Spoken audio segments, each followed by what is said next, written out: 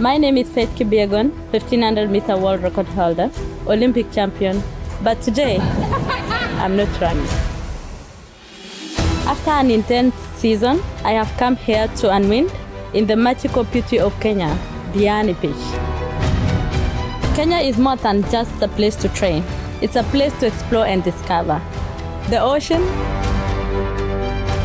the wind, it's all here. The perfect blend of adventure. Welcome to the home of champions. Welcome to the home of adventure.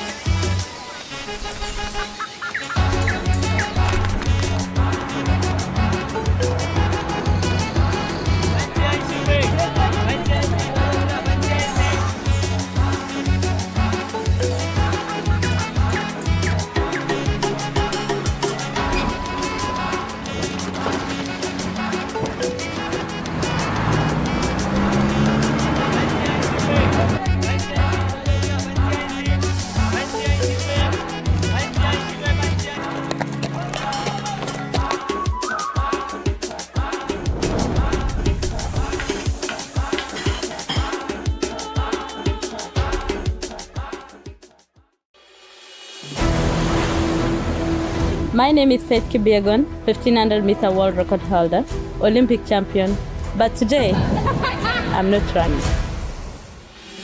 After an intense season, I have come here to unwind in the magical beauty of Kenya, Diani Beach. Kenya is more than just a place to train. It's a place to explore and discover. The ocean, the wind, it's all here. The perfect blend of adventure and peace.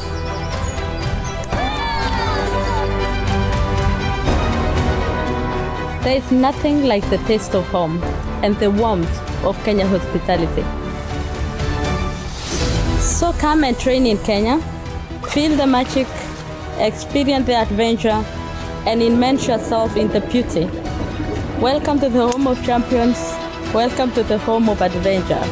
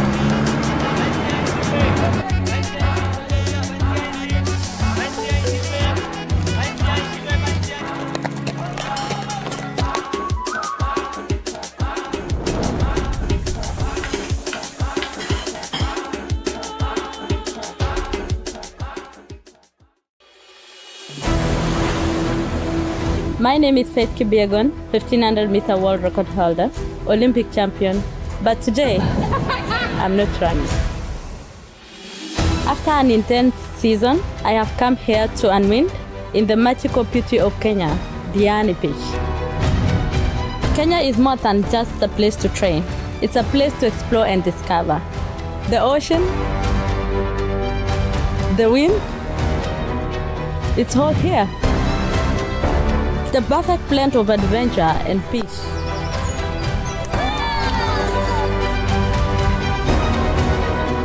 There is nothing like the taste of home and the warmth of Kenya hospitality. So come and train in Kenya, feel the magic, experience the adventure, and immerse yourself in the beauty. Welcome to the home of champions. Welcome to the home of adventure.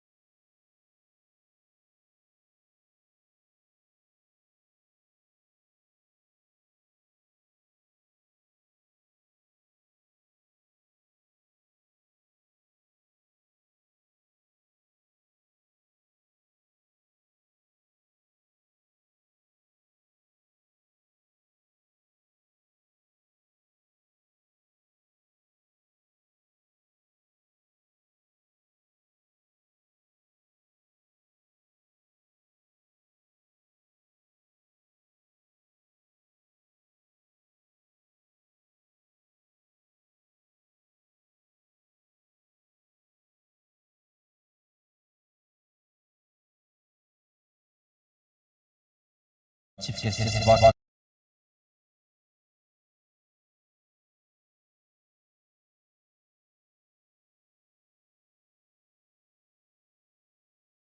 and told us a few of the details that we've asked. If you did not, kindly scan that QR code right now so that at least you can help us with the registration. There's a bit of some questions there, and if none of it fits you, you can skip that but still submit the details so that we're able to do that. In the meantime, I would like us to just interact a little bit. So if you don't mind, Ken, you could give me my slides a bit. Straight on to the Slido, where people are supposed to log in, so we can start there. Start it from that end, not the anthems. Excellent. In a way, I was giving people one more minute to finally, close that deal. Say, allow those customers in, all that kind of thing. So I was trying to give you some 60 seconds to do this. Then we can go ahead. Can I be good? Lovely. So, excellent. There you go. Lovely. Excellent. So, ladies and gentlemen, if you don't mind, I've been given this hashtag, Invest in Kenya Coast. We shall be using it a lot. But before then, let's get here. Could you kindly type that? Could you kindly type that on your phone? Slido.com. Just type slido.com. And I'll tell you what to do with it first. Slido.com. Just type that. I don't know whether Ken is still here. Slido.com. We shall be interacting on that. Once you're there on that screen, I'm sure you have seen a passcode where there's a hashtag. Just put Magical Kenya. Magical Kenya. Just put that as the passcode. Magical Kenya. Magical Kenya is the passcode. Then we shall be able to interact a little bit more on that. There's a reason why, because we have panel discussions through the day, and I would want us to ensure that we participate very well all through. All right.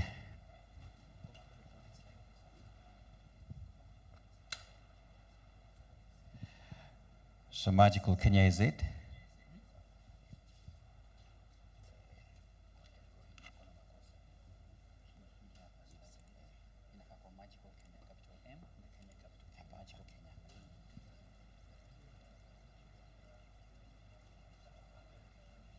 All right, so if you're in, I believe you should be in.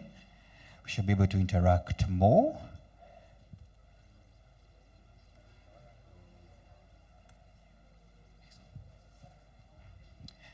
There you go. So you can have that slide kindly, Ken, so that we can interact more. All through the day, as the CS, as our guests are speaking, I normally say don't allow yourself to be talked down to. In a way, interact with that speech, and everybody else as well is going to log in. If we have any questions, let's not leave this room without anything addressed. So react to it, have that conversation, and let's flow. So Ken, if you don't mind, you can give me that slide up. Excellent. So that's it, slido.com, Magical Kenya, in case you're still thinking of the passcode. Let me see. I'll be able to know how many people have managed to log in. Let me see. Who's in the room? Just your name and organization. Where you're coming from. Just type it in. It's on your phone now. Just check it in, your name and organization. We should be able to know who is in by just simply doing that. Who is in the room? Your name and organization. DM Tanki is in the house. DM Tanki, where are you? Who is DM Tanki? Can I see you? Oh, that's you. Now, because you're part of the board members, I wanted to give you a night here at Sarova, but we'll talk. You'll see me behind. So the first was, the sooner you can do this, the better. So there you go. So we have Alex Munyao, Theory Director. Paul Kavuma, Construct Africa, thank you so much. Gianna Anwanjoi from Hill Park Hotel. So try, just do that. And if you're not able to type the slido.com, you can scan that QR code, you'll be in, all right? We just want to appreciate some people who are here. Lona Nyamenya is here, Nyamwenya is here, Dorcas Mbalanya is here as well. Thank you so much. JM CPF is also here. Excellent. Let me see another one here. I can see Kampa as well is right here, and he shall be on the panel. I know him. Nzisa Musyoki, Architectural Association of Kenya. Allah, even the architects are here. They are ready to build. Excellent. Masi Akala from Pride in Hotels, thank you so much. Excellent. I can see representation from KHC. Thank you so much. Parito, the Nairoshi. I like that one. State Department for Tourism. Thank you. I hope I got it right. Mohammed Hersi as well from Polsman Tours and Safaris. Yes, we need you here. Thank you so much. Someone is called Chair. It's okay. Karibu Chair. Thank you so much. Lona Nyamwenya. Oh, thank you. I've seen that. Someone else is called Tua. It's okay. We appreciate you. Shailene Shah, Wild Waters. I love that. We shall be having a discussion as well with that. There you go. Excellent. My sample has to hit 35, so I'm still waiting. If your neighbor is still just looking at us thinking, that's a mimi nikusoma, no. Tell them to participate because it will be very important. We at least appreciate it. Someone else is called Beach Hotel. It's okay, welcome. Point Cyrock as well. Excellent, thank you so much. Margarita is also here. Excellent. Lovely, lovely. And one more quick thing, even from those. Let's look at that. Which area do you think has the biggest potential for impact in tourism in Kenya Coast? In your own thoughts. Which area? We're talking about Kenya Coast. It's on your phone, you just click on the what you think. Don't overthink it, all right? Is it the hospitality and resorts, hotels, beach resorts, boutique stays? Is it the marine beach tourism? The oceans, we're talking about ocean sports, cruise, driving, fishing. Is it culture and heritage, you know, the Swahili history, forts, festivals, local experiences, all that? Is it MICE? Is it, what are we talking about in terms of business tourism, conferences, exhibitions, corporate retreats? Is it that? Or is it the eco-conservation tourism? There are people who are interested in parks, in mangroves. There are people who are interested in wildlife, sustainability projects, all that. Let me know what you think. And this is good. So is it hospitality? Is it business tourism? Is it marine beach tourism? Culture, heritage tourism? Is it eco-conservation and tourism? Just check on that. Ladies and gentlemen, please, first of all, put your hands together for our chief guest. The CS is here. A round of applause to her as she comes. Good to see you, ma'am. Welcome, welcome. Accompanied as well by our honorable guests, the PSs. Welcome. It's good to see you, Abubakar, and everybody else. Karibuni sana. Thank you so much, and even thank you for the reactions. Madam PS, while you were coming in, we were just having discussions on the biggest potentials we can see in tourism at the Kenya coast. And thank you so much for the results. So ladies and gentlemen, at this moment, even as we are reacting, allow me to remind you that through the day, on that particular platform, you will be able to ask all the questions on the left side, which is the QR code. At this moment, ladies and gentlemen, I'll request us all to stand for the anthem. Kindly stand for the Kenya National Recording in progress. Anthem. The anthem, please. Mungu nguvu yetu.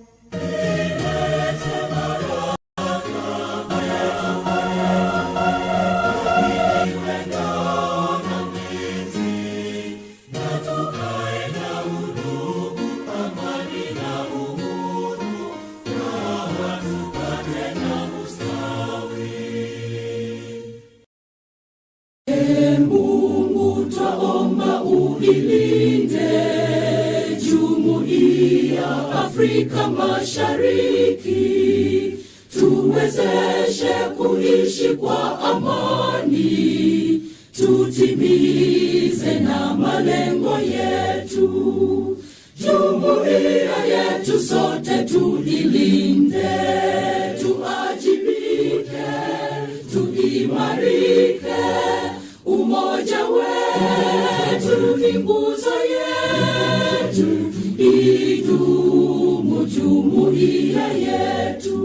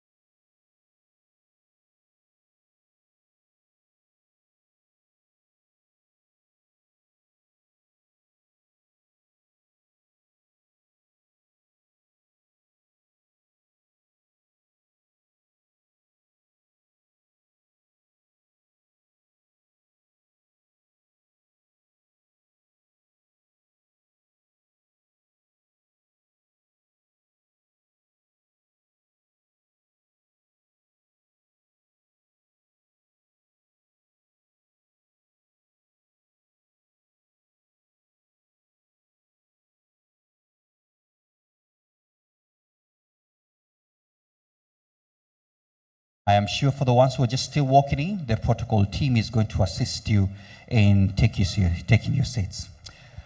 Our Cabinet Secretary for Tourism and Wildlife, Honorable Rebecca Miano, Principal Secretary for Tourism, Honorable John Olotwa, Principal Secretary for Investment Promotion, Honorable Abubakar Hassan Abubakar, the Chairman of the Kenya Tourism Board, Mr. Francis Gishaba, and the Acting CEO, Mr. Alan Joroge, our keynote speakers who are present here, the panelists will also be here with us today, county leadership, investors, and all delegates gathered here today and online. Good morning. I want to appreciate the fact that we also have a lot of people who have joined us online, so this conversation is also happening across the board. It gives me great pleasure to be the first person to speak here today to welcome you to the Kenya Coast Tourism Investment Conference 2025. Allow me at this moment to also say that the investment landscape is well represented. From the CPF investors, I've also seen the CEO of all stockbrokers in the country as well present. So that means here the conversation is going to be about impact and closing the deals of the day. And we shall be hearing more of this today. So this is not just another conference, it's a gathering determined to unlock the true potential of our coastline. I can't wait to see at the end of the day how many deals we shall close. The coast is ready to step into that rightful place as a premier global tourism and investment destination. As we begin, let's remember that tourism is not just leisure. It's what? It's a driver of jobs, infrastructure, sustainability, and much more. The program is rich. We have keynote address from top of the government representation today here, and also conversations with investors who are doing this work, and also the potential investors as well who are willing to invest. And we can't wait to hear from them. Quick house rules: if you need to use the washrooms or the restrooms, please walk out to the left, or even to the right, actually to the left out, and you'll be assisted. I've been told there is no planned fire drill, so if you hear it, walk out through the fire exits. Just to announce that, walk out as fast as possible. If you do not mind, your phone, I know we have still customers coming in and the like, so you could put it on silent. It'll be very nice to help us have a good flow as well. Thank you so much. That should be the house rules for the day, and we should be ready to start.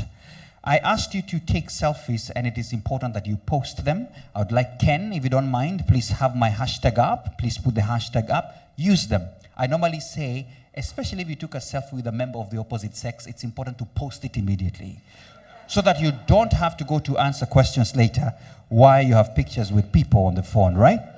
Excellent. Let them know you are in a conference. It's good to see this. There you go. So that's the hashtag. Use it. Invest in Kenya Coast. And we are the coast. So this is going to be a happy time. Thank you so much for that. We shall have a good time today. My name is Maina Chege. If you like, you can pick the syllables of my name, M and C, and call me MC, and I'll be your MC through the day. Ladies and gentlemen, at this moment, as this start, allow me to welcome the acting CEO, Kenya Tourism Board, that is Mr. Alan Joroge, to kindly come and start us off. A round of applause to him as he comes. Asante sana.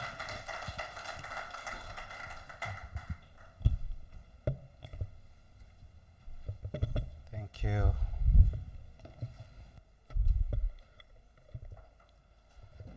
Our chief guest, Cabinet Secretary for Tourism and Wildlife, Honorable Rebecca Miano, Principal Secretary, State Department for Tourism, Honorable John Ololtua, Principal Secretary, State Department for Investment Promotion, Abubakar Hassan Abubakar, Pamela Akinyi, Assistant Deputy Commissioner, Assistant County Commissioner, Mombasa County, representing Mr. Mohamed Noor, the county leadership present, chairmen, CEOs, and board directors of the various state corporations here today, esteemed stakeholders and investors in the tourism sector, distinguished guests, ladies and gentlemen, good morning. I invite you to turn your attention to the screen for the official Kenya Tourism Investment Conference 2025 video. My name is Faith Kibiagon, 1500 meter world record holder.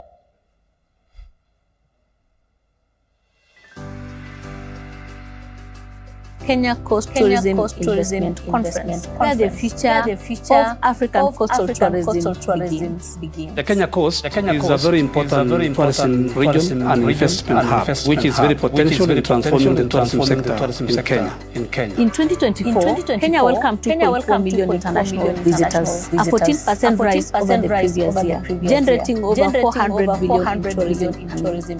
By 2025, our sector will have reached over 650 billion. And yet, our coastal line remains underutilized. Demand is rising, infrastructure is expanding, and prime beachfront facilities remain available. Opportunities in eco-lodges, boutique stays, and wellness sanctuaries, opportunities in marinas, conferences, and cultural centers. A marine spatial plan is already in development, paving the way for seaweed farming, aquaculture, and marine conservation zone that connects seamlessly with our coastal tourism offering. Invest in the development of existing assets into high-value properties, and most importantly, invest in mixed-use tourism zones within our retail, residential, and leisure experiences. With our over 500 kilometers of uninterrupted coastal line, with vast different experiences within a single journey, we offer bush to beach combo. Nowhere else can travelers enjoy a morning safari in Masai Mara and a sunset cocktail in Diani on the same day. Kenya's coast thrives all year, fueled by African regional travelers, our diaspora community, and the rising global arrivals. All those people along the coast and across the country, and even from outside the country who may wish to invest along the coast, either in hotels and other tourism facilities, be able to come so that we can be able to have an opportunity to discuss together. We are providing special economic zone status and tax incentives in the hospitality space. There are opportunities for PPP frameworks and co-investment, and most importantly, we are streamlining permitting and regulatory facilitation in partnership with the rest of the government partners. So this is a good opportunity that I'm inviting all of us to be able to participate. The Kenyan coast is open for business. Let us shape this future together. Thank you.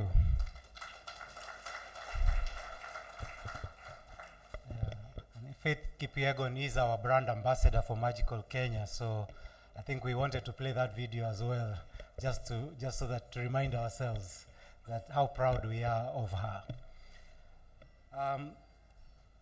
Before I welcome my chairman to give his remarks, allow me to begin by welcoming everyone in this room and those who have joined us virtually for graciously accepting our invitation to be with us here for this inaugural Kenya Coast Tourism Investment Conference 2025. Waziri, this conference stems from the vision that you shared when you assumed leadership of the Ministry of Tourism and Wildlife, a vision of a revitalized and vibrant Kenya coast, taking its rightful place as the premier coastal destination in Africa. To this end, KTB, on behalf of your ministry, took up the task of organizing this conference under the theme, Transforming the Kenya Coast Through Tourism Investment, positioning it as a curtain raiser to the Magical Kenya Travel Expo, which will take place later this week. To get here today, we leaned on the support of our partners across government and the private sector, who, with your permission, Waziri, I would like to recognize and appreciate. First, the State Department for Tourism under the leadership of our PS, the Tourism Fund for financing the conference, our sister agencies, the Tourism Regulatory Authority and the Kenya Wildlife Service, agencies under the State Department for Investment Promotion, that is the Kenya Development Corporation and the Kenya Investment Authority. The 6 coastal counties, together with the Council of Governors, our tourism associations, specifically the Kenya Association of Hotel Keepers and Caterers, and the Kenya Coast Tourism Association. And finally, CPF Financial Services, who provided us with technical support. In the short period since the idea for the conference was mooted, we are pleased to report that we've been able to kickstart this journey of transforming the Kenya coasts by preparing an investment prospectus and mobilizing both domestic and international investors. In your conference bags, you will find a copy of the Kenya Coast Tourism Investment Conference 2025 Investment Prospectus, which contains bankable opportunities, both for upgrading existing properties and for new greenfield developments on land owned by our local tourism partners. Allow me at this point to thank our private sector partners, Ziwa Beach Resort, Jacaranda Hotel, Hill Park Tiwi and Amare Resort, as well as Wild Waters, with whom we worked closely to package their bankable projects into the prospectus that you have before you. We also have other property owners who expressed their preference to present their projects to investors in one-on-one sessions, and we will connect interested parties with them for future discussions. The prospectus Waziri also features investment opportunities from the Kenya Wildlife Service within their coast conservation area, as well as investment opportunities from each and every one of the 6 coastal counties, right from Lamu all the way to Kwale. On the investor side, we were able to reach out to investors and managers of capital who are keen to explore opportunities in our coastal tourism sector. For those who are unable to travel, we arranged for them to follow the proceedings virtually and also to access the investment opportunities that are being showcased via digital means. And to enable these property owners and investors to begin to explore these opportunities immediately, we have organized one-on-one deal room sessions that will take place at the end of today's proceedings. Therefore, to summarize the distinguished audience gathered here today, both physically and virtually, we have in the room, Waziri, hoteliers and property owners from across the entire coast region, domestic and international investors, representatives of international and domestic hotel groups, representatives of the 6 coastal county governments, and senior leadership of national government agencies. Together, they represent the full ecosystem needed to unlock and sustain investment at the Kenya coast. We are cognizant that what we begin today is only the first step of a longer journey. The packaging and showcasing of investment opportunities to global audiences in a collaboration with Ken Invest and other agencies will continue beyond this conference, including through digital means, just as the mobilization of investors and global hotel chains will remain an ongoing effort. As we take this important first step, I wish once more to recognize the commitment of all of you present, leaders, property owners, investors, and stakeholders. Your participation today is proof that the journey we embark on has strong backing. It is my pleasure now to invite my chairman, Mr. Francis Gishaba, to give his remarks. Asanteni sana, and Mungu awabariki.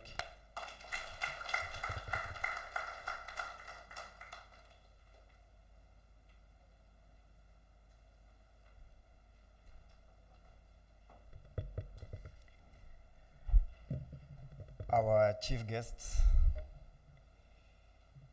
the Cabinet Secretary for Tourism and Wildlife, Honorable Rebecca Miano, kindly allow me to ride on the protocols already established. Ladies and gentlemen, good morning. It is my distinct pleasure to welcome you all to the Kenya Coast Tourism Investment Conference. This is a timely forum that highlights one of Kenya's most valuable assets, the coastal tourism product. If you look at the Kenya coast, we are blessed with a unique blend of natural and cultural attractions. Its length of 480 kilometers of pristine beaches, world-class marine parks, Swahili architecture, vibrant cultures, offer tourism experiences that are unmatched. From the historic town of Lamu, the tourism hotspots of Malindi and Watamu, to the award-winning beaches of Diani, the coast embodies diversity and richness that delivers what we are all proud in, the magical Kenya product. The coastal circuit has long been a cornerstone of Kenya's tourism,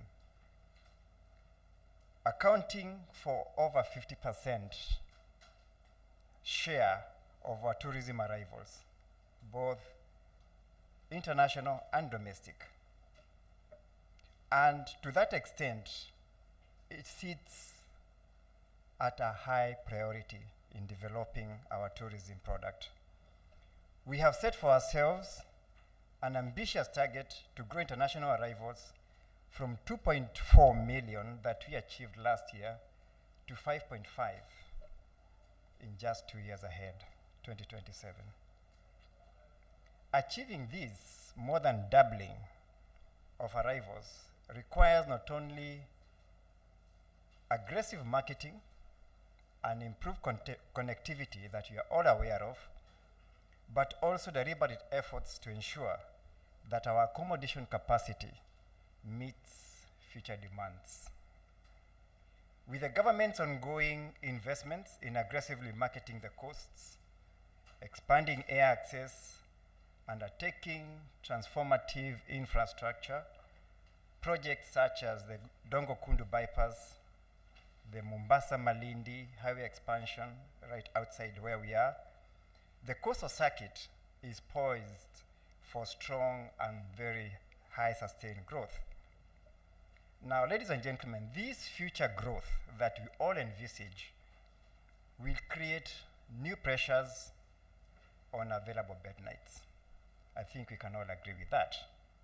To prepare, Kenya must now invest through greenfield projects to increase capacity, brownfield projects to develop the existing stock, and also partnerships to grow our reach and bring in new players. The modern tourist is highly discerning, with expectations shaped by competing destinations that are investing aggressively in new high-quality facilities, many of them through global hotel chains. The Kenya coast risks being left behind.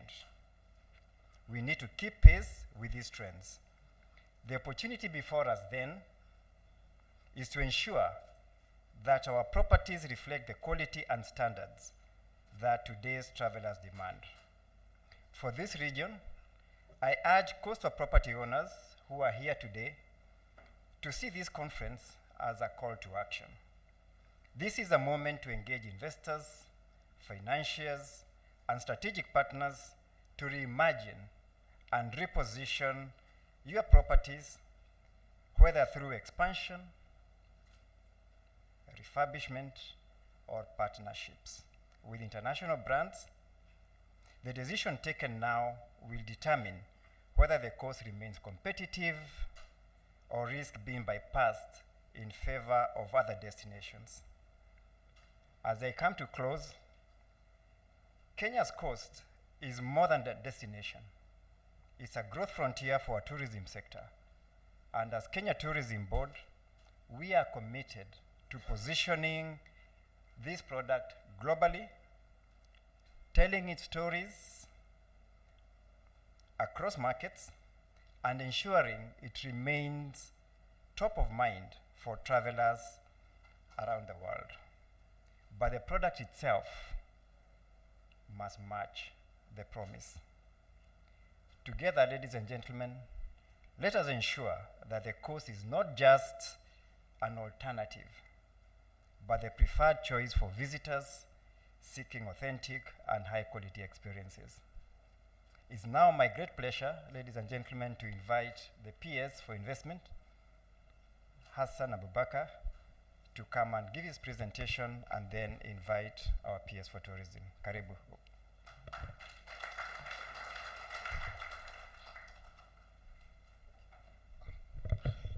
Not to give presentation, but just some remarks. Honorable Rebecca Miano of the CS for Tourism and Wildlife. You know, she was my former boss, so I was about to introduce her as the Minister for Investment and Trade. All the county leadership, my colleague PS, good morning. And stakeholders in the tourism sector, good morning again. So mine is just to reiterate the message that I've always been saying everywhere I go, is that as a country, we are open for business, we are safe for business, we are ready for business, and we mean business.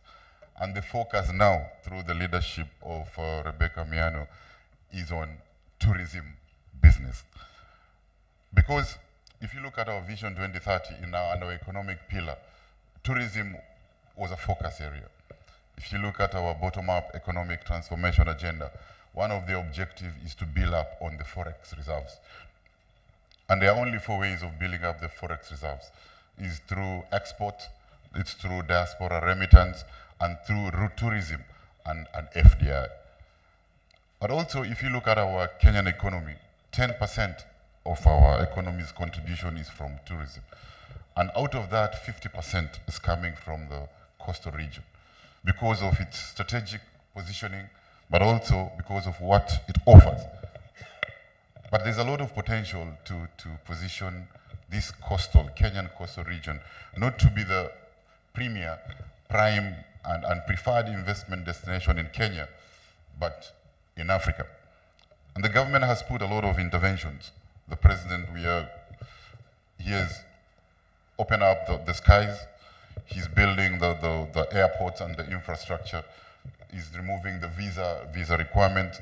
He's also putting a lot of programs through the CS Miano on skill development and security, supported by what he's championing, the stable political environment through his broad-based government, and also the stable macroeconomic indicators that will attract investment with a focus on tourism.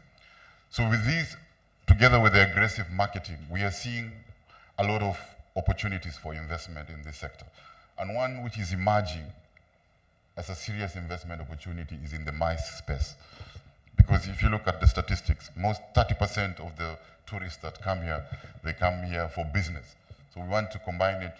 The coastal region can position themselves as an integrated platform, not only for business, but also for leisure. And in that space, in addition to the incentives that are general incentives in the tourism sector, now our special economic zone programs, we are allowing MICE, or the investment into the conference and the exhibition space, to be able to be under our special economic zones and be able to entitle to these tax incentives. It's not only focusing on industrial space, but also the tourism space. So we now have a program with State Department of Tourism of Visit Kenya and Invest Kenya. And currently we are working on our focus on the coastal region. We have a program to achieve 3 objectives. One is to package the opportunities that exist in the coastal strip to be investment grade, so that we can attract the necessary investment. 2 is you'll see us, more of us in this coastal region, to continuously engage the business people in the hotel industries to identify business environment challenges that needs to be addressed. And thirdly is on the funding of these opportunities, but most importantly, the financing part. I have an important tool called Kenya Development Corporation, which was a tourism finance tool before. It is under my State Department. So we'll be working together with the ministry in this coastal region to be able to achieve those three things. My expectation is that after this conference, we'll be able to, the inquiries that we're going to get, we are going to convert them into actual transactions. The leads that we are going to get, we are going to convert them into actual investment deals. And the contacts that we are going to generate, we are going to convert them into actual contracts. After this, I think my team from Kenya Investment Authority and KDC will do a deep dive on this sector so that we can be able to take this coastal region to the next level. I thank you. And let me now take this opportunity. You want to clap first? Now let me take this opportunity to invite my brother PS Olotua, the PS for tourism. He just looks like a tourist himself. Eh? Karibu PS.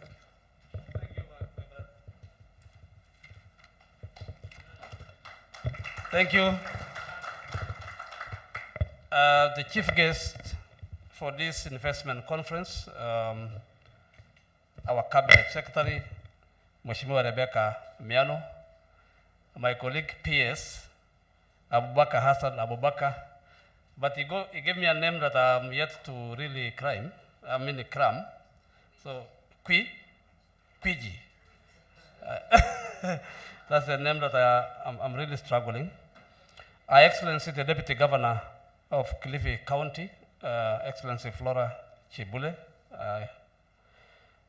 the CC Tourism, Mombasa County, my brother, Bwana Mohamed, the Kenya Tourism Board Chairperson, and all the board members of the Kenya Tourism Board, all the CEOs present, and there are quite many in number here.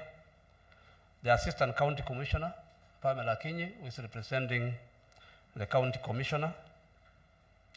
The tourism industry, hereby represented here by many participants from the hotel sector, transport sector, and many other sectors in the tourism industry. Of course, White Sands GM, Bwana Francis Musengeti, I'm sure he's here to, yeah, you can see him there, to welcome us. All officials from the Ministry of Tourism and Wildlife and all protocols observed. Good morning. How are you? Are you good? Thank you very much. Before I make one or two remarks, I just want to do some brief session that will not take a long time. First of all, let me introduce the CEOs who are present. I think it's very important, even as we talk about investment, it's very important that you know some of the CEOs that are here from the Ministry of Tourism and Wildlife.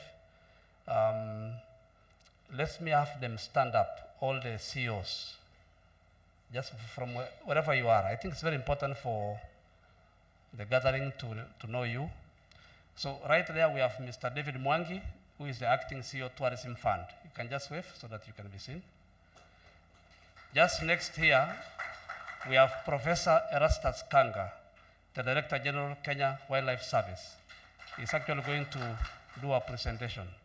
And right there, who did present, Bwana Halan Njoroge, who is standing in for June Chepkemei. And then we have Bwana Norbert Talam, the Director General, Tourism Regulatory Authority. Of course, we have the board members, Bwana Shitaka and my brother there, from the Kenya Tourism Board. All the board members, just stand. Even if I don't introduce you by name, but it's very important because you are the drivers from the Kenya Tourism Board. Thank you. And we have very key people from the tourism sector. Hasnain and your team. I know there could be so many of you from the Kenya Tourism Federation. Where are you? You are there. So many of you. And I really want to thank you so much for coming here. county commissioner, you know, you provide a lot of security. I would really just come. I don't think it will be so good for us to continue, at least without you saying a word to welcome us to the county on behalf of the county commissioner, just for a minute.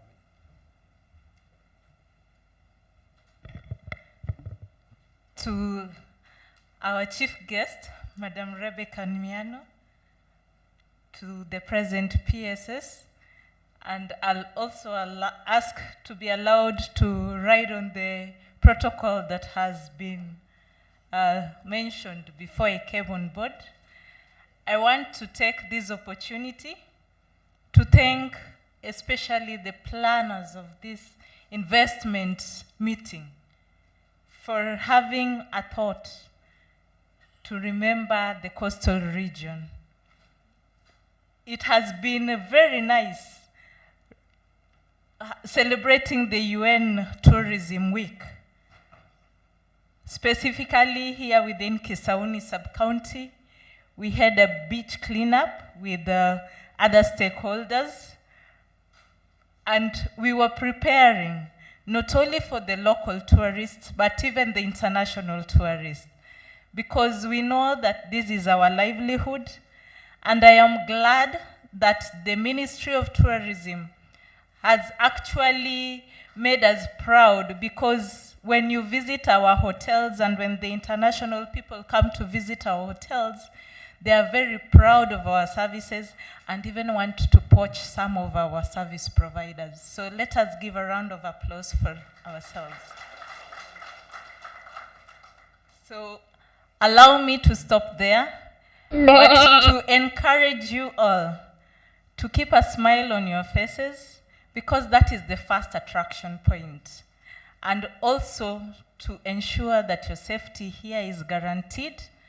And if you have any complaints, if you see any person in uniform, me or those from the KWS team, don't hesitate to call us. Thank you very much and feel welcome. Thank you very much. Yes. Waziri, today I'll just become an MC for a brief, just a short time. I'm reliably informed that we have a number of counties who are represented here. Of course, we have Mombasa County, and the CC will be talking on behalf of the governor. We have Kilifi County. I don't know whether we have any other county. Kwale? You are right here. I'm very happy. Any other county? Yes? Taita. Actually, this is what I'm going to do. I'll be inviting the CC tourism for Mombasa County to be able to lead that session of the counties, and then after that I'll come back to invite the CS. I think that will be easier because you are the one who knows the counties, so that at least we have each county saying, making a comment, since the investments that we are talking about are actually going to touch across the coastal area. So, Waziri, let me request you kindly, just come and lead the session so that we can at least have each county at least saying something about this investment. Thank you. Let me call the DG first because she's here. Okay. Yeah. That's all. Morning. Maybe the protocol allows me to call the DG first. Please come.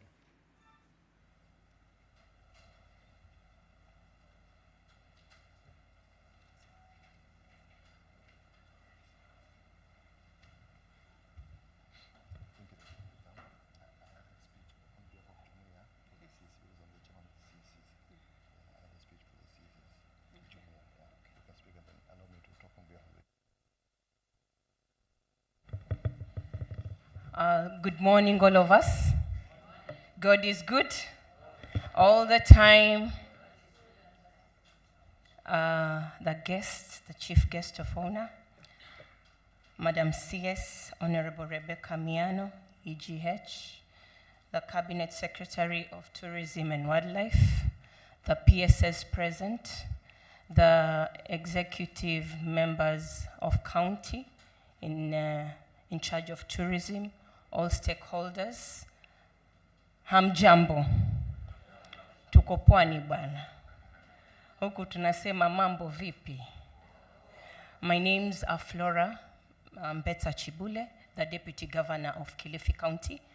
I'm delighted to represent my governor, His Excellency Gideon Maitha Mung'aro. And when you're talking about the Kenyan coast, you cannot miss out to mention Kilifi because it's in the heart of coast. It's the central part of Kilifi, of the coast, and it is in Kilifi that you'll have breakfast at the beach, lunch at the game drive, and dinner at the sand dunes in Magarini. We have little Dubai there. So when you're mentioning about Kilifi, we are talking of landmarks. We have the Gede ruins, which just recently was one of the National Heritage Sites behind Arabuko Sokoke. And we are mentioning about some of the sites we all know. History reminds us of Vasco da Gama pillars and also marine parks and game drives. So there's so much that by the end of the day, we are going to strike deals.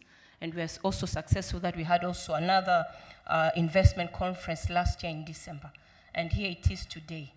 We are here to ensure that tourism thrives in the Kenyan coast and of course all around in Kenya. We are so grateful. Tunasema karibuni sana na jisikieni nyumbani. Asante.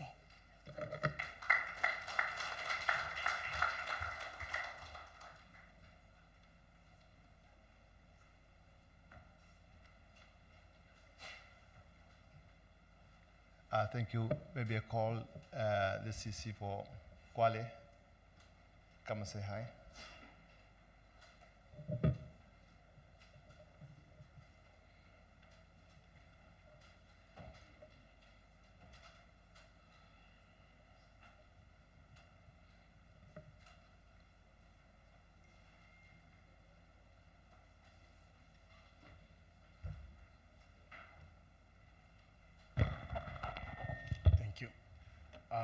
Waziri wa Utalii na Wanyama Pori, Mheshimiwa Rebecca Miano, makatibu wa ukuzaji wa uwekezaji na katibu wa utalii, viongozi wote na washikadau mlioko hapa, hamjambo. Jina langu ni Michael Mutua, waziri wa utalii, biashara na ujasiri ya mali, kaunti tukufu ya Kwale, tukiongozwa na mama tunayempenda mstahiki gavana Fatuma Achani. Nichukue fursa hii kuwashukuru wote ambao wamepanga warsha hii. Madam Waziri, this is a great opportunity. This is something that we have longed for.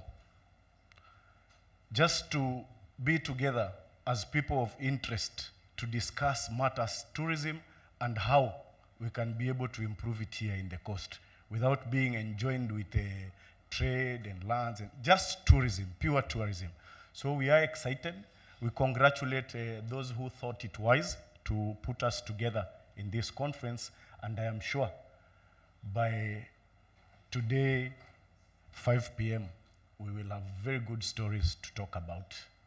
Thank you so much, and we look forward to fruitful discussions. Santeni. Thank you, CC. Madam CS, all PS presents, CEOs presents, on behalf of Mombasa County, and also as a chairman of Jumuiya County CC's block, representing the 6 coastal counties, that is Mombasa, Kwale, Kilifi, Tana River, Lamu, Taita Taveta. Today's conference is a celebration of a shared vision, a vision to transform Coast Region into a world-class tourism destination that is sustainable, inclusive, and globally competitive. The Kenya coast remains one of the most beautiful regions in Africa, home to white sandy beaches, UNESCO World Heritage Sites such as Fort Jesus and Lamu Old Town, vibrant Swahili culture, marine parks, and warm, hospitable people.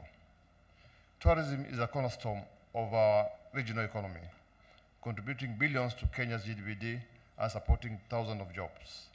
But we know that our potential is far greater. This conference brings us together to unlock that potential. As Jumuiya counties, we're united under one agenda, that is accelerated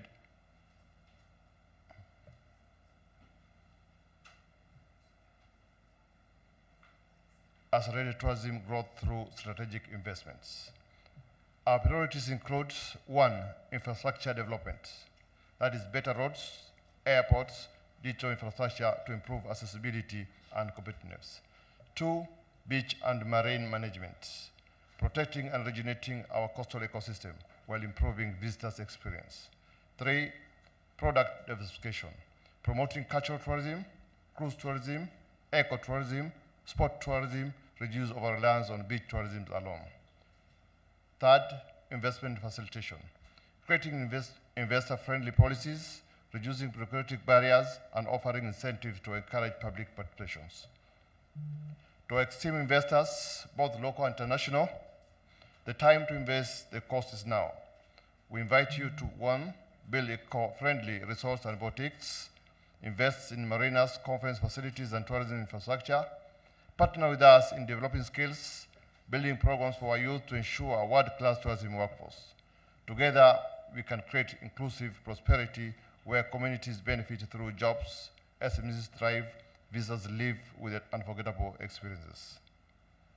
As Jumuiya counties, we reaffirm our commitments. 1, ease of doing business, simplifying approvals, offering investor support desk, and aligning county policies to support your projects. Sustainability, ensuring all developments respect our environments, heritage, and communities. Collaboration, working closely with the national governments, private sector, development partners to de-risk investments and create a stable business environments. Ladies and gentlemen, our coastline is not just a tourism destination. It is a global brand waiting to be fully unleashed. Let us work together to turn this vision into action, to position Kenya Coast as the preferred tourism hub of Africa. Thank you for your partnership, your confidence, and your investment in the future of our region. Thank you. On behalf of Jumuiya, thank you once again.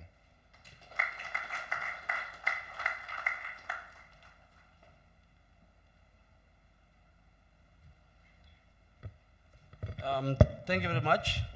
I'm also informed Taita Taveta is here. Maybe, I don't know who is there. Is there CC? CC? Director. We are very, very, very happy. Karibu sana. Wasiri, I will take the shortest time possible also so that I can be able to welcome you.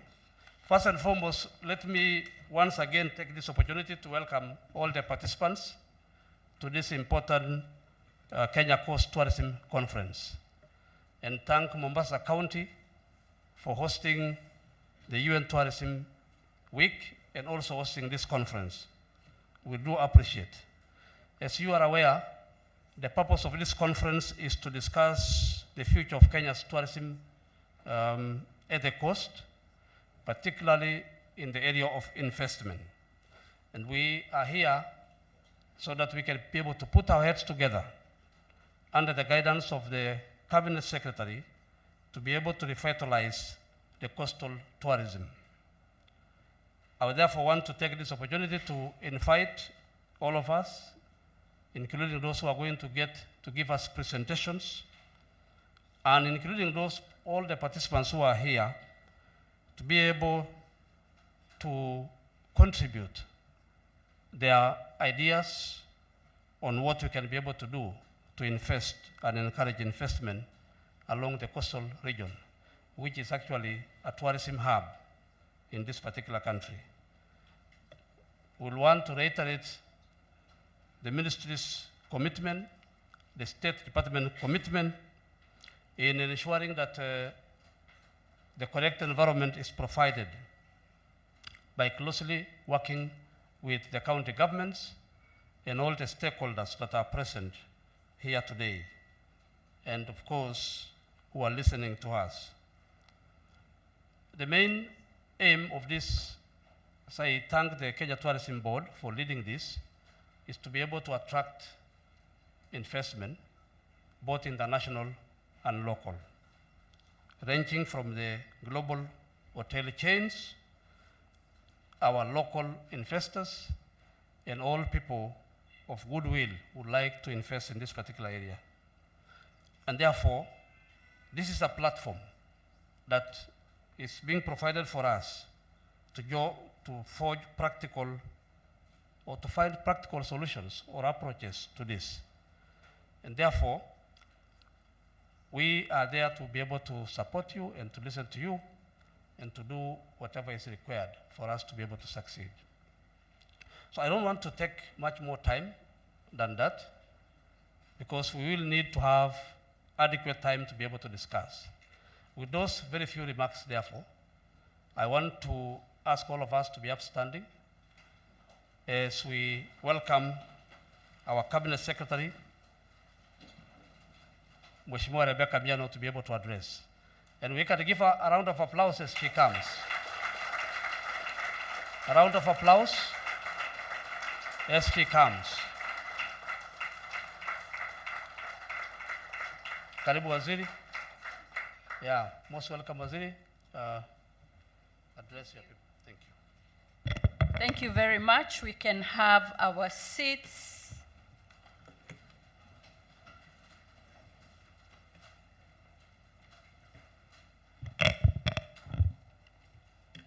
I take this chance to acknowledge the presence of all of you who took time to attend this conference that comes at the close of a very exciting tourism week that culminated in a celebration of the UN Tourism Day that was held here in Mombasa on Saturday.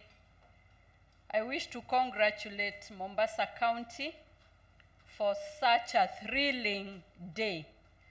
We were so entertained. It was such a good performance, and we look forward to another county that will host the World Tourism Day next year, the year 2026.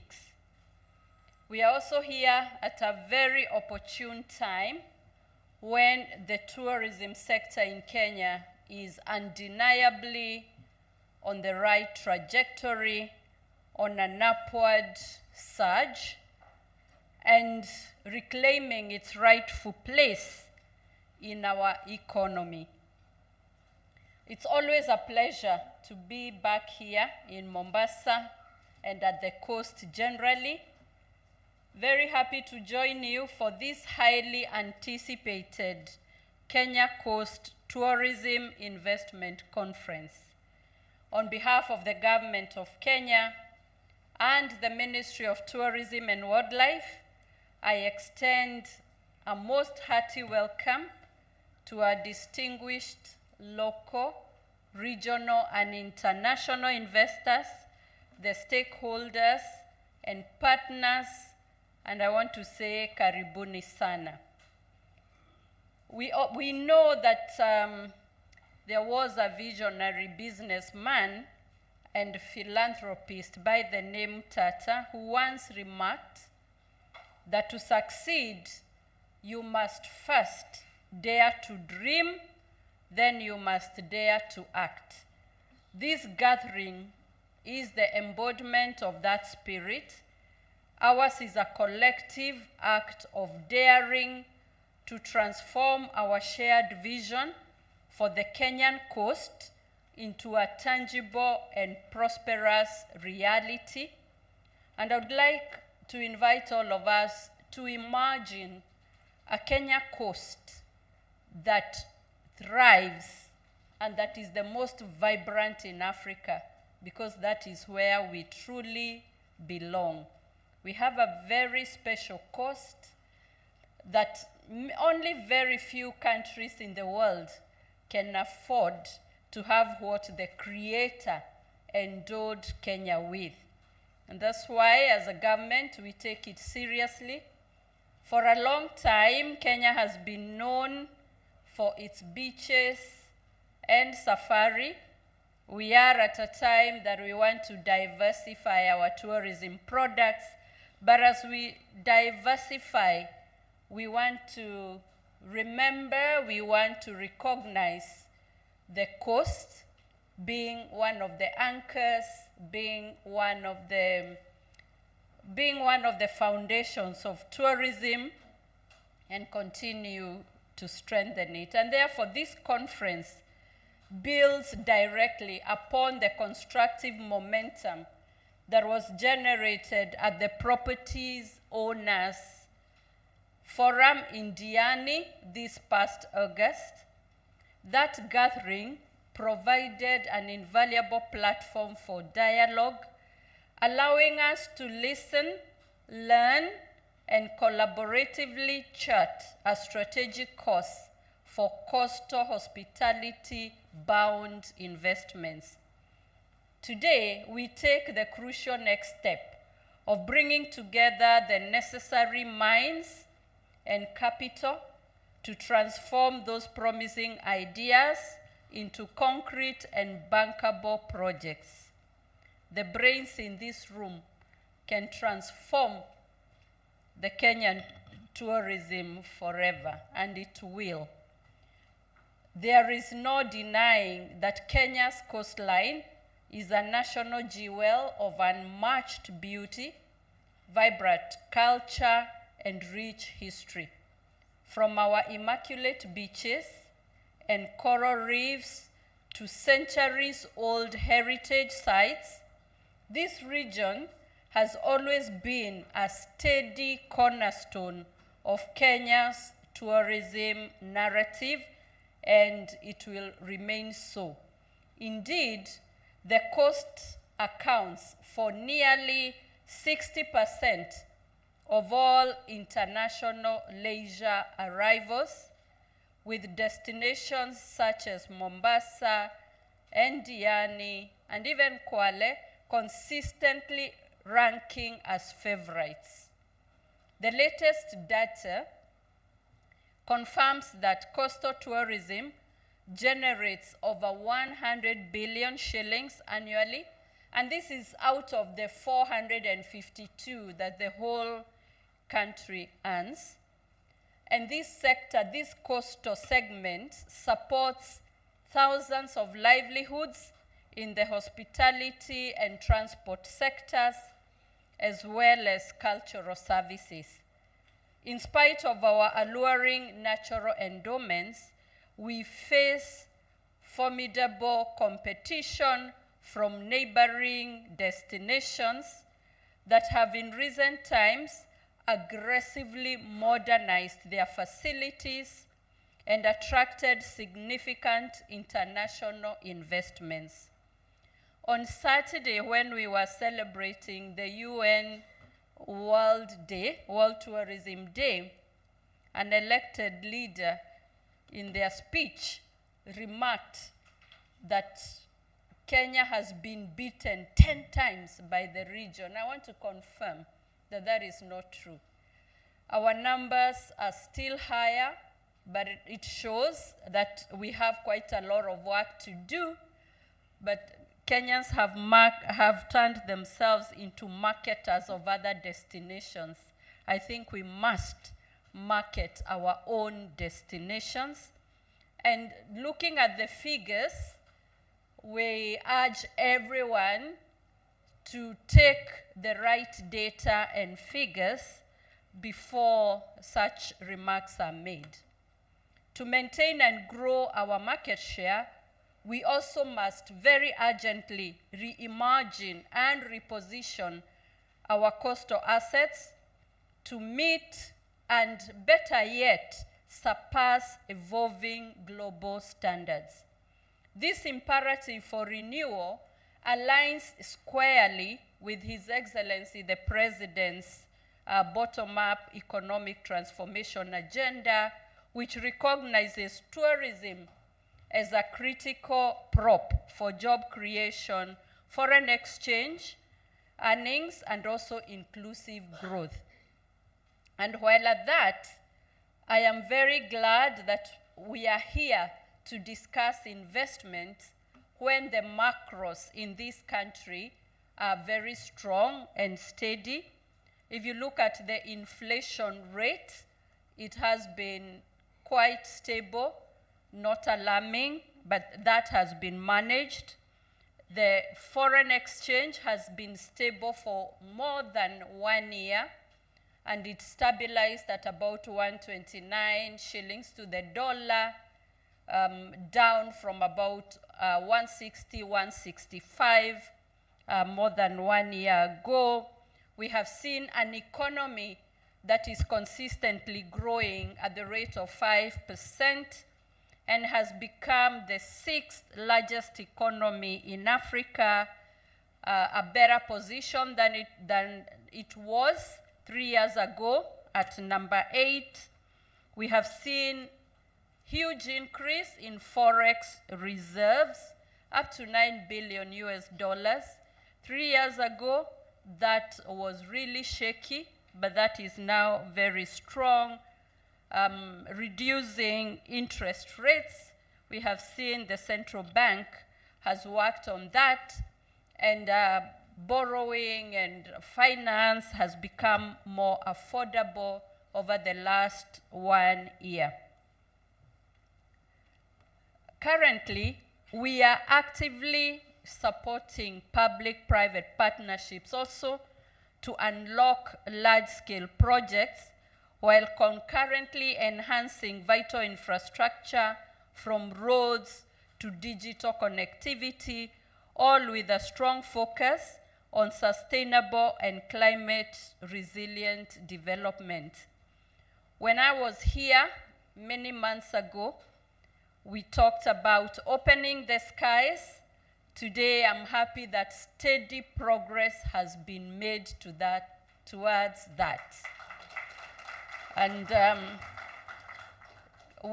and a lot more is happening, because we know that the waiting list and those desiring to land, especially in Mombasa, the list is still long, and we shall continue to work towards that. The airports are under consideration and other infrastructure. So I'll continue saying that the forum today has come at the opportune time. Our ministry and government at large is committed to creating a facilitative environment to transform Kenya's tourism amenities. That is why we have established investment-friendly policies, attractive tax incentives, and streamlined regulatory processes to enhance competitiveness. I'm particularly happy that PS Abubakar is in the room, and his task is to ensure ease of doing business.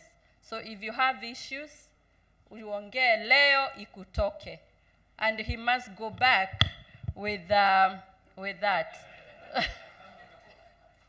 So together with our peers is to ensure that we also listen to the challenges that the Kenyan coast is facing, so that when we go back, we come up with solutions, and that we give promises that we are able to fulfill. Our approach to mobilizing investment is twofold. We are proactively engaging leading international hotel chains and developers to bring in cutting-edge expertise and capital. Simultaneously, we are mobilizing domestic investors from pension funds, and we'll hear more about that, to high net worth individuals, to embed Kenyan contribution to the growth of tourism in the very heart of rebuilding our assets. About a week and a half ago, we had a conversation with the president of Hilton International. And when we talked about investing in Kenya, he said that 2 hotels are too small for them, 10 are too small for them. Can Kenya find 20 sites where Hilton can build the hotels? It's an ongoing conversation that will continue with the guidance of everyone in this room and see how we can leapfrog the investments that we need, not only in the Kenyan coast, but across the country. The opportunities are actually vast, ranging from the rejuvenation of existing facilities to new developments in ecologies, wellness retreats, and the rapidly expanding MICE sector. We were here a few months ago discussing about the MICE sector in Kenya and in the Kenyan coast, and we did make certain promises. I want to confirm that we are on course, including the creation of a national bureau, and next time we are here, we will count another promise that will have been fulfilled. As I sign off, ladies and gentlemen, I urge each of you to seize the moment and be actively involved in redrawing Kenya's hospitality horizon. The partnerships forged here ought to transcend mere profit to quality and to also qualify as investments that genuinely empower communities, preserve our heritage, and protect our environment while delivering sound returns. I want to reiterate that the tourism sector is private sector led. As government, we are here to support you with a good working environment, to come up with policies that will support your businesses. And that's why, as I finish, I want to congratulate each one of you for the effort and the work that you put in this sector to proudly grow our economy, to create jobs, and especially for our youth. And in this room, we know over 80% of all the workers in the hospitality sector are actually below 35 years of age. And if this ministry was to be given another name, it would be the Ministry of Youth Employment. And also, the creatives are having a great time in our sector. For those who are active in checking the social media, the videos, it is amazing the potential that is there. We only need to organize it properly so that it creates earnings for them and helps us in marketing our country. And after the discussion on investment, we shall be back here to discuss the whole of the marketing strategy. I have unshakable hope that the change we all deserve and desire starts here and now, this very day. Asanteni sana, and God bless you.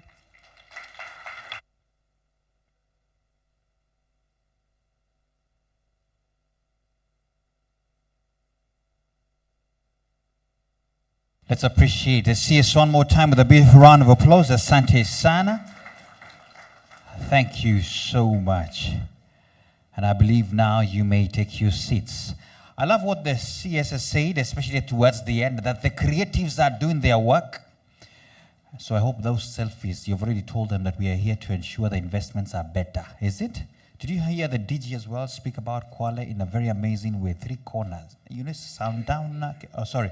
Okay, Leafy, I was just checking.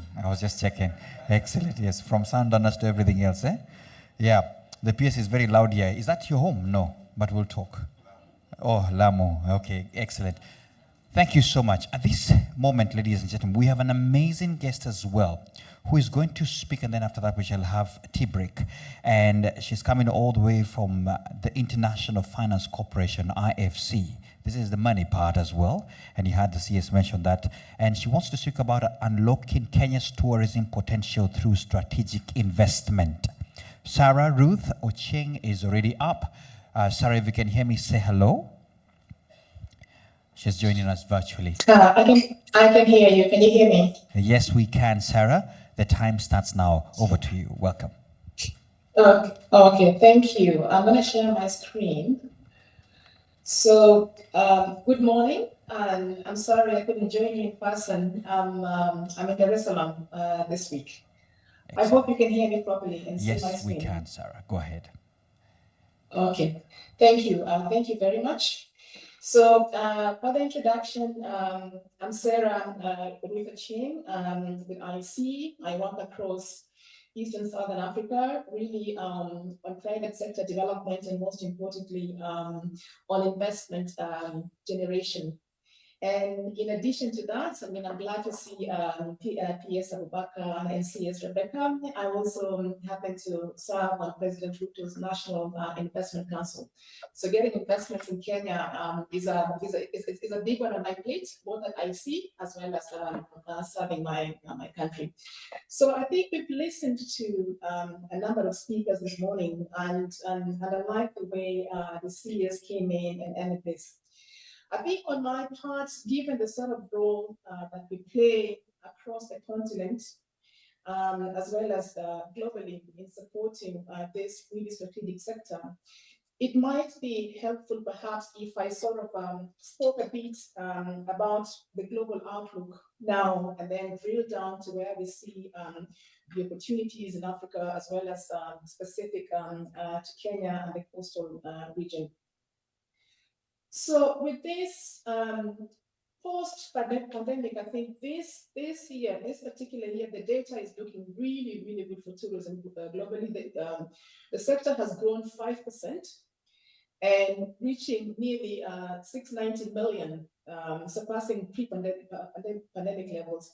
In this first half of the fiscal year, the number of tourists has grown by 33 million.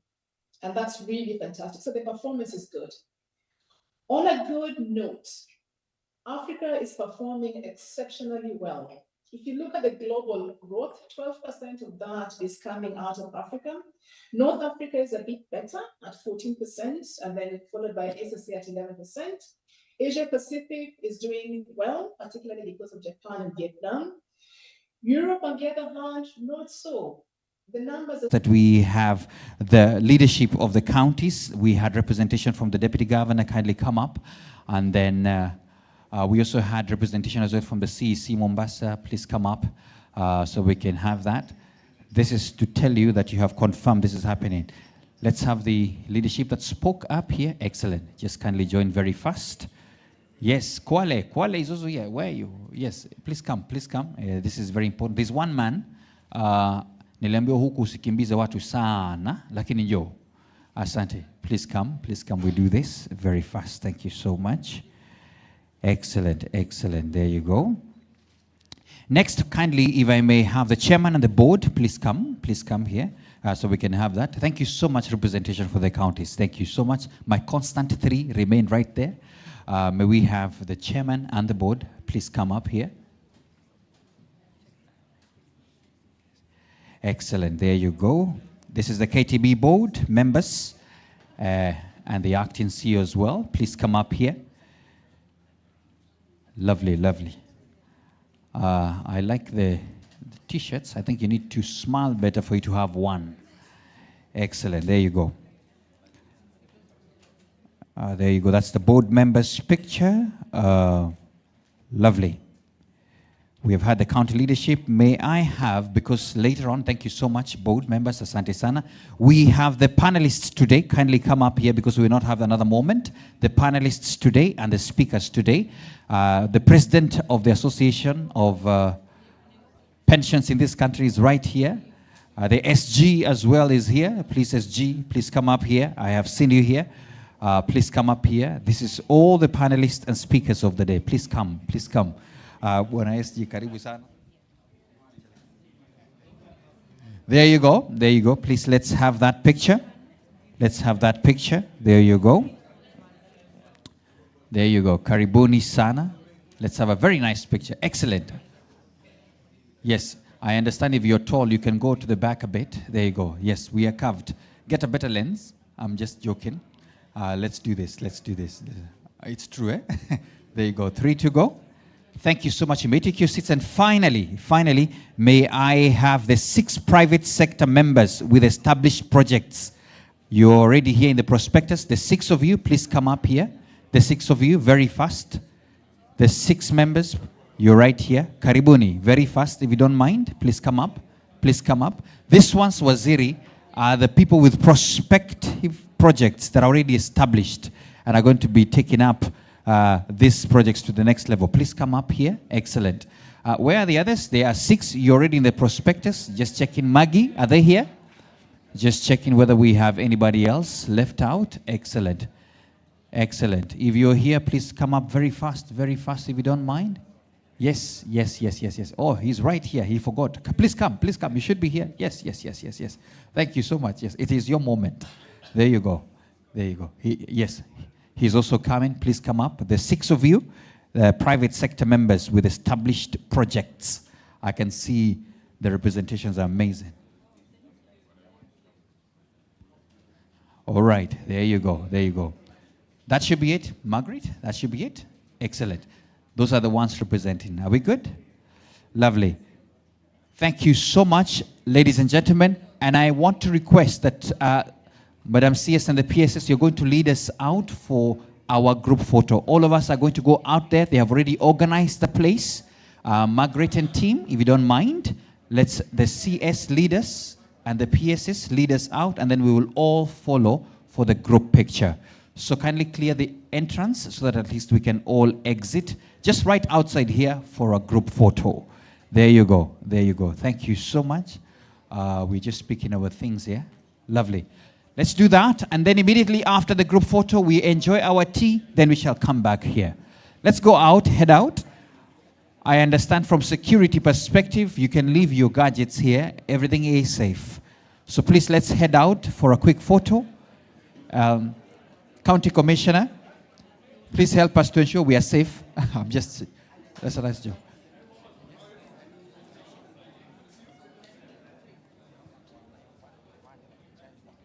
Kindly let's head out for that group picture.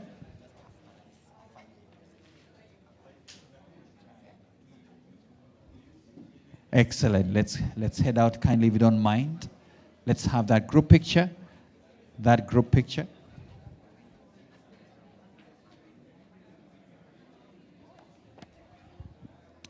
There you go. Tunaomba tafadhali tupige hiyo picha ndio tuweze kunywa chai.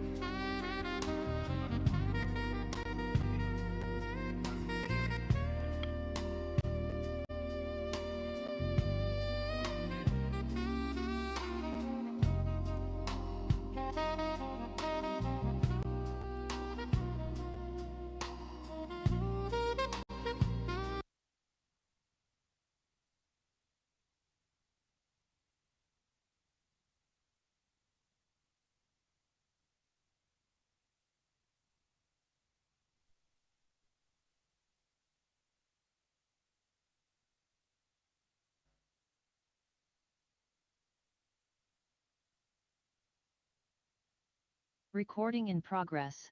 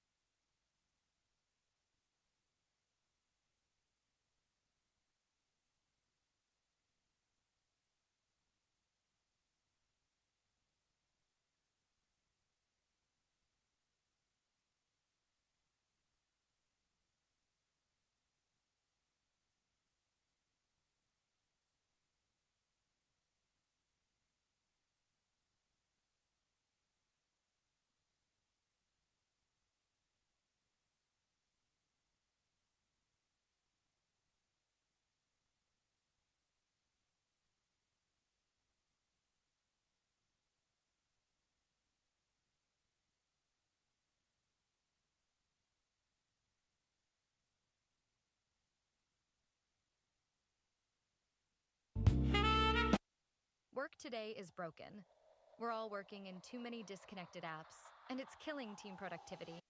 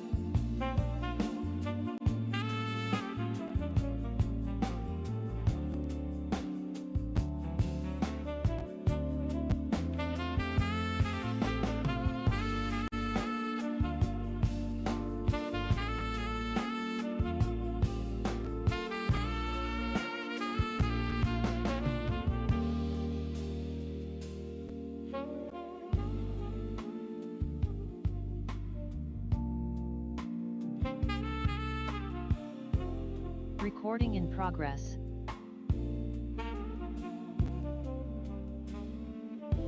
Recording stopped.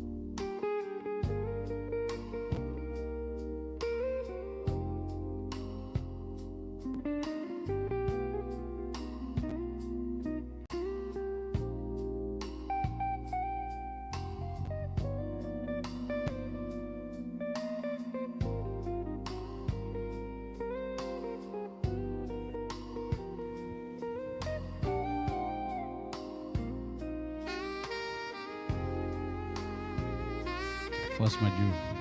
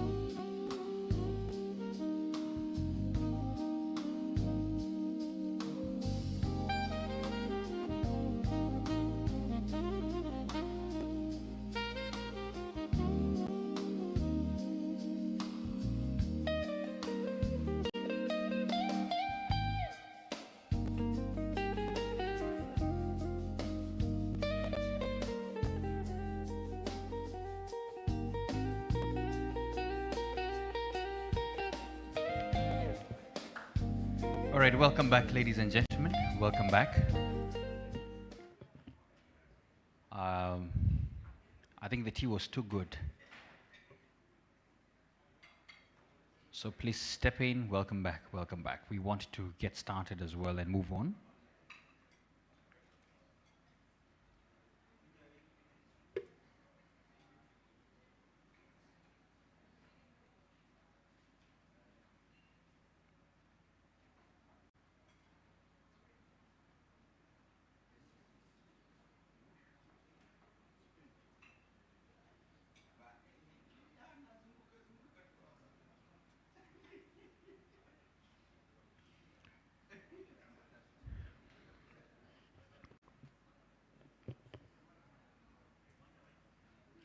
Ken?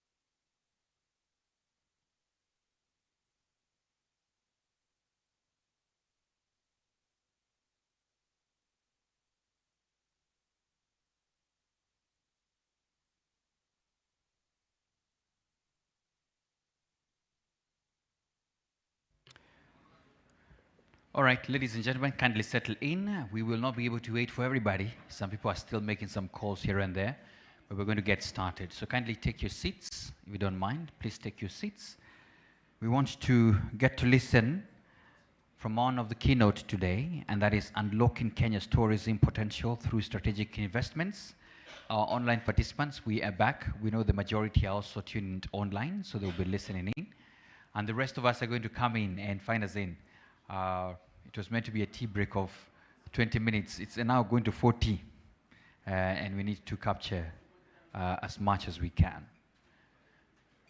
May I request that we settle in, especially with the few members at the back, so that we can have a session. By the way, guys, there's a simplest way of doing this. Can everybody in the room say this after me? Shh. Yes. Kindly. Yes. You see, it works. Somehow it works. Thank you so much. So we are ready for this session. I will get out with my whip out there to whip a few people to just get back. But in the meantime, Barry is here, and Barry Clements is the Group CEO Hospitality EQ, and we want to listen to him. The beauty of Barry, to the people who are representing to, I mean, some of the key stakeholders are already here. I think they know they're keen on the money, so this is good. He's going to talk about international hotel chains as a catalyst for tourism transformation. So please put your hands together for Barry Clements as he comes. Makofi tafadhali. Barry, welcome.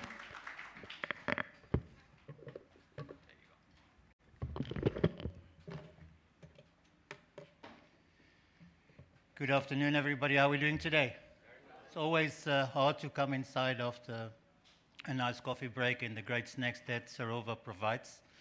But yeah, so I really feel happy to be here today and talk to you guys. I've made Diani my home, and therefore this topic is very pertinent to me. Normally I'm the one that's underdressed, but looking around today, I think I'm the one that's overdressed for a change. So a nice change of scenery. Just as a quick introduction, who am I? As already said, I'm in this industry. I've been for 35 years. People struggle to place me when they look at me and listen to me. They say, where's this dude from? So I always say I'm a pavement special because my first and last name has got English and French origin.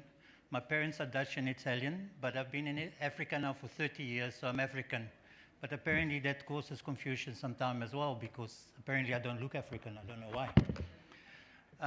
But anyway, today we want to talk about international hotel chains as a catalyst for tourism transformation. Now, I am one of those people speaking at various conferences, and we're talking about Africa, developing technology and things like that. That will be the first person to stand up and object when I've been told, or I hear conversations about, let's benchmark against the West and see what they do so we can implement. The reality is that we've got young, talented people in this country that can do so much better than what's already out there. So I'm all for making sure that we do what we can a lot better than what is already out there. And I believe we've got the potential. But there is some serious benefits to look to global brands in this scenario. So let's start talking about that. So global brands as a destination anchor. What does happen when global brands anchor themselves in a destination? And one of those could obviously be the Kenyan coast. As mentioned, this is home, and we're actually working on some transactions to bring brands here. One of those is Wyndham. But it creates a definite credibility and quality assurance. When people see these brands establish themselves on the coast or in a destination, everybody stands up, hey, something must be going right there. It's extremely important. Another very big benefit is the boost in visibility. When we do things locally, yes, we try and make an effort to get the international attention. However, these big global brands, the reach they have in their different destinations, their marketing databases are absolutely massive. And that influence, that's something we cannot do by ourselves. So it's very big importance. And then last but not least, it investment magnetism. The moment people around the world see that certain big brands are settling in a destination, it gives a sense of safety and security. It shows that things are going right in their destination, which will therefore easily attract other investors to come and do exactly that. What we also quite often forget is the ripple effect of big brands coming in. Right? What happens? Don't know what's happening there. Somebody else has got a mic somewhere. Can't be that boring already, right? So 2,500 direct jobs get created during the development and further on with the operation of a large hotel property. 4 times the multiplier effect. The additional jobs that are created in the ecosystem and the value chain of tourism, it's so often overlooked. We forget what tourism does. It's not just a hotel, it's not just a tour operator or travel agent. When we're in a hotel, we eat. The food comes from somewhere, it's produced by someone. People travel there, it gets there. Tourism is so much more than just a hotel and destinations. And then not to forget the impact on the coffers for the government, the taxes that are coming in, and things like that. It's absolute huge, and we forget about those things. So the tourism industry and bringing big brands and the developments are much more than just a new hotel opening. So how do the big brands see the Kenyan coast? Like I said, it's home for me. It's pertinent. We're bringing them here. We're doing what we can. But the Kenya coast is recognized. People know where they want to come here. There's no issue there. There's market alignment in terms of the beauty and everything. We've got everything that they are looking for to come here in terms of that. The scaling opportunities. We still got space. We can do more. We can develop. We can scale up the properties that are there or do more, airport developments, etc. Diani Airport, as we all know, went from an airstrip, now an airport, and I know soon it will be international. And there's so much more to that. And the competitive few, they want to come. That's the long and short of it, right? We know we can bring them. What do we need to do? So this is where the challenges come in, right? They want to come. They want to invest. So as I said, I'm a pavement special. I'm from all over. I've made Kenya home, and currently I'm still having to earn the right to become a permanent resident. I've got my work permits, working hard to do what I can. But overnight, pretty much, it went from paying 400,000 for 2 years to $1 million. Now we want to attract people. We want to attract skills. We want them to help develop the skills in the country, transfer those skills. Kenya's work permits are one of the most expensive around the world. How are we going to be competitive and bring the right people if we make it so difficult? Another one is we are working with investors. Now they want to bring an investor permit, and to get that you need to invest at least $100,000. No problem with that. But they will ask, please put it in a Kenyan bank account so we can see you've got the funds. Now I'm sure we all know around this table that to open a bank account you need a PIN number. And without a PIN number, you can't open a bank account. How can you get a PIN number without having a permit? You know, it's that whole circular challenges. So if we can sort those out, that will go a long way. But I'm very happy also that earlier this morning with the presentations that we've heard, some of the things that are on this slide, and I'm being pressed for time, so I don't want to take too much time on it, but a lot of these things that are on here, and it can be shared later, is being worked on. We heard about the special economic zones. We heard about permits already. Things are happening there. Tax incentives are massive. For a company to come here, and knowing that they will have benefits, it will work very well. The regulatory and institutional reforms. One-stop shop, like we said. We know within the ministry there's already some things happening in terms of that we're having discussions on. Kenya is making the right moves, but if we are able to move a little bit faster on the items that are on here, it will actually drive things so much further. And so now next, what if we do get it right, which I know we will, under the leadership of yourself. Look at Morocco. Look at the numbers there. They were doing okay.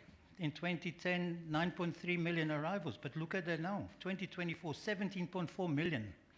With the World Cup being hosted in Morocco in 2030, the government is actually offering international investors a 30% tax rebate on their investment. Now that is interesting. Now it makes it viable, right? Tunisia, the same. They made a comeback. They weren't doing well at all. And look where they are now. Almost doubled their numbers.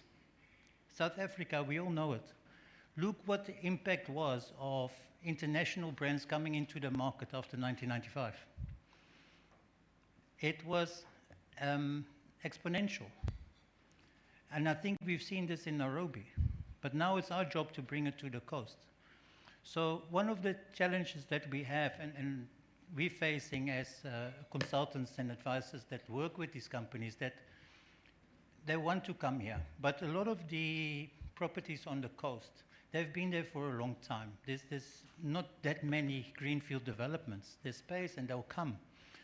But the cost of retrofitting a brand is sometimes a bit too expensive.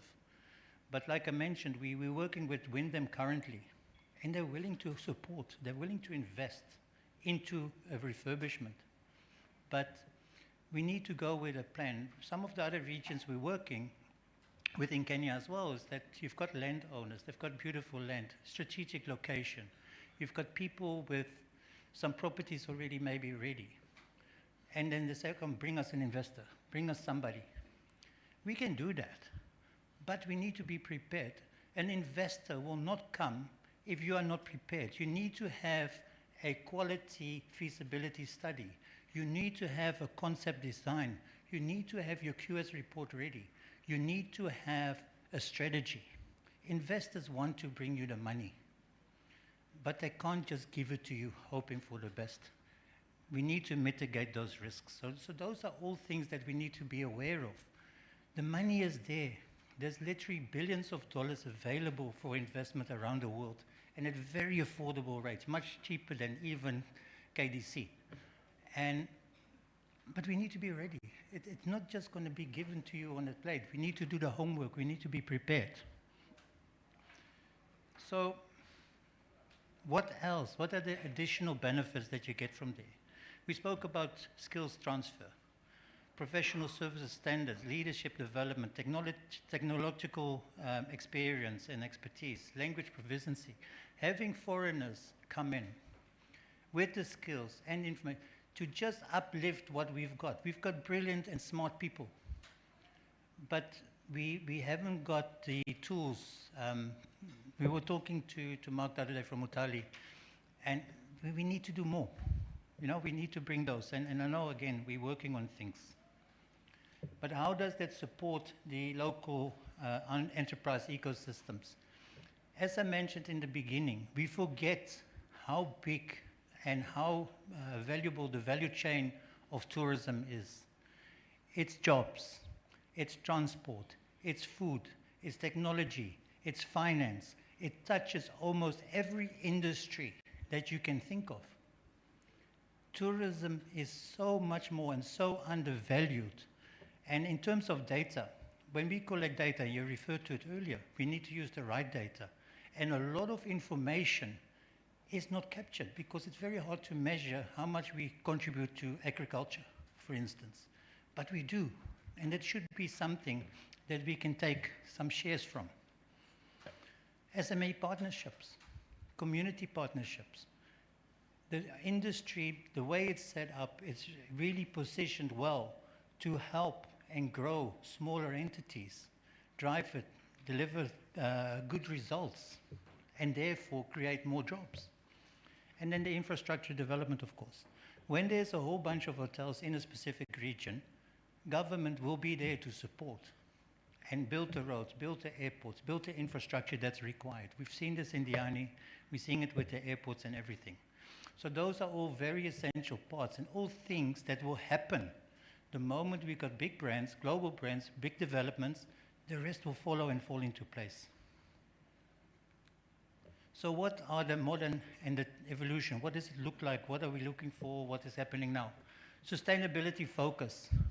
The global brands, you know, the eye is on them. They can't just put up a hotel and be ready and move. They are looked at and they want to be seen as doing the right thing. So there need to be the sustainability focus, renewable energy, things like that. Digital integration. This is 2025. If you're not using AI, if you're not using technology, you're not there. And then authentic experiences. We all know about greenwashing. We all know, we see the Maasai standing in front of the lodges and jumping up and down. Let's, in a genuine way, involve communities, not just as a showpiece, but as something that will really enrich them, teach them, and support the full community. So, we all know Marriott. We know they've got a couple of properties around. And I think they are one of the leaders in the global industry. We've got very good examples locally. His name is there. He's obviously always looking at improving the Pride in brand and being responsible. But from a global brand perspective, here are just a couple of examples of what Marriott has done and what they could be doing. And they're just an example. They're one of the many brands. And they will bring that social responsibility, the ecological sustainability, etc., etc. So those are very important parts there. So the Kenya coast, the strategic opportunity. We have got luxury resort potential. We have got the boutique experiences and the extended stay concepts that are not really there currently. But one that is not on here, and I really want to focus on, we were at the Africa MICE Summit a week and a half ago, and MICE business is massive. When we talk about tourism being big, and MICE is still, as much as it's part of tourism, don't get me wrong, but it's even got a bigger impact than just tourism. Because what happens at MICE events, there is business deals happening. There's transactions happening. So after the event, you've got new developers, new transactions, new investments coming in different sectors. So from a MICE perspective, it's something that we should not underestimate. The value is huge. So then in terms of partnerships models, how can this work? You can do co-branding. There's a lot of, maybe you can still, I know a lot of the locals are really proud and want to operate their own property. It's a possibility to just stick a label on there and work according to those standards, but you still operate your own property. You do not give away control. You can do it together. Franchise opportunities, and then as you mentioned, PPPs. Government is here to support. I know there's a lot of initiatives, and I'm sure we hear a lot more, but they're there to support. And they've got funds indirectly, or they can help with access to funds. Let me not talk out of term here. But they're there to support us. But we just need to make sure that we work together and are prepared. So, Mr. MC, I hope I got to my time and did well there. Can I get some bonus points? Together we transform. Let's all work together. I always say, people, let's try. Now, I won't make everybody get up, but I've got a little exercise I normally do, and I say, look, let's try and lift our left arm. And then the whole crowd will just lift their left arm. And then I say, you've all failed. Because the reality is then you're already doing it. So we're not trying.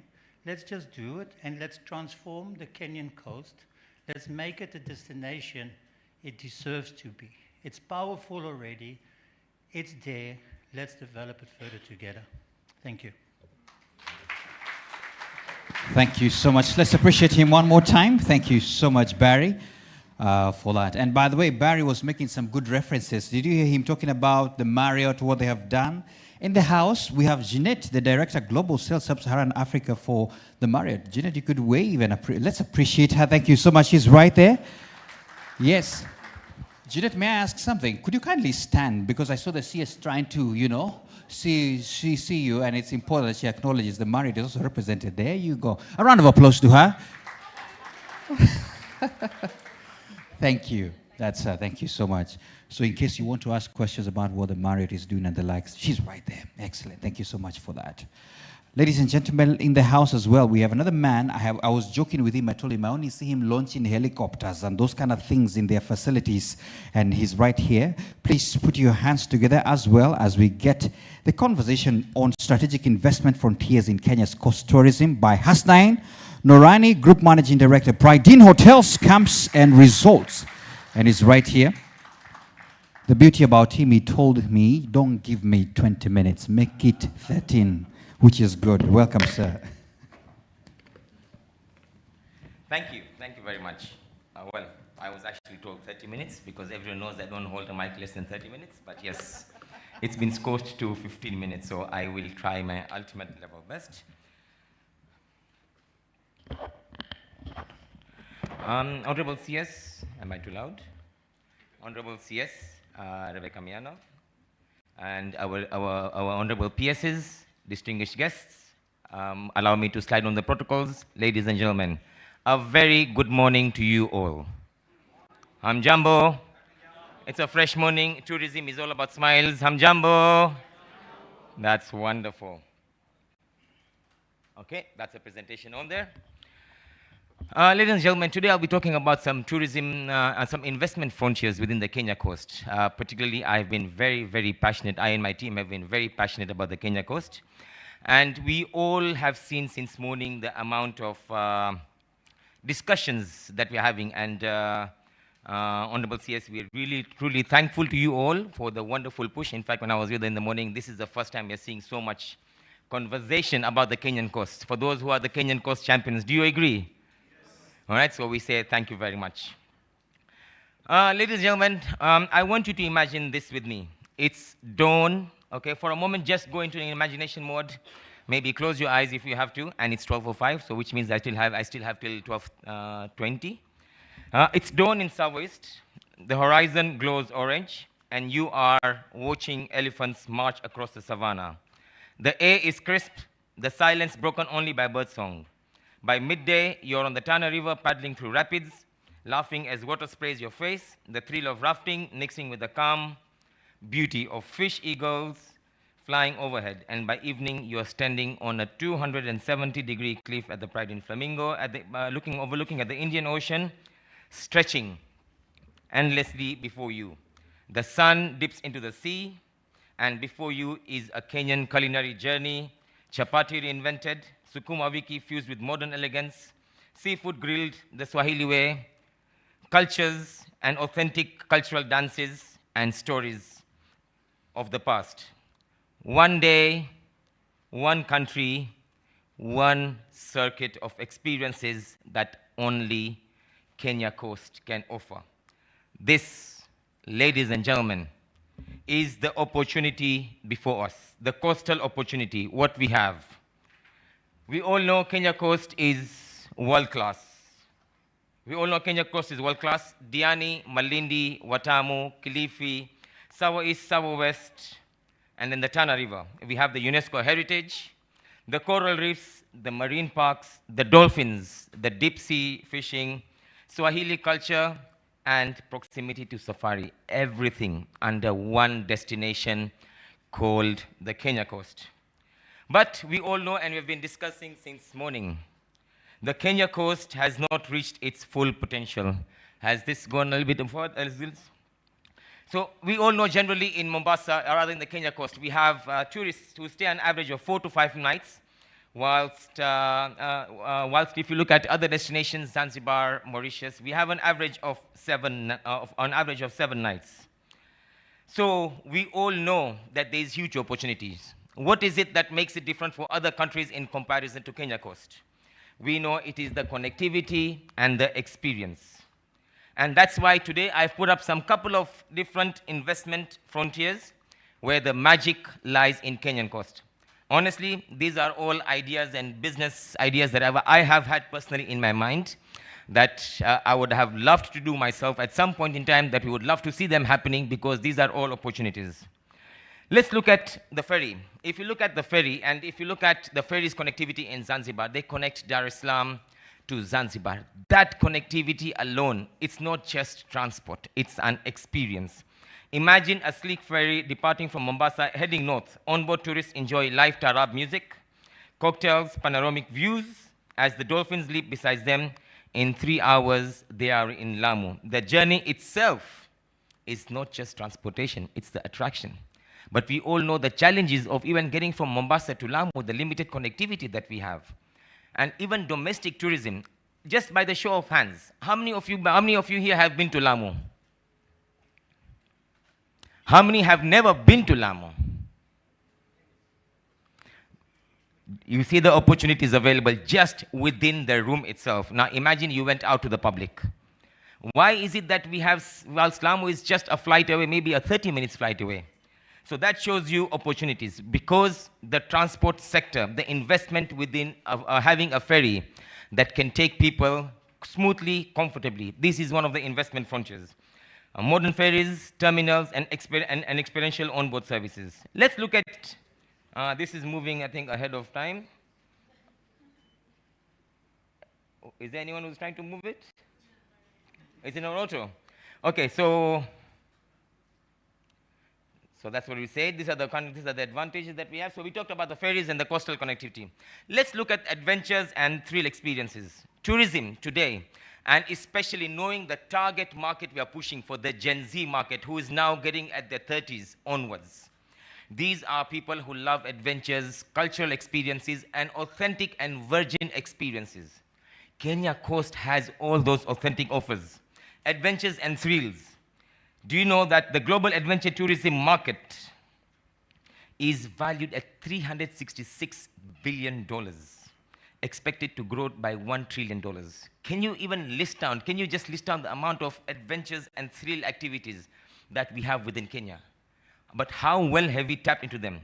Zip lining across Kilifi Creek and Diani Cliffs, bungee jumping over Shanzu Cliffs, skydiving in Diani scales to global standards like the Dubai's Palm Jumeirah skydive, island hopping safaris, Funzi, Chale, Kipini, with snorkeling, dog sailing, and beach dining, paragliding, and hot air ballooning over the coast and Savo, island hopping expeditions with dhows, catamaran, snorkeling, and diving, underwater experiences, rock climbing, quad biking. These are all adventures that we can offer, adventures and thrills that we can offer within the Kenya coast. Each of these require private investments in equipment, training, and marketing, and offers high return on investments. Even if we now just go back to the urban tourism within Mombasa, Mombasa can actually transform from a gateway into a destination. First, and one of the most important investments that we need today is the old town regeneration. We have all seen how well the Stone Town attracts tourism within Zanzibar. Every single person is talking about Stone Town. Why is it that we cannot go to Old Town today? What can we do to be able to look at, before we consider any other investments, let's look at Old Town generation. Based on currently, let's look at our Mamba village, Hala Park, and we look at the Nguni Sanctuary. These are all exceptional facilities available that with a little bit of investments and upgrades can really yield some magical Kenya experiences. Again, I was at Langkawi just the other day, and one of the key activities that they pride on is cable cars. Imagine having a Likoni cable car, as a must-do. Imagine being able to see all the hustle and bustle of Likoni happening with people doing their trading and activity. These are all investment frontiers that are available.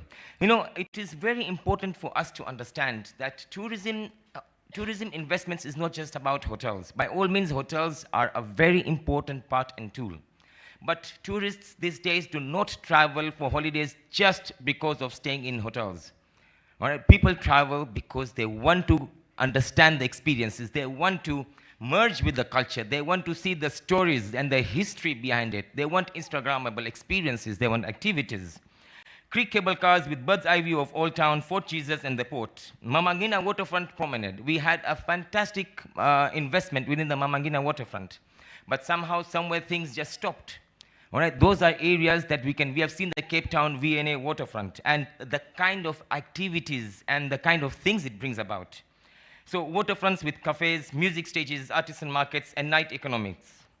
That is urban tourism investment. Again, transport infrastructure, and all those are required. Let's go to Tana River Adventure and Ecotourism.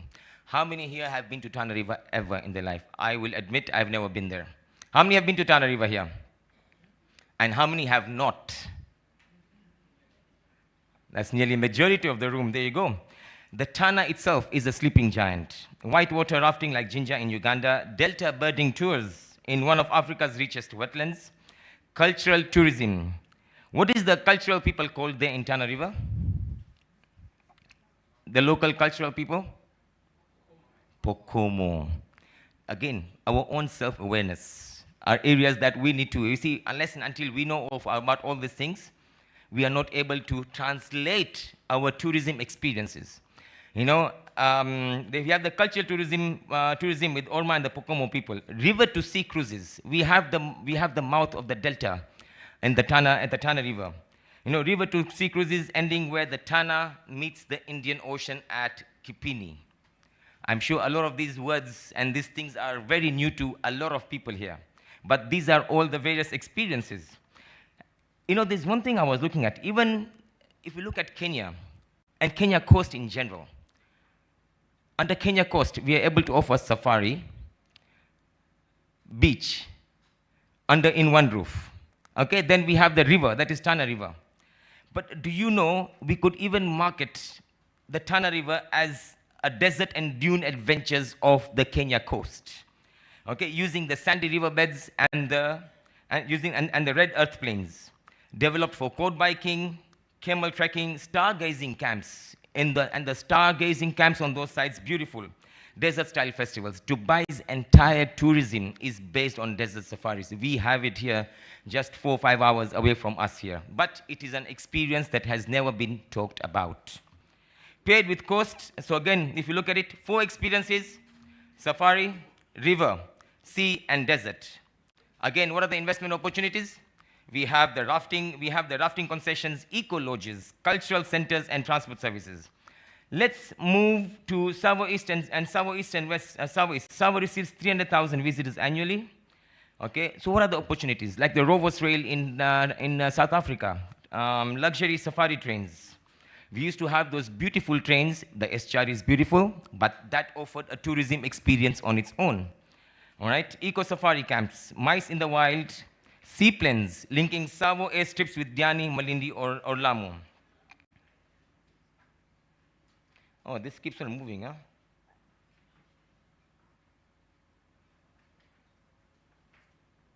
So this is exactly what I was looking at. The global safari market, we know the kind of opportunities that exists.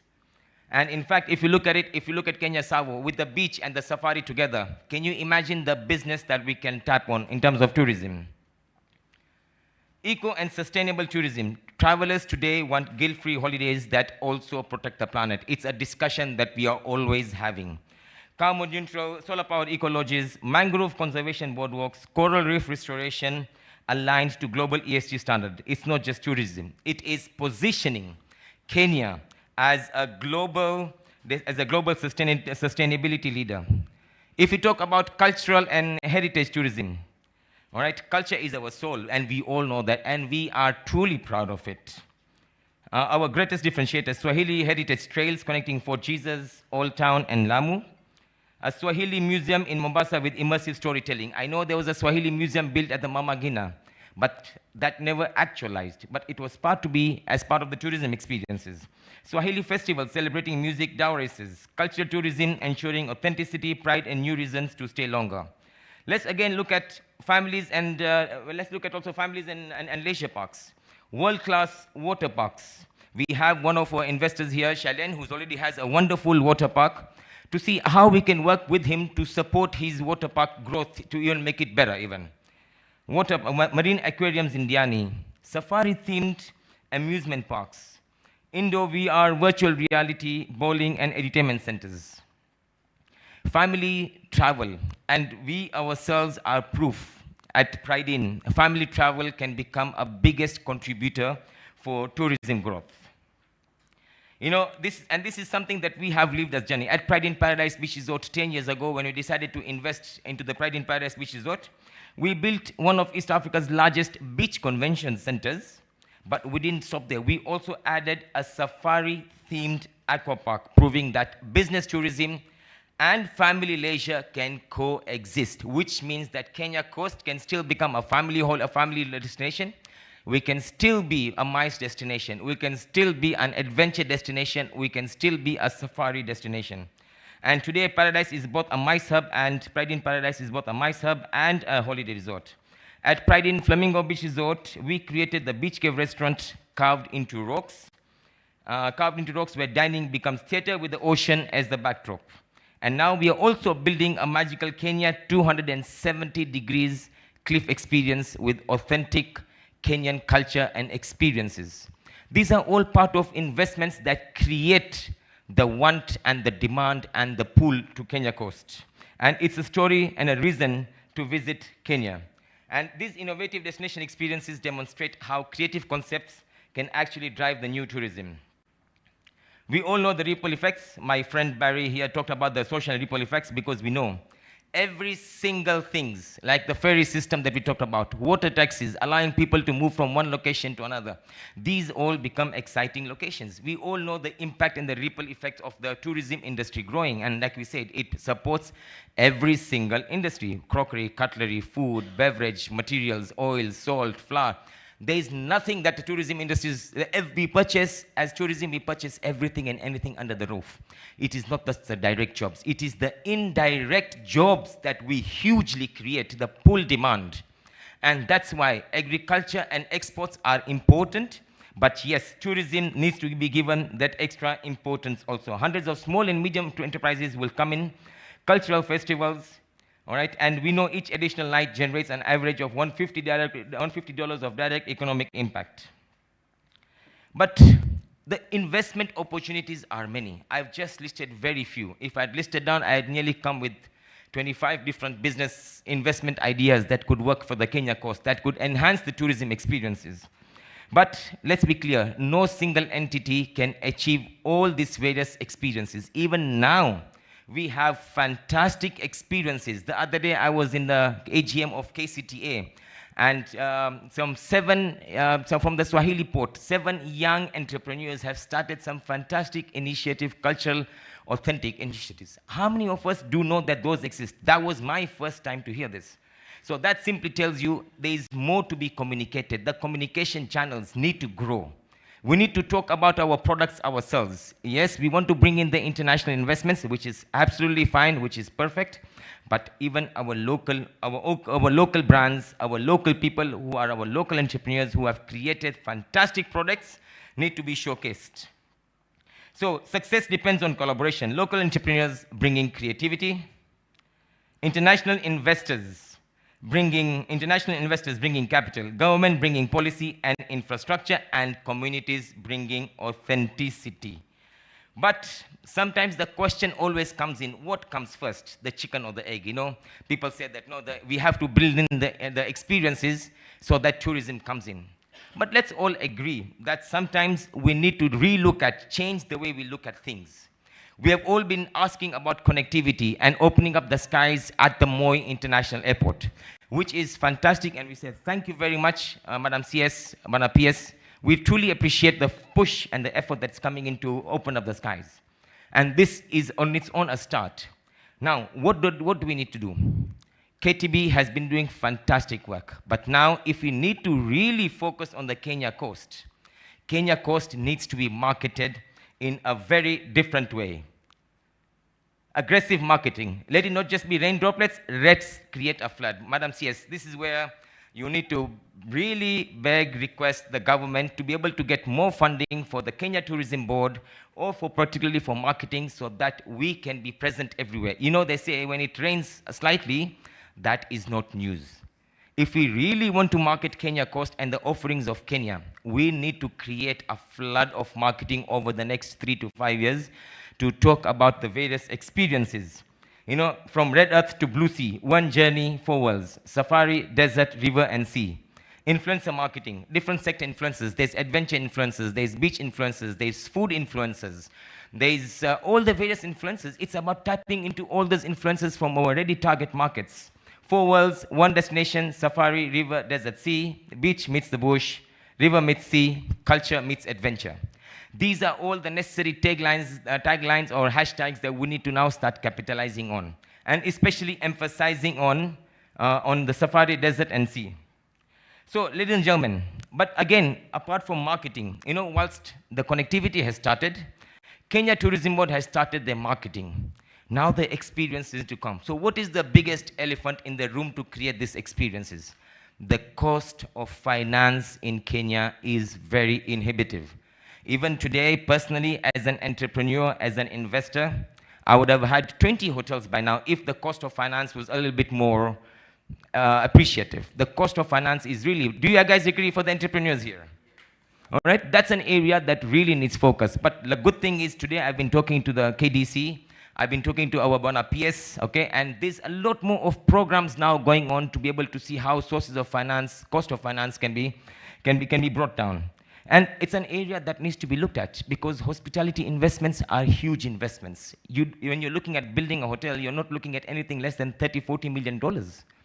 So if you're looking at $30–40 million from a bank, by the time you open your hotel, you'll be on the street with a ball because that is how expensive finance is. And those are tourism finances that really need to be pumped in. So, ladies and gentlemen, as I close my talk, this is the call to action. We know we have the destination, we have the experiences, the connectivity is coming in. We just need to go aggressive marketing. If the next 3 to 5 years we can really position Kenya Coast, and this is the brand that needs to go out everywhere. We need to identify who our particular markets are, and we go out there as Kenya Coast, talking about Kenya Coast and the different safari experiences.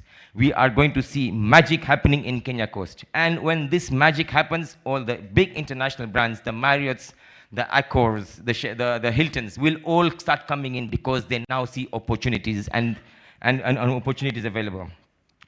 So, ladies and gentlemen, the time is now. Coastal, urban, river, and safari tourism in Kenya is not just about growth, it's about reinvention.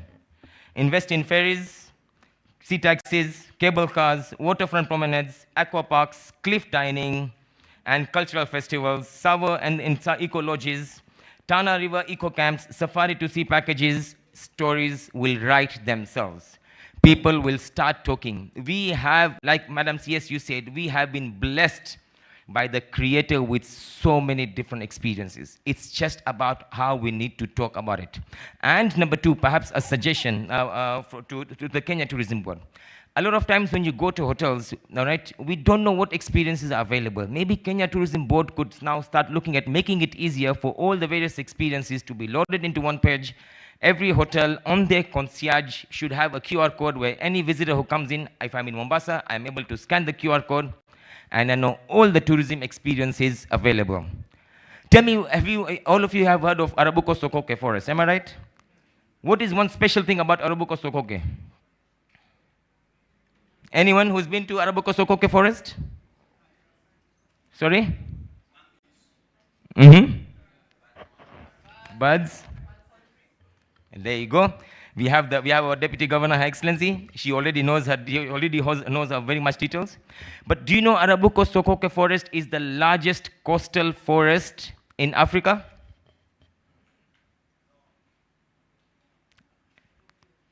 Is it the largest coastal forest in Africa? Mohammed? I was reading, sorry? East African. West African. East and Central Africa. Well, we have some facts that we need to start talking about. All right, these are all the opportunities. These are all areas of opportunities that we need to start capturing. The minute details, the small details that we need to start talking about when you're going out for marketing. Anyways, ladies and gentlemen, we have a huge opportunity in front of us. This is a fantastic investment. This is a fantastic forum to start accelerating growth for the Kenya coast.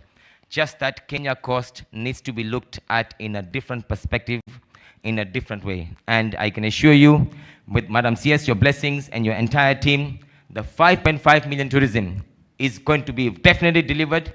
What it needs is collaboration. Thank you very much, ladies and gentlemen. God bless you all. God bless Kenya. Thank you so much, S9. Thank you so much for that. You can agree it's hard to cut down a marketer in terms of minutes. There you go, there you go. But well done, especially on the pride inside of things. Ladies and gentlemen, the DG is right here and is so ready. So Professor Erastus Kanga, Director General, Kenya Wildlife Services, please welcome. This session is yours. Then immediately after, we shall get one quick one on the investment sides. Karibu sana. A round of applause to the DG as he comes. Welcome.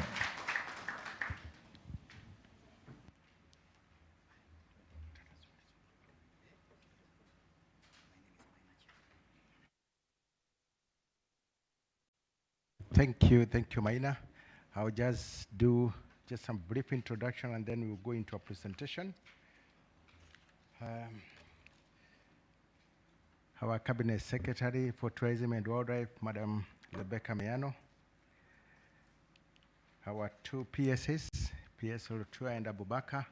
We have the chair of the KTB board. We have the Deputy Governor for Kilifi here. We have the Minister for Mombasa and our other guests. Good afternoon. I will just do very brief introductions, and I like when I talk, I look at this map, because this map, this is where I drew my mandate, and these are the directives that I get from the CS office. Those colored areas are the areas of interest. Unfortunately, those same colored areas are the centers of investment in this country. I'll start from Arabuko. I like what the GM talked about Arabuko. Not very many people know, and this is the information that we need to take out there, that Arabuko Sokoke is the largest block of intact forest along the East African coast. It has 24 endemic species of birds in this country. You don't find them anywhere else. It has 20% of the bird species in this country. Out of the 1,100 bird species, 20% are found in that particular tiny forest, and that forest has 30% of the butterflies in this country. That is how important it is. It has the golden lumped elephant shrew that you don't find very rarely.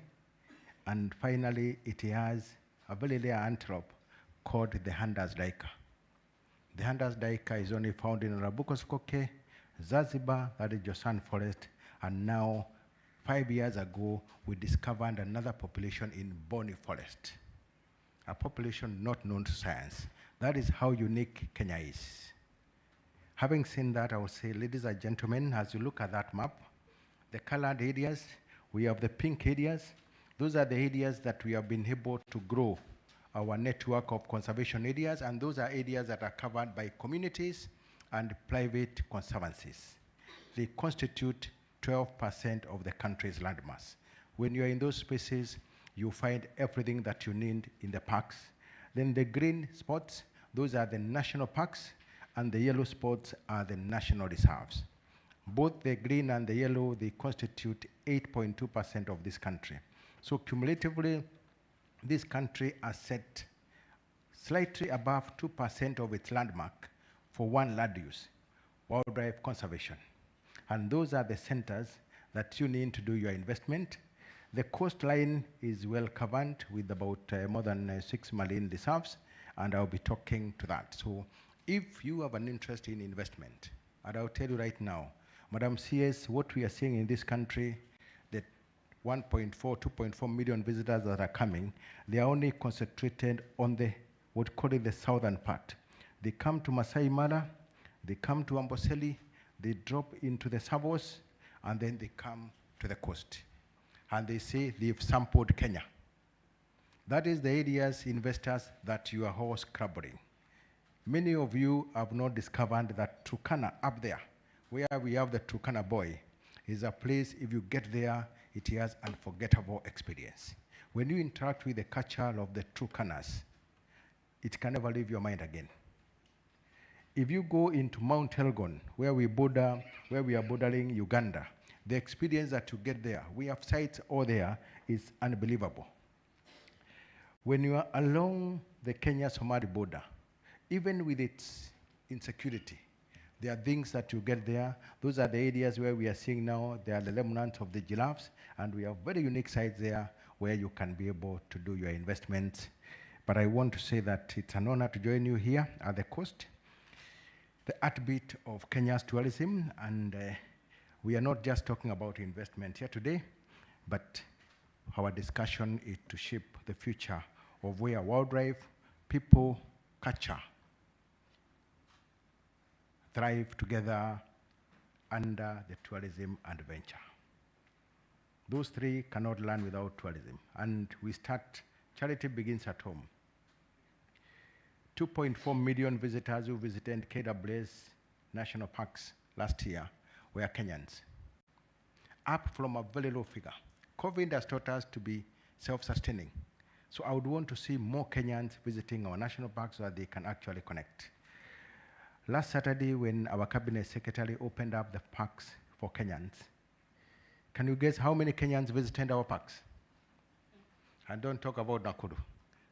How many Kenyans visited the parks? Was it? Did you track? We earned 85,000 Kenyans in a single day visiting our parks across the country. That is a huge number. By extension, our CAs gave those visitors a free ride of 22 million Kenya shillings. That is what it is worthy to have those people in our parks. And we said it's not about money, we want Kenyans to connect. And they came in big numbers, and we are happy. And I can tell you, by the time we are closing the financial year, our number of 2.4 is going to go to 3 million. And we'll do it again. Madam CS, anytime, we'll do it again and again. For Kenyans, that is what we stand for. And I would say Kenya Wildlife Service is entrusted with conserving our country's rich wildlife, but conservation cannot stand alone. It requires strong, sustainable partnership through tourism and investment. And you can see the areas that we are. You can see what we stand for. We cannot really learn without investors and other partners coming to us. And our parks, reserves, and sanctuaries are national treasures, and they are the landscapes that define our identity, our pride, and our global brand. And KWS is leading in that. We are a true global brand. When you are anywhere, when you put on this uniform that our senior assistant director is wearing, and you walk around, everybody looks at you. Everybody, madam, when they hear you're working for KWS, they stand and look at you. When you're out there, when you go to exhibitions, everybody wants to associate with this uniform. Not because we carry gun around, no. It's because we who's around peace, we bring people a lot of expectations, and we are a reassuring brand that when you are close to a KWS officer, you should feel very comfortable and free to ask questions and move around.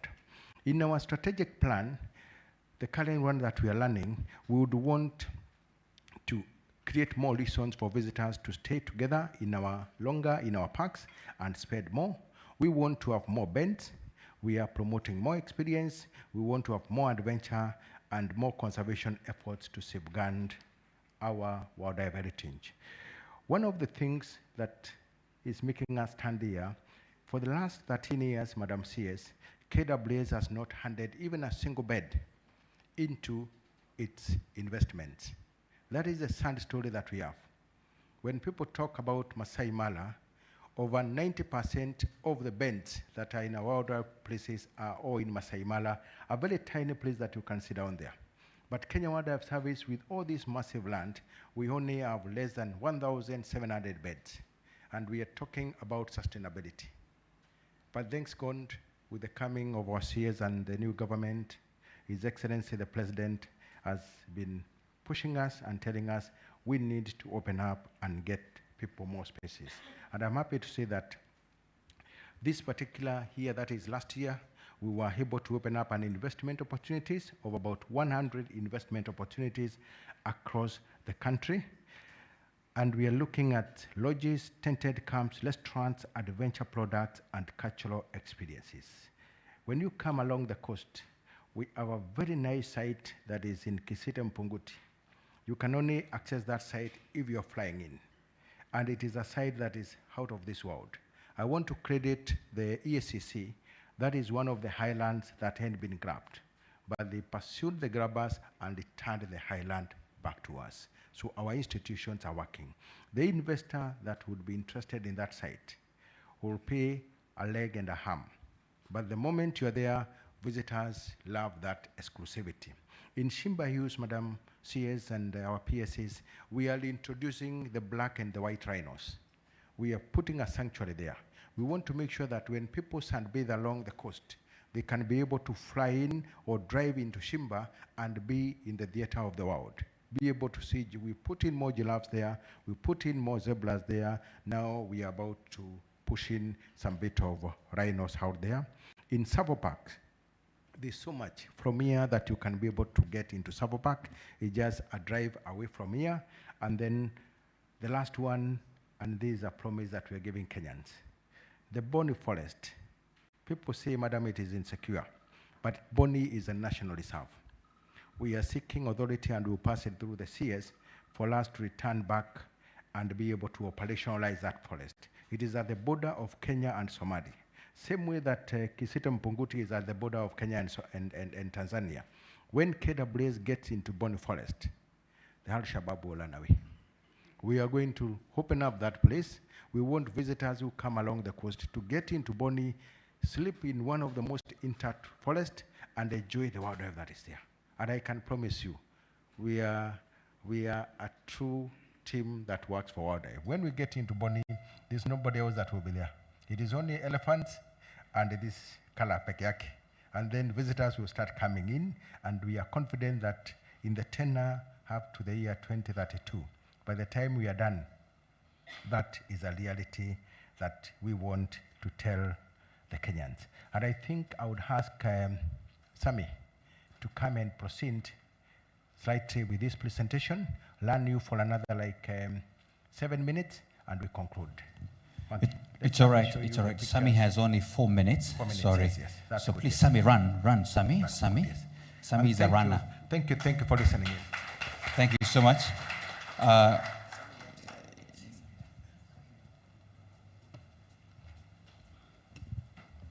Madam CS, PSS from State Department of Tourism and Investment. Allow me to start from there. We had a lot of slides. But why invest in KWS parks? One thing you know is that you are investing in a space where there is rich biodiversity and will be part of the conservation story. And also, it's a space where tourism is thriving. We have also a place where the practical sustainable tourism is real. We also know that those are areas which are sensitive and government has a lot of interest in those areas. There's also a unique experience and tap potentials. With all those innovative ideas, it's possible to invest in our parks.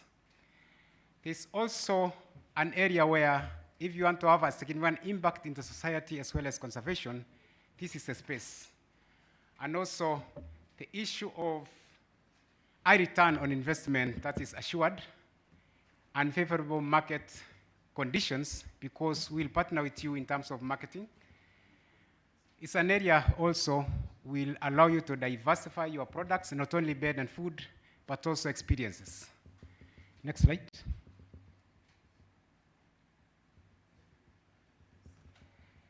So these are investment opportunities we have in our parks, ranging from eco-lodges, standard camps, to climbing arts, to restaurants, shops, hostel for the young people, also open use whereby an investor is given a freedom to choose what to invest in. Also tree house, which is very rare experience in our country. When you go to south and western part, even in Simba Hills, it's possible to build that tree house. Also convention centers because of MICE opportunity. And again, we allow you to have self-catering accommodations, which is becoming popular. And again, we allow you to have products and experiences apart from accommodations. Next slide, please.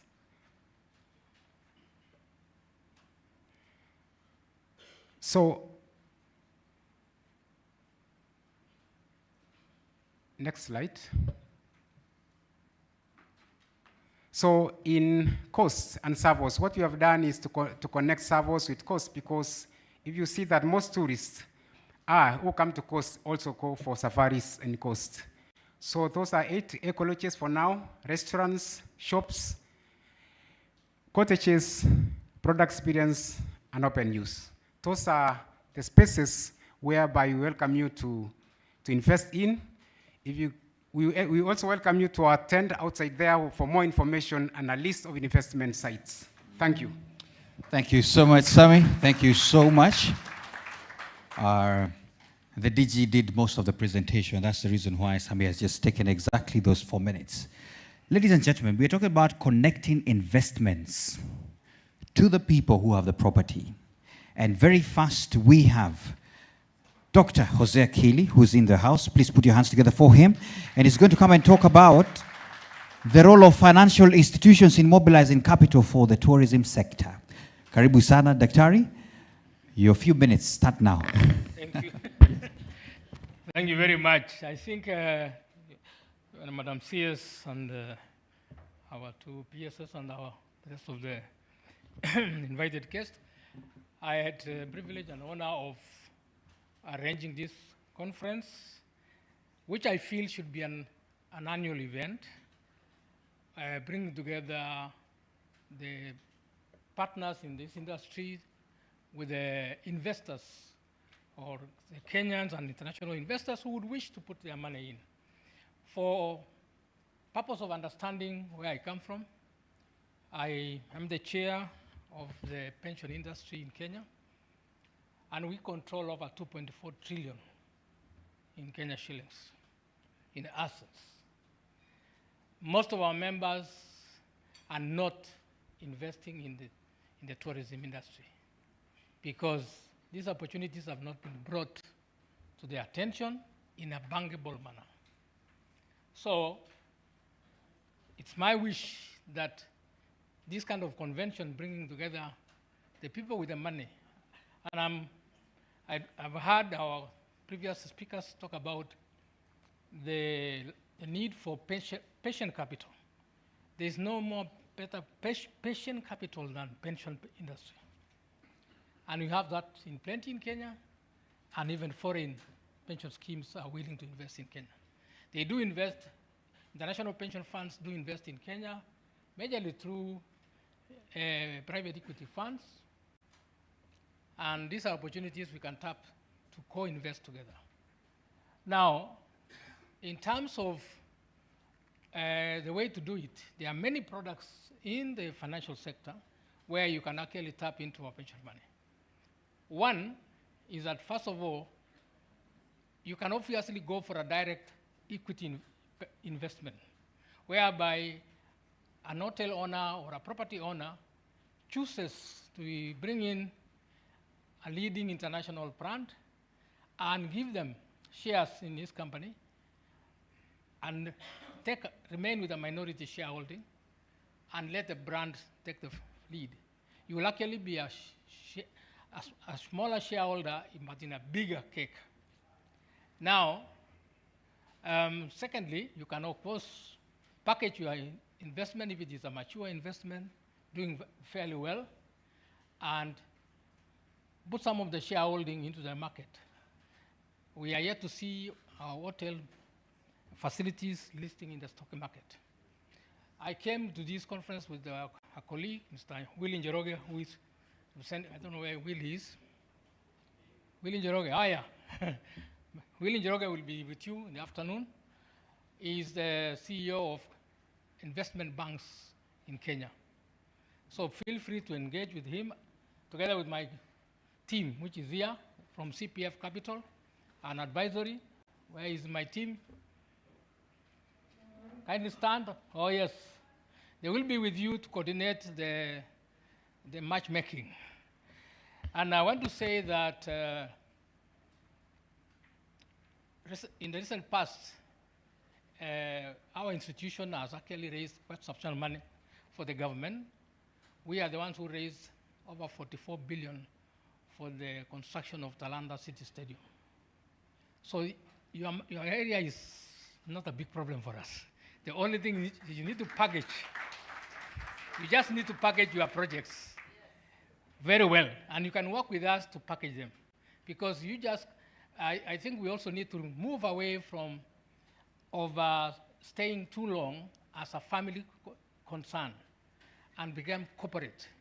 If we can convert our establishment into more corporate, you will be able to attract serious investors to join you. Again, as you might see from my observations, some of our all foreign properties all are sort of very independent. There's no coherence. I have traveled to so many parts of the world and I've walked on the beaches. There's so much space on the promenades. There's so much festivals happening on the front. There's so much enterprises happening on the beaches.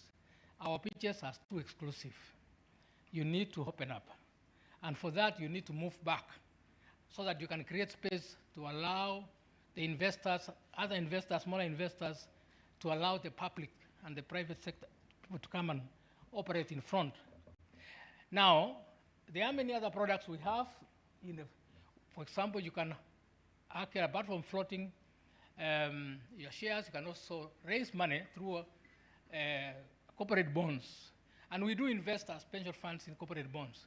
If they are packaged very well, you can actually expand using funds which are longer term, but also affordable. So these are some of the things which we'd like to say it's time for you as an industry to work with us as a capital markets to ensure that you have a sustainable financing for your products. I want to stop there because there's so much to say, but little time to say it now. Thank you very much for listening to me. Wow, thank you so much, Dr. Hosea Keeley. Ladies and gentlemen, can I tell you one thing? People with money don't talk a lot. You get the point? People with money don't talk a lot.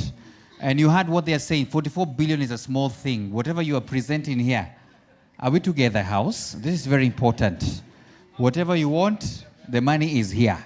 So all those people with troubles, oh, the vision, I don't know how many things you want to build, the money is here. Can also say something the president did not say. They came to the exchange the other day and they raised money for the entire Talanta. Do you remember that Talanta that we are building? Worth the 44 billion? They raised it in a goal, a few, whatever. So all these dreams that we have, Pride Inn Hotels, all the dreams you have, the money is here. It's only 5 steps away. So make it a reality in the afternoon. Are we together? That's why we're here. When you hear that noise, it's people who are excited. Can you hear the excitement? Excellent. Thank you so much for that. I know our CS has another engagement. I also know the president of APTAC as well has, you're going to Malaysia to get more money, right? Excellent. So we're going to allow Madam CS to kindly take her leave. Please, let's appreciate her with a clap as she does that. Thank you so much for bringing us together and for ensuring this is happening. Now, I have only allowed her to go because, ladies and gentlemen, we have some housekeeping to do. I allowed people to have tea for 15 minutes. They decided to take 45 minutes. So we have some housekeeping to discuss as she leaves. And I also want to acknowledge the Secretary General of the Association of All Pensions in the House. SG, how are you doing? That man as well, he's the man behind all the money as well. So if he's here, shida ni gani. All right? Thank you so much. And I can't wait for us to ensure that we leave here with all the solutions done. Thank you so much. Because now the CS is gone, we can talk anyhow. Money, right? Excellent. Thank you so much. Ladies and gentlemen, allow me, and I want to request the tech team to kindly assist me very fast because this is the transition we have now of the panel discussion. And this panel is amazing. I want you to kindly pay attention to it because we shall be discussing the real things right here. Our panel is on unlocking the coastal tourism investment opportunities, and I want to request that the seats be put here. If I may have the tech team to kindly put the seats up here and remove this podium. We don't need any more. We want to have real discussions. However, there is one thing I want to encourage us. Don't leave here with a question. So if you don't mind as well, we shall display how you ask. Remember the Slido? Ask any question you have so that we can smoothen everything up. It will be very important that we don't leave here. So if you don't mind, display for us the Slido, how to ask the question, so that at least we can have that as the seats come by. Thank you so much for this. Great. I'm loving the energy. This is super good, and we will have a good time. So at this moment, ladies and gentlemen, allow me to invite David Nyamo, the General Manager, Public Sector at KCB Kenya. Oh, sorry, that is for the other one. I almost skipped that other one. The other money conversation. Allow me to invite, yes, Joshua Naiman, Country Manager, CPS Africa. Please come by here. A round of applause to Joshua as he comes up. Makofi tafadhali, if you don't mind, makofi tafadhali. Also joining him as well is Martin Karaoke, General Manager, Centum Real Estate. Centum Real Estate, the people who are going to help you put this together. Also joining as well is Michael Mutua, County Executive Committee Member of Tourism, Kwale County. Kwale County, please come right here. I see you have your fans here. They're the ones shouting. We also have in the house as well the Managing Director, Wild Waters, Shailen Shah. Please come up here as well. Welcome. Also joining as well is Dr. Sami Kwae, the KHC Coast Chairman. Mombasa Tourism, but yes, he's been represented today. So please come up here. The baton has been passed, and then we also have Nobat Talam as well, Chief Executive Officer, Tourism Regulatory Authority. The government representation as well is right here. Karibuni sana. Makofi tafadhali to my panelists. Yes, makofi tafadhali to my panelists. Welcome on board as we get ready for this conversation. Thank you so much. And Sven Kamper. Yes, Sven Kamper is right here representing the association as well. Thank you so much for that. I think we're getting set. The water, everything else is the coastal region. Can we have the display? So there you go, slido.com. I expect questions from you. These guys are going to answer only one question, then answer your questions. Feel free immediately to ask whatever questions you may have on behalf, so that at least we can have a good flow. Thank you so much. We are more than ready for this. Great. All right. The podium disappeared, so I'm going to have a good one here. I think I'm beautifully well placed for this. Gentlemen, I just realized we are all men here. It's okay. So, gentlemen, we have a simple task here based on the subject of the day. We want to tell the people why this particular way of unlocking coastal tourism investment is important. We want to explore the high potential investment areas across hospitality, travel, and leisure. Joshua, you're the country manager at CPF, and I wanted you to ask you to start us off by telling us what you are doing differently, because I don't know how many of us have ever heard of Fumba Town. Anybody who knows Fumba Town? Anybody who has ever heard of it? Let me see. I can see a show of hands. These are the people who go to Zanzibar and you skip us here, but we're okay. But it's all right. So Joshua, if you don't mind, you could hold your mic. I think the mic is right there. Joshua, how are you doing? You have managed to leverage opportunities with even global brands to even put there. What would be your quick highlight when we're talking about how we can explore potential investment across this hospitality sector, especially in this coastal region? What would you say based on your experience? Go ahead. Hello. Thank you. Good afternoon, everyone. Good afternoon. I noticed only a couple of hands went up, so I'll give a bit of context on Fumba Town. So Fumba Town is a full town development currently happening in Zanzibar. So I'm going to try and link what we're learning and what we're doing there and how that can be replicated here as well. Mm-hmm. Fumba Town is quite large. We're talking about 5,000 units. So far, 2,000 units have already been sold and 3,000 units remaining. It's a town with amenities, schools, restaurants, hospitals, and the like, sports facilities. And so it's really taking off on the west coast, actually, of Zanzibar. So what are we doing differently was the core of your question. So Fumba Town is really prioritizing lifestyle and community as part of the investment opportunity. So the entire town has been designed to drive community using eco-friendly and sustainable initiatives to really attract a diverse group of individuals. Currently we have over 17 nationalities that have invested. And one of our most pioneering projects on the town is that we are building the tallest timber tower in the world. So we will be constructing a 30-story fully timber tower, only with a core structure in cement. We are pioneering the use of cross-laminated timber in East Africa. And this is really attracting a big audience globally. Our architects are coming from all over the world to build this. We've got Austrians, Germans, South Africans, all contributing on this big project. It's ambitious, but it's going to pull a lot of attention in. And as part of that, actually, we managed to pull in the Canopy by Hilton. They will be operating a hotel in the bottom 6 floors of this timber tower.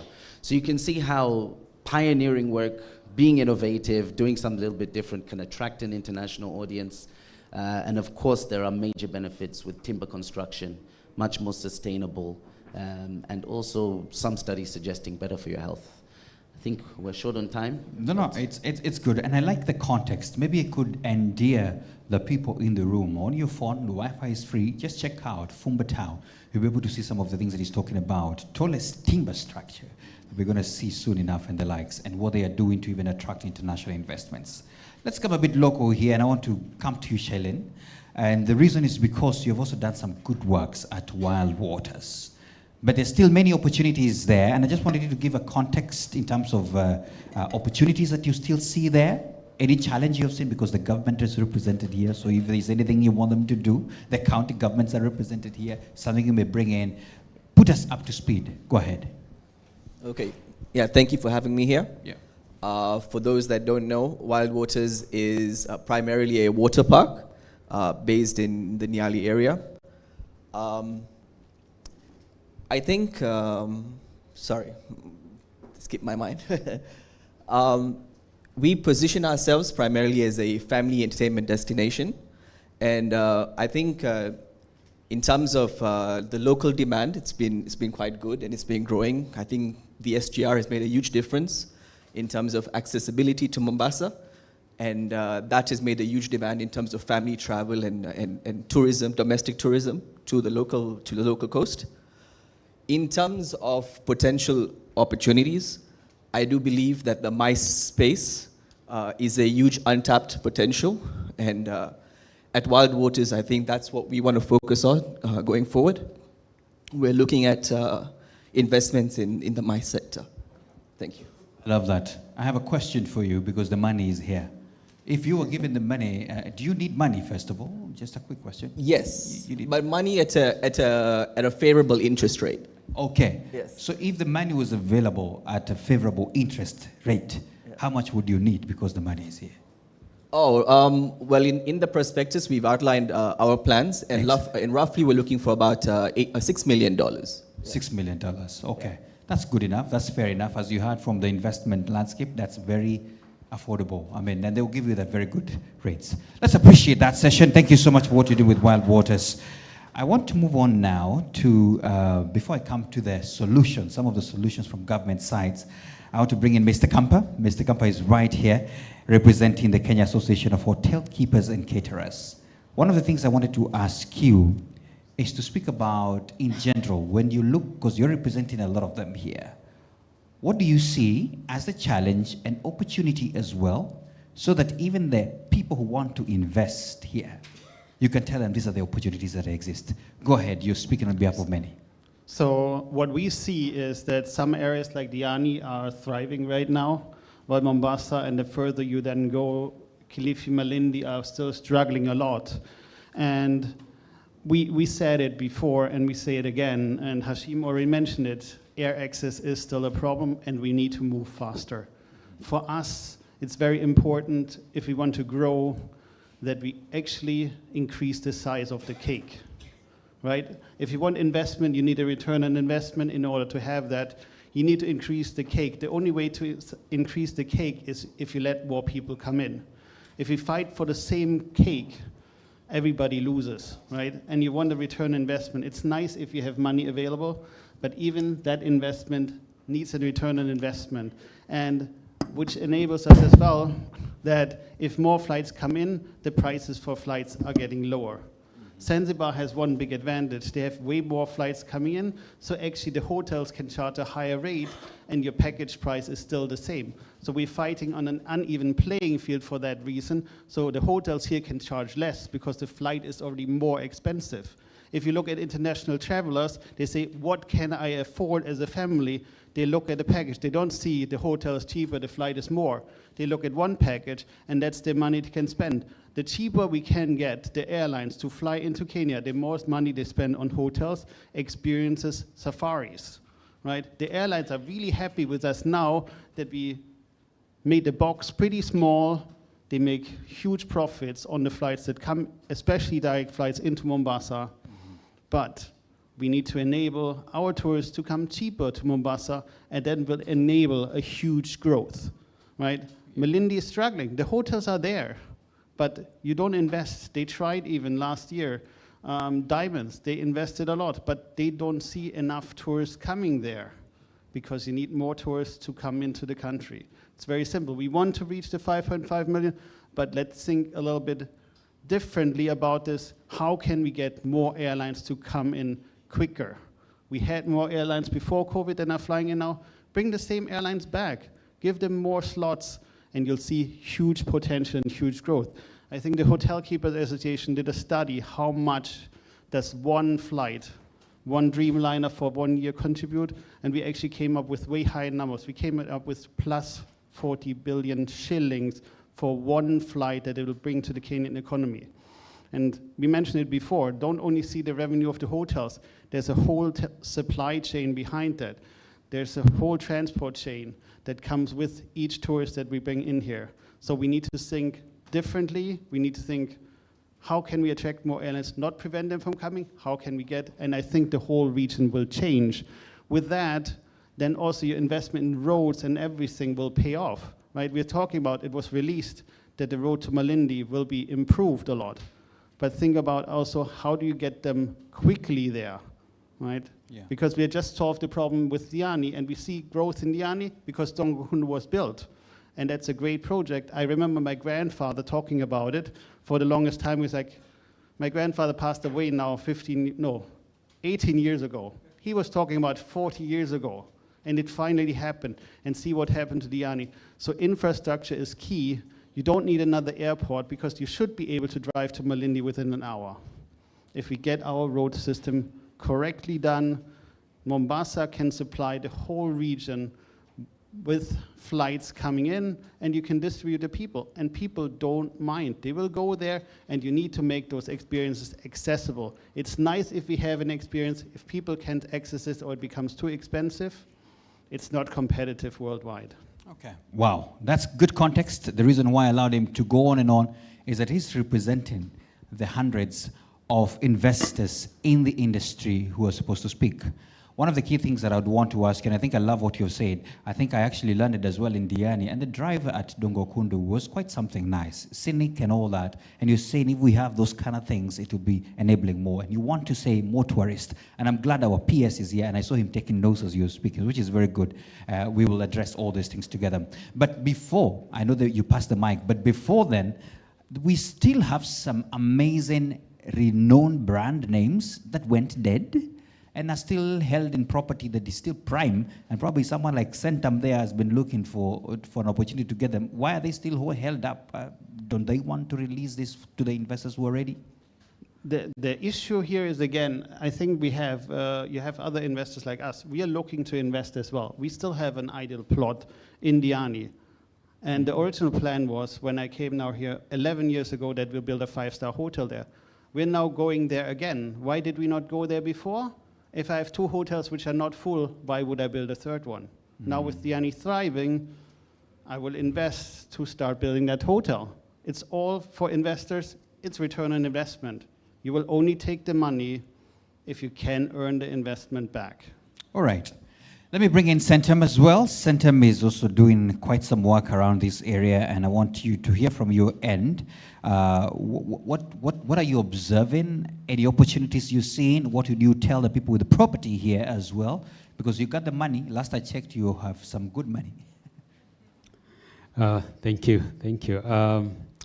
Centum, we have invested heavily in the Kenyan coastal, particularly in Kilifi. And what we've been doing is to create a mixed model city in the coast. And for the last 10 years that we've been in existence in Kilifi, we've observed that tourism is taking a different shape. People are looking for more experience. I think I heard Nurani say that hotel play a very big role, but people need more than hotels. They're looking for experience. And that is the gap that Centum Real Estate is addressing in Kilifi. We are creating a 10,000-acre coastal city with everything from shop, live, work, leisure. And one of the things we've noticed is when people come, they want to say, where can I visit when I am here? Can I invest? So that you see the opportunities that are presented here. An investor might not be able to go and invest in the forest or the parks that were presented here. But we as Centum are telling them, why don't you come and buy a home? And in this home, you can live in it. And when you live in it, we'll approach Nurani to come and do branded residences and manage that house for you so that you're able to get income. So you're trying to broaden the bracket of how people can invest in the Kenyan coastal sector, and at the same time, give people an option of, do you want to stay in it? Because today, if I stay in Urani's hotel, Pride Inn, when it is my time to check out at 10 a.m. tomorrow, he will tell me to get out. But when I have a home, and this home is mine, and anytime I need to use it, I just need to call and say, I need to block this X number of days. It means I can enjoy both sides of the world. I can enjoy being in the hotel business. I can enjoy being in my own holiday home. So my observation and our observation as Vipingo Development, courtesy of Centum, is that experiential tourism is the future. People want to know, what else can I do beyond vacationing? And we've seen also a very huge number in digital nomads. Digital nomads is what the Gen Z call the people working from home, people in the tech space.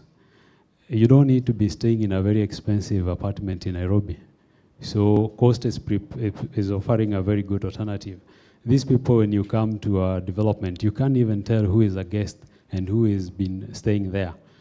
We are not able to tell the thin line between vacationing and staying, because the way these homes are created and crafted, they're able to accommodate both sides. And the good thing, and you see these people coming, the digital nomads coming to work from Kilifi, they're able to visit a number of places that we have, and that is the local tourism that we need. We have also noticed that partnership is playing a very big role. Just, I think, 2 weeks ago, we got the president of this country, Dr. William Ruto, groundbreak the Vipingo Special Economic Zone. When we look at this partnership with the government, it's good because yet we might have 10,000 acres. We are doing live, work, leisure facilities. But where will people get the money? We need people to come in through economic activities so that they can be able now to take advantage of all these opportunities we are creating. So partnership is also playing a very big role. Thank you so much for that. So I saw you threw a nice jab at these guys who make us check out at 10. But you're also bringing in customers to them, in other words, because someone like Wild Waters is happy to have them come and do some amazing things. But let's go to the county now. Mutua, you're right there, and you've heard from the people some of the challenges they hope could be done. The representation of all the hotels around is saying, hey, infrastructure, stuff like that. What's your comment, and especially touch on some of the dead assets in your county, because there are quite a number, and the DG is also here, so remember. Let's go. Thank you.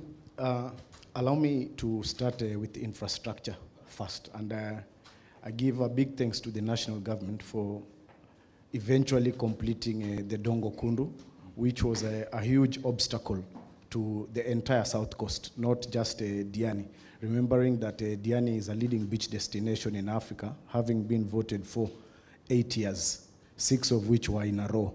So that's a destination that is synonymous with fame, and anything good should come out of it. But if you've followed up the infrastructure story of Diani, you'll get to see in the last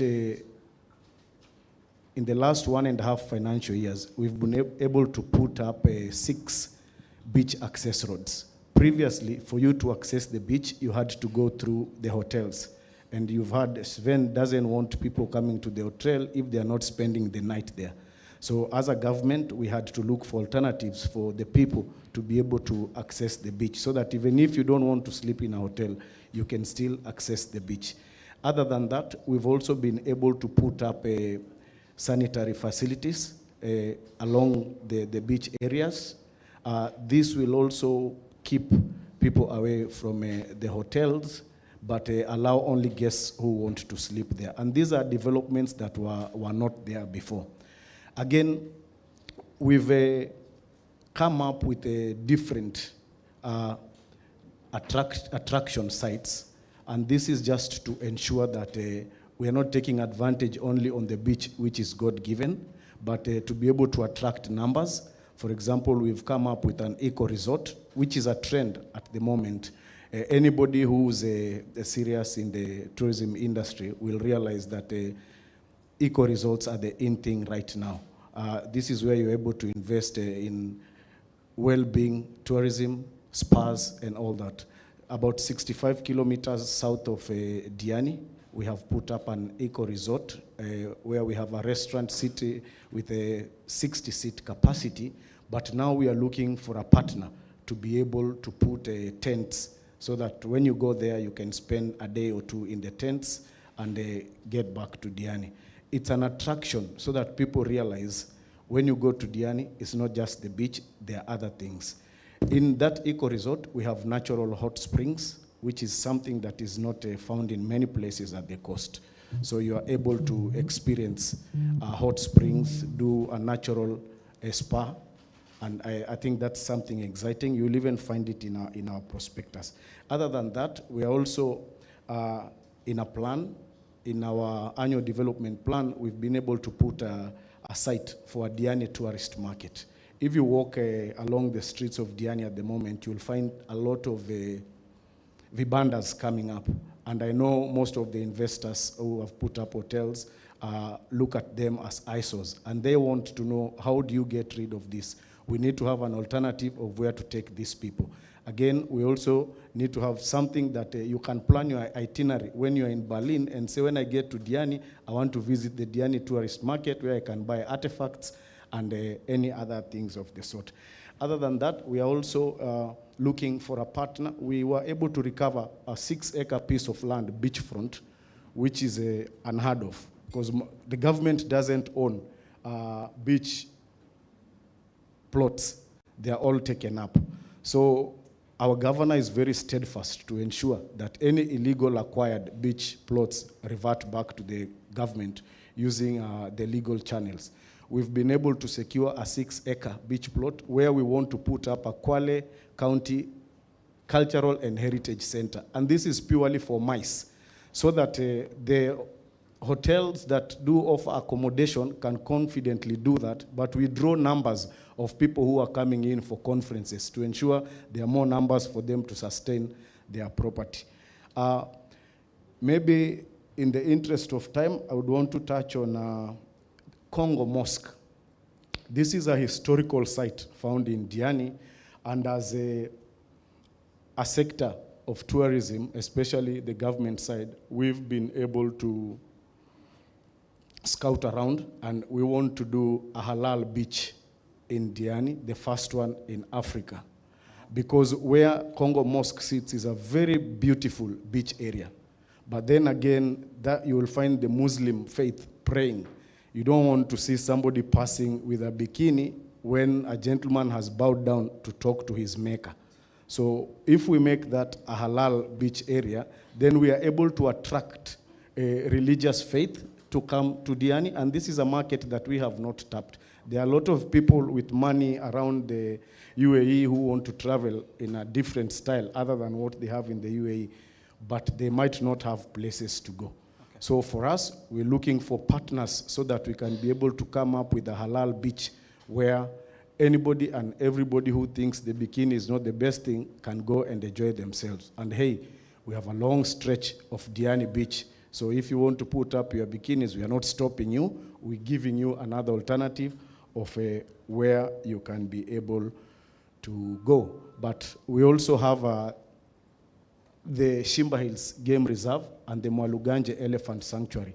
These are investment opportunities that we have, and maybe just for your information, Shimba Hills National Reserve is the home to the sable antelope, found only in the Shimba Hills. It's an endangered species. In 1975, we had about 270 of them. As we speak, there are only about 56 remaining. So we have another opportunity of putting up a conservancy, and this ensures that we have numbers coming into Diani, and investors who put up hotels now can start realizing that people are sleeping in their hotels. Thank you. All right.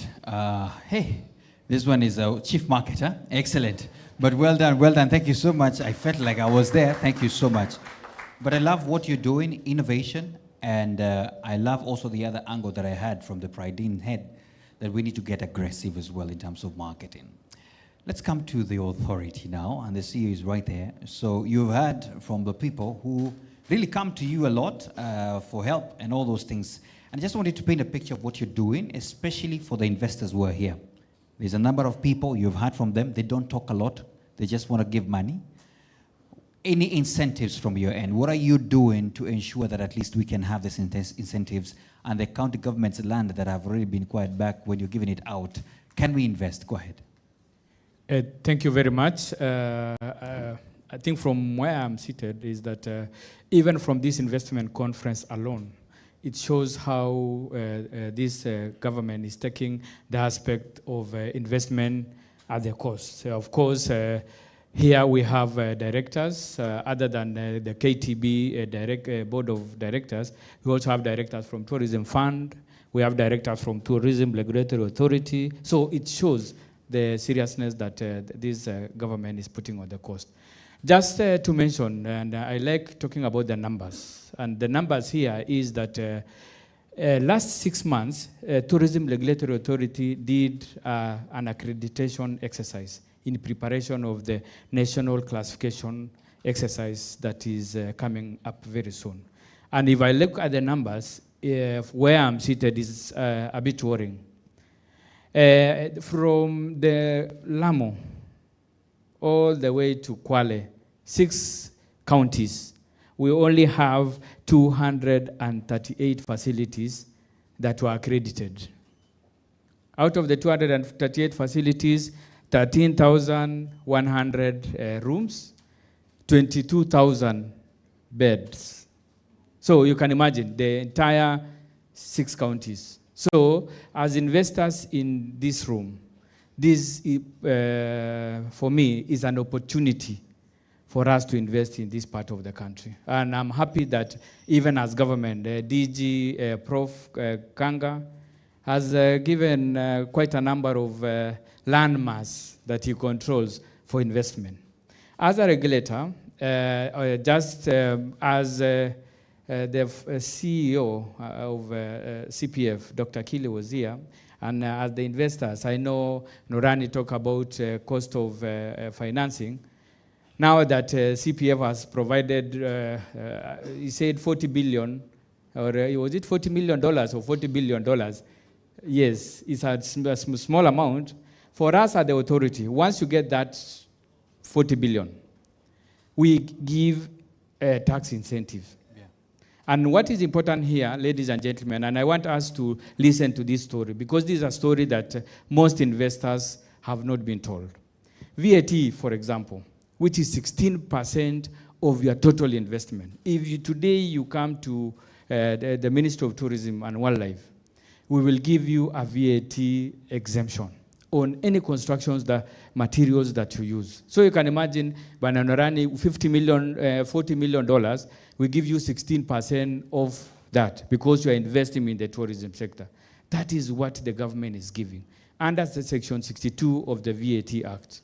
That alone is a huge investment that any government can give. And this one applied to all the tourism facilities. Of course, we have also those people that have invested in, for example, what you call you call what? The outbounds. For example, the attended camps, all those. Any material or any, in terms of construction material, you will be given an exemption of VAT. And over and above that, we also have, under the EAC, Management Act of 2004, we also give duty exemptions to quite a number of, I will say, quite a number of, not activities, but quite a number of for example, cutleries, towels, refrigerated trucks, sightseeing trucks. We give exemptions for that. And what you're just required to do is that you are supposed to write to DG TRA, which will forward through our PS all the way to the CS, then to KRA for you to be given an exemption. That alone is quite huge because we are talking about a number of things that any facility will need. TVs, for example, or towels, for example, the furniture, all those. We are supposed, or we are entitled to be given a rebate. Last but not least, the aspect of tourism service vehicles. If you come to us and you want to buy a tourism service vehicle, those Land Cruisers, sightseeing buses, we'll give you VAT exemption. So currently at TSV cost, if it's a Land Cruiser, it goes to 8 million. So 8 million, VAT of that, again, that 8 million comes all the way to 6 million, almost 1.2 million of your bill. So as government, I want to actually also thank the CS and the PS who is here. That aspect of VAT was almost being taken away in this finance bill, the 2025-26. But there was a serious pushback from our CS office, and that was retained. Thank you very much. Thank you so much, and we appreciate the incentives. Makofi tafadhali. There you go. especially hapa kwa tax, we need to look into that so we can invest more. Let's look at some of the people and what they are saying. There are some people here who are not happy. We need to bring the Mombasa CBD back to life. See, you can hear that? It cannot be back to life. It can be the Las Vegas of Kenya. Nightclubs, casinos, world-class restaurants. Bring back the nightlife to Mombasa. Hey, who is that? Welcome. Thank you. That's Angela. Thank you so much, Angela. Hey, Angela is participating. Mombasa Island and mainland needs to be positioned as a strong MICE destination. We need an anchor product, Mombasa Convention Center, positioned in the CBD. Buana Sisi, is there some plans on Mombasa Convention Center? Yeah, thank you. Maybe Dr. Sam Ekwaya, our chairman, Mombasa Council, maybe can answer to that. Yeah, very short, straight to the point. Thank you. Yes, in Mombasa County, we are trying to work together with the county government through the new arrangement that we have through the Mombasa Tourism Council and the private sector and all the stakeholders to see how we can open up the spaces. We now have a good opportunity with the SGR terminating in Mombasa. So work is to push the county government to be able to reduce the car shops in town and bring back the restaurants. Hopefully we'll be able to bring back what Angela is asking. Thank you. Okay. Someone is talking about making the routes affordable. How can we ensure the Mombasa-Nairobi route has more affordable flights? This is sniffing local travel, SGR capacity too. That's a lot, and I think you've mentioned something on that. Thank you so much for answering that. Someone else has thrown in another question. Is it a tough one? I would like to propose the creation of a central portal where all these opportunities can be accessed, a space that connects investors and entrepreneurs. That's why we're here. This is the beginning, all right? So keep them coming. But because of time, and we took a lot of time, especially for during the break time, I would like to just look through the house and ask, is there someone with a burning question? You know, the burning one that could not be typed, but needs to be. I just want to check going once, going twice before I give the final round. Thank you. I can see one. So I want to give you the final round. You have a question to someone here. That's okay. That's okay. I'm giving you the mic so that each and every one of us is going to have just a minute to either ask the question or giving your parting shot on what exactly we're doing to achieve our goal of making this place the investment landscape. Start us off. Go ahead. Pass the mic to him, please. Just one more thing. We were talking since KWS is here. For us, a big issue and the counties is still beach management. Beach management and actually harassment of our guests. We say we have still a lot of reviews, and we just got it back from TOI last week. Every single review mentioned you have a beautiful beach, but unfortunately, the soon you leave the area in front of the hotels, we have an agreement with the beach vendors, there's harassment. Wow, okay. So do you like that addressed by someone here, or it's just a reaction, right? No, it's something that I think the Hotel Keepers Association has been working with the county in Kwale and as well in Mombasa. Okay. And we just need to make it happen and ensure that we have the beautiful beach, guests can actually enjoy that beach. Excellent. Just before you go, let me skip you, and I want to go directly to the county side. Please, if you don't mind, you could have the mic, even as you tackle this, that what is the status and beach management regulations to ensure counties together with stakeholders are able to protect the beach. More investments may pose a strain on the beach resource, which is the key attraction. I think you get the question quickly, yes, please, yes, because the other time you took 6 minutes. So make this 1 minute. Go ahead. Yes, I do. Thank you. I think the issue raised by Sven is something that we are trying to tackle. Remember, these beach boys, so-called beach boys or beach operators, are our sons and daughters. So we must find a way of coexisting. We cannot just chase them away like wild animals, but we can bring them on board, do capacity building, train them even so that they are employed to work in those hotels, and just for them to be able to see the benefit that they get from tourists coming to Diani. You know, if they just think this tourist is coming to benefit the hotel, then they don't see value in that. So we are making it our business, and I want to thank KWS and KTB, because during the tourism week, they had a good session capacity building of the boat and beach operators in Shimoni. And we are extending that. We have a budget as a county government to make sure that we are training those boys and girls to be able to know how to conduct themselves when they're at the beach so that they can attract more guests. In the issue of legislation and regulation, I know we have received, I personally have received a copy of a draft that was proposed by the industry players. Okay. We are working on it to see how we can improve on it, because theirs was legislation of the beach. Okay. From where I stand, it is better to do a tourism legislation as opposed to just legislating on a particular part. Okay. So I had a conversation with the chair of KAHC. I think he's a member, Professor Sam Ikwai, and we just want to come up with a tourism bill that is legislating on tourism in the entire county of Kwale and not just the beach.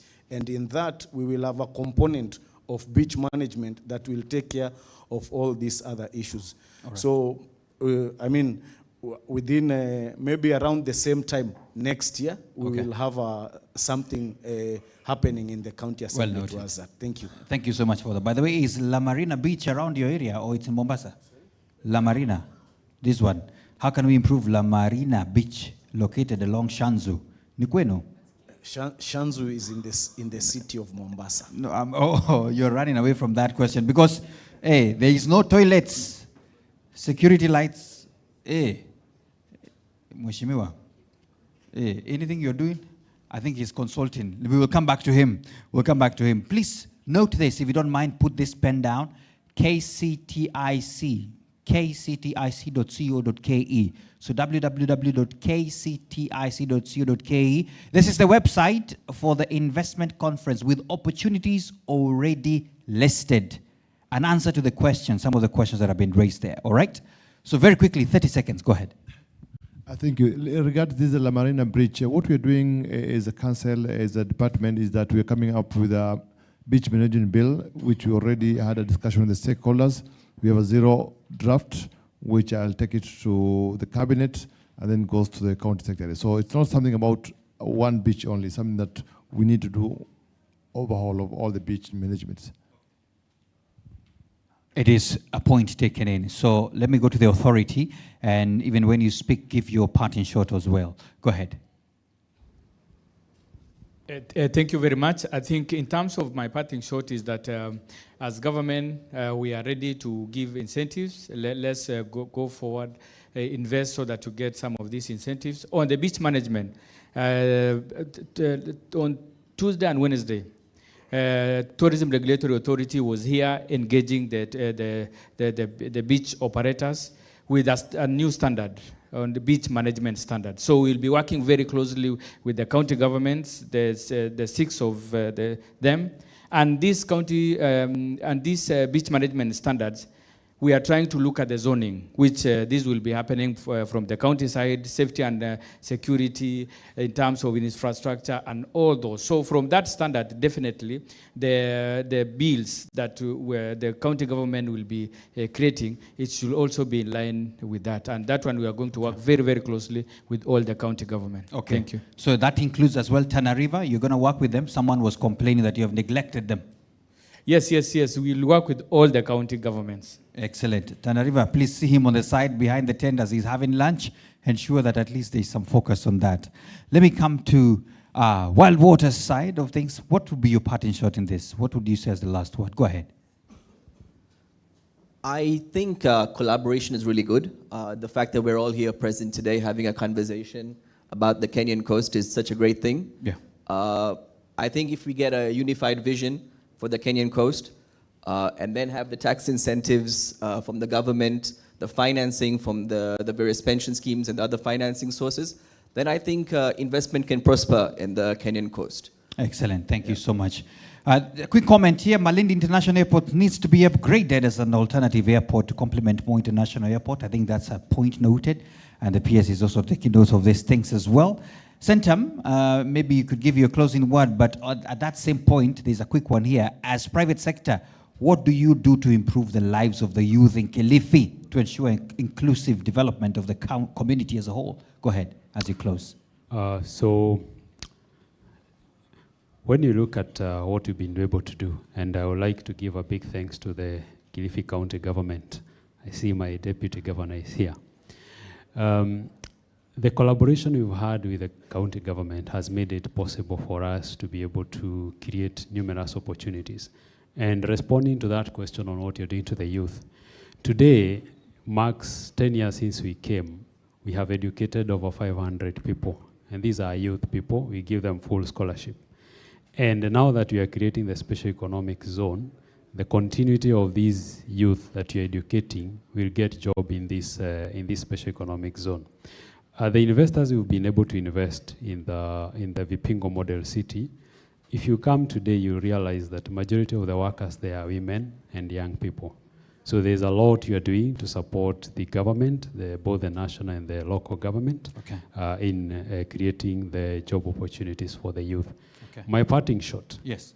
I've seen a lot of complaints on wellness and parks and all that. So what we are doing is, within the model city that you are creating, in the process of designing a 100-acre central park. And this 100-acre central park will be available for use by the public. Okay. And we are looking forward to have partners to join us in the MICE. We'll need a lot of conferencing facility. Nuran, take note. I'm on your case today. We need a lot of green parks and anything you can think of in a central park. We have benchmarked with some of the leading central parks around the world, and we want to bring the best of those here in Kilifi. So as private sector, we just want to ask the government to keep creating an enabling environment, keep creating for us a good infrastructural environment. Okay. The expansion and the dualing of the Mombasa-Malindi highway is a big welcome. Okay. Those are some of the things we can do as private sector, but as a government, you can be able to do that, and you'll support us. Our role as private sector is to bring in capital and to bring in expertise and execution. All right, thank you so much. Joshua, you got the last word. What you're doing in Zanzibar, what would you tell us here? What would you tell the people here? You've had many things. Thank you. I think I'll just speak more generally. The global trends are that consumers are changing. They're looking for, as we've said, not just hotels, but they're looking for investment and lifestyle experiences. And we're seeing that. So as CPS Africa, we are actually planning to invest in the Kenyan coast within the next year and launch our first project. And we can only hope that there are strong incentives in place for investors who come in to buy into the project so that we can bring foreign direct investment into the Kenyan coast. But all eyes are on East Africa right now. It's the time to invest. People all over the world are changing perspectives, and this is now a destination that people from everywhere want to be. So we should all take advantage of that whilst it lasts. Wow. Please put your hands together for my panelists. Thank you so much. If you don't mind, you could kindly stand for a picture. We have the photographer in the house. Kindly take a quick picture very fast. I wish I could help. I would have put a lady somewhere in between, but you just enjoy it for now. Just enjoy it for now. Ladies and gentlemen, we want to go for lunch, and I want us to have a quick internal discussion as the photo is being taken. I want to allocate lunch a whooping 50 minutes. A whooping 50 minutes, so that we are back here at exactly what? Yes, 5-0. I'm giving 5-0. Imagine 5-0. So at 2:40 on the dot, please be back here. If at 2:40 you're not here, you'll find us moving on and proceeding on with the conversation. Please allow me to request the PS and the delegation next around him to kindly start us off. The stewards are going to direct us off. The chairman as well, CEO, the DG as well, kindly. Let's start us off. Everybody is going to receive a meal card on your way out, so make sure you go with a meal voucher as you exit. This is the direction. Kindly follow this direction. It is easier that way, and then we shall all follow up. Panelists, thank you so much. You may take your seats as well. Asante sana. Thank you. Thank you. Bwana DG, Bwana, let's head out. Let's head out now so that we can save on time. 2:40 on the dot, actually 2:30 on the dot, 2:30.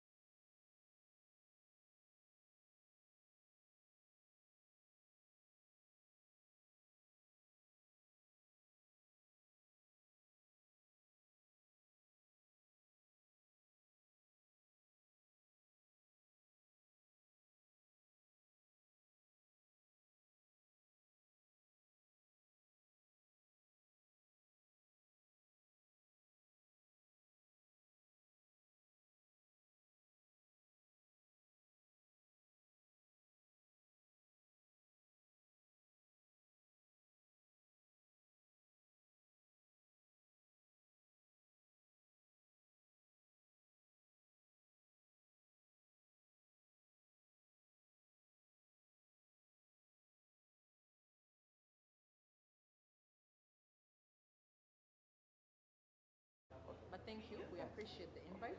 And we are working with Kenya Tourism Board with our satellite marathon in Mombasa. We do have a satellite marathon. It's coming up, satellite. Yeah. I'm running for the other one. Yes, Nairobi. But we also have one. We usually have anywhere between 600 to 1,000 people. We do a little bit. You know, Mombasa is hot. You can't run much. Yeah, it does. Yes. Okay. Well, let me give you my card. Okay, I'm right here. Okay, thank you.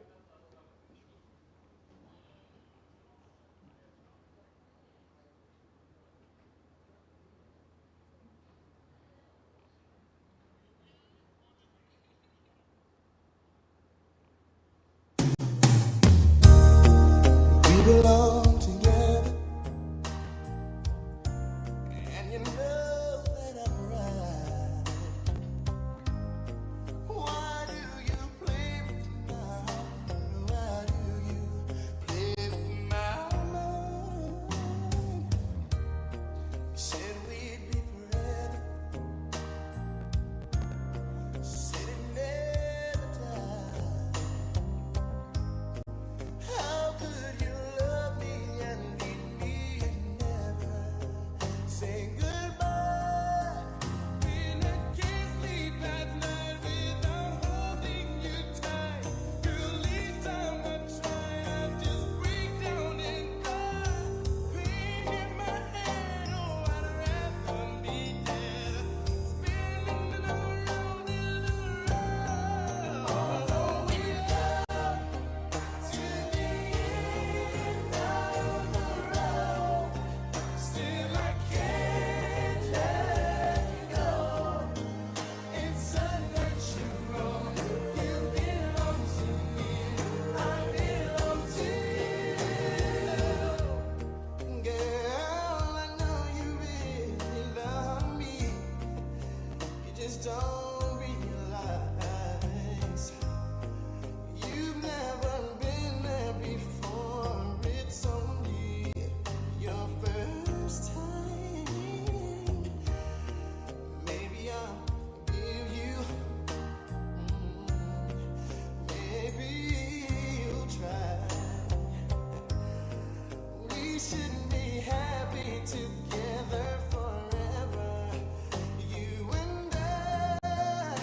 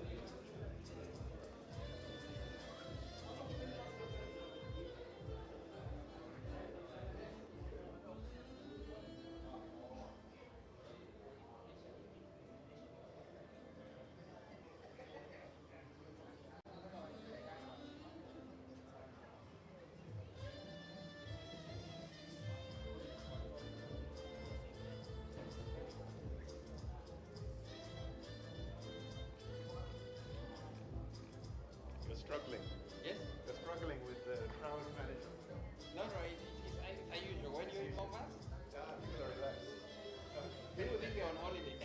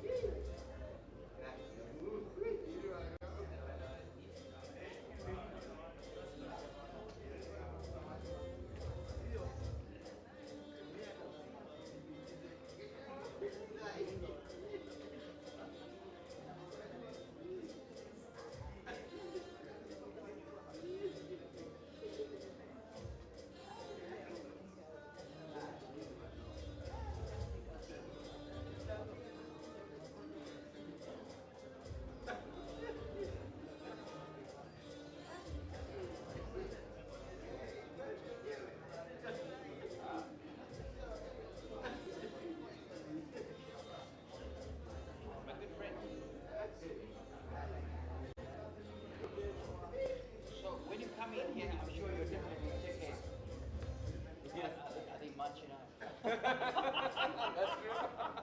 You can't help but check. I'm sure that. Yes, yes, for sure, always. I know Paradise is one of my favorite. There's two. It's Paradise. Thank you. And this guy, we sort of like weigh each other by weight. Yes. I can tell you, I don't like simplest work.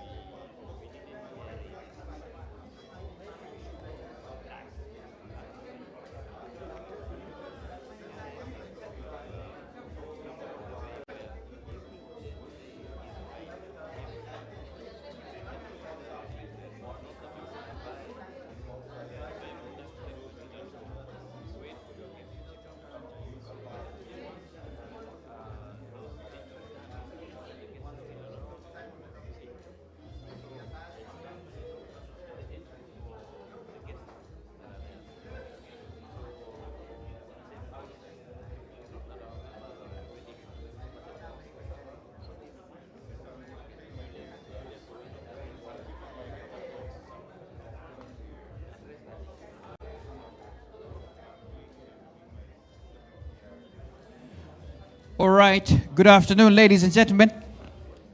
Thank you for the music. Thank you for the music. If you don't mind, please take your seat. This is going to be the toughest session ever. Been in Mombasa, having had a 6-course meal. It's okay, it's okay, it's okay. Finish, finish. There's someone who's closing a deal there. Thank you. All right. Fantastic. Now, I had some people. Asante, Asante. Bona PS is back. The chair is here. So I want us to proceed on. Everybody, please help me say shh. Excellent. Asante. There's a committee at the door. If you don't mind, you could close that door so that the committee can proceed on. Thank you. So, ladies and gentlemen, as we're about to settle in and have the last panel of the day, I had some people who whispered to me some things, just whispering some good things here and there, of some of the challenges being faced. And we have a CEO in the house, and he was just telling me that KRA should have been here, because KRA is dealing with hotels in a different way. If you can focus on where I'm going, it's just a concern. It's just a concern. Where are you, my brother? Where are you? Please come closer this way. And I think, if you don't mind, come closer to where I am, so that at least I have someone who knows the KRA chairman. You understand? That person actually used to be the deputy governor when the KRA chairman was governor in that county. I'll be introducing that person later. But what is this story that you told me? Go ahead.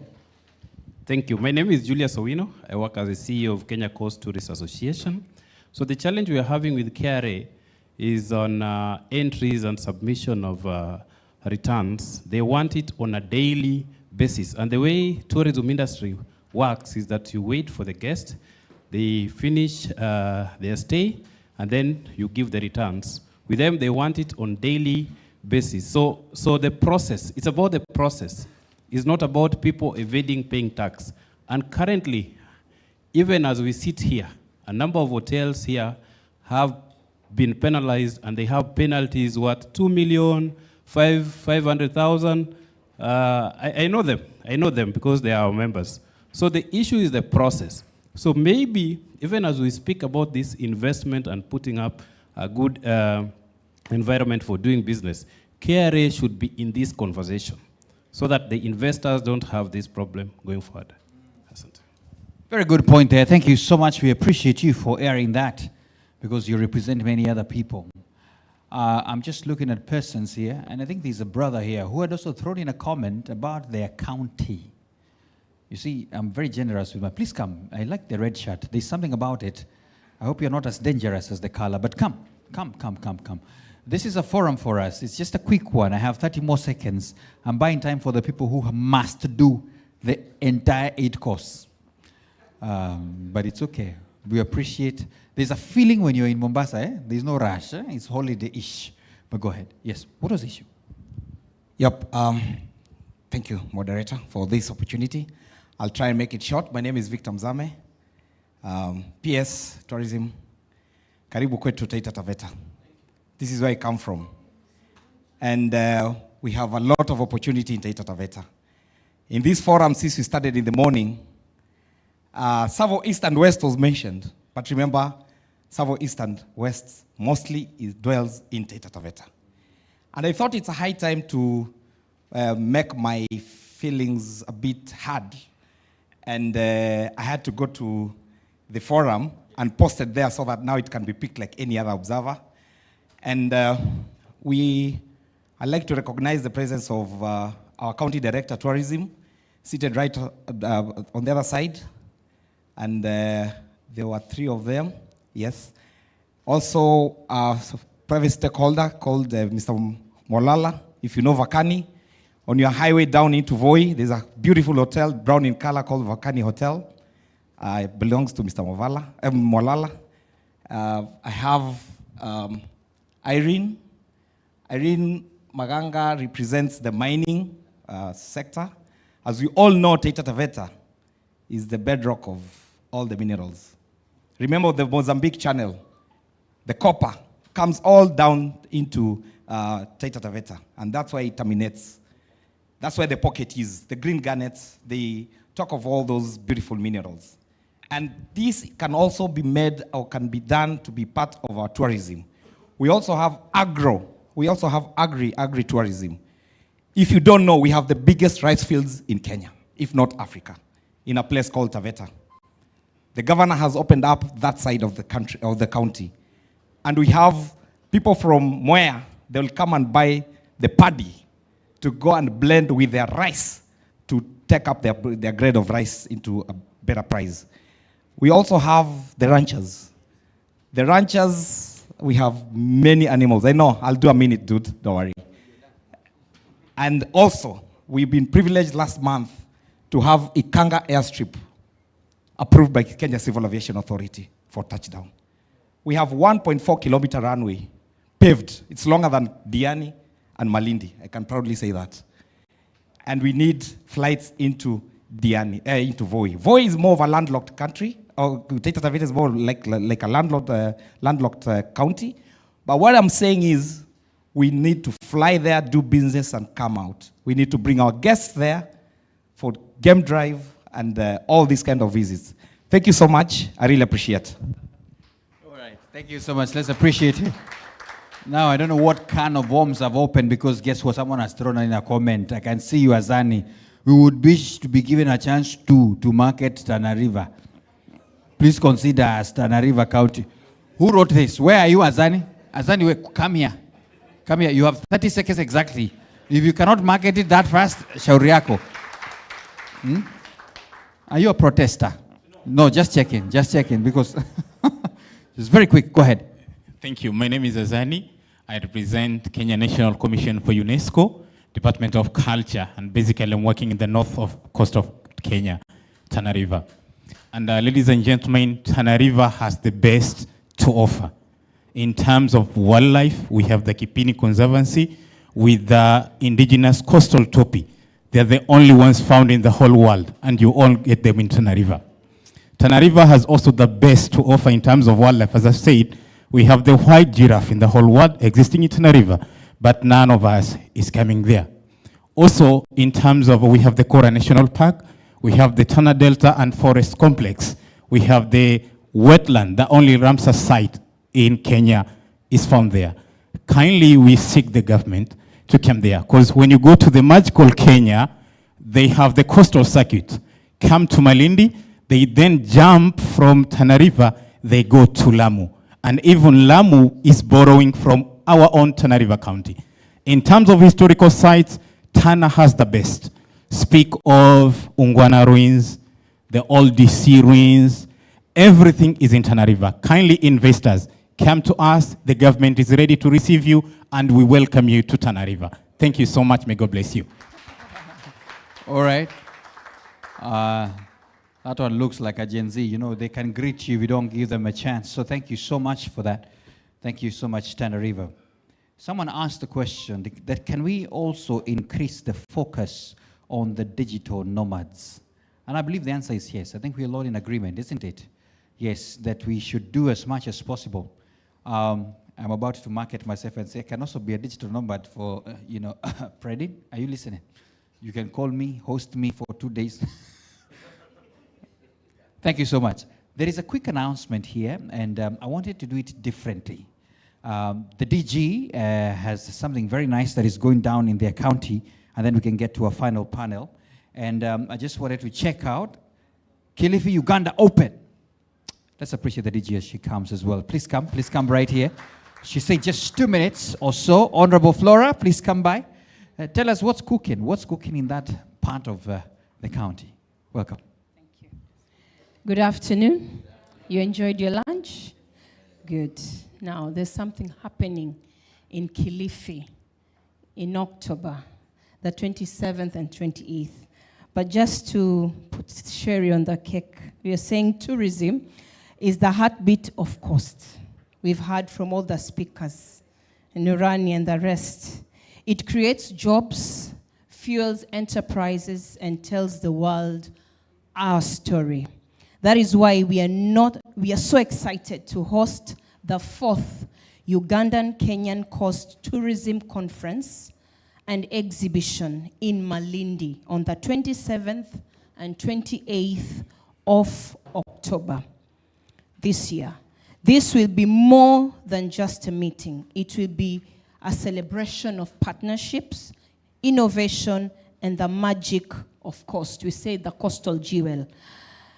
To kick off this spirit of collaboration, we be the host, Kilifi and Ugandan Open Golf Tournaments. Do we have golfers in the house? Oh yeah. It has a beautiful experience because you do golf in Vipingo. You meet with the bushbacks and the giraffes, you know? So beautiful.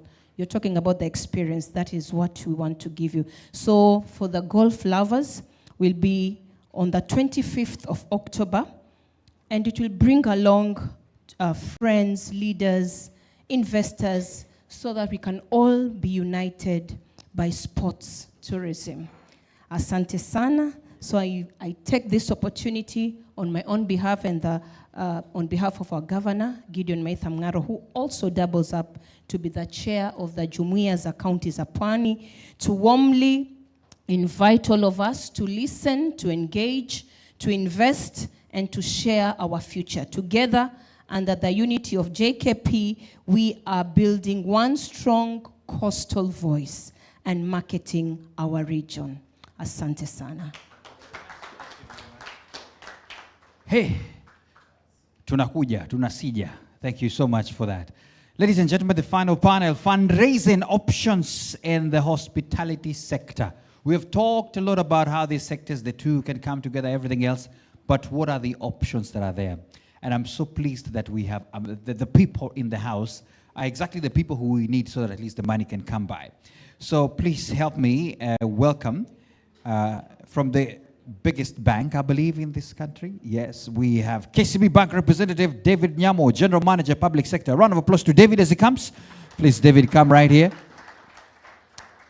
He'll also be joined by David Gitonga, Tourism Secretary, Ministry of Tourism and Wildlife. David, welcome as well. Karibu sana. Also joining him, joining the team actually, is Judith Omachar, Deputy Director, Business Development and Advisory, Kenya Development Corporation. Welcome, Judith. Welcome, welcome.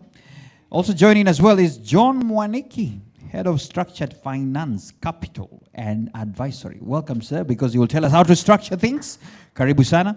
And finally, oh, I like the way these gentlemen are gentlemen. They're like, the lady must sit so that we can sit. Excellent. Please, you can have your seats. Thank you so much. And Laban Buru, Director, Emerging Sector, Kenya Investment Authority. That is Ken Invest. Welcome, sir. Karibu sana. Karibu sana. Thank you so much. Great.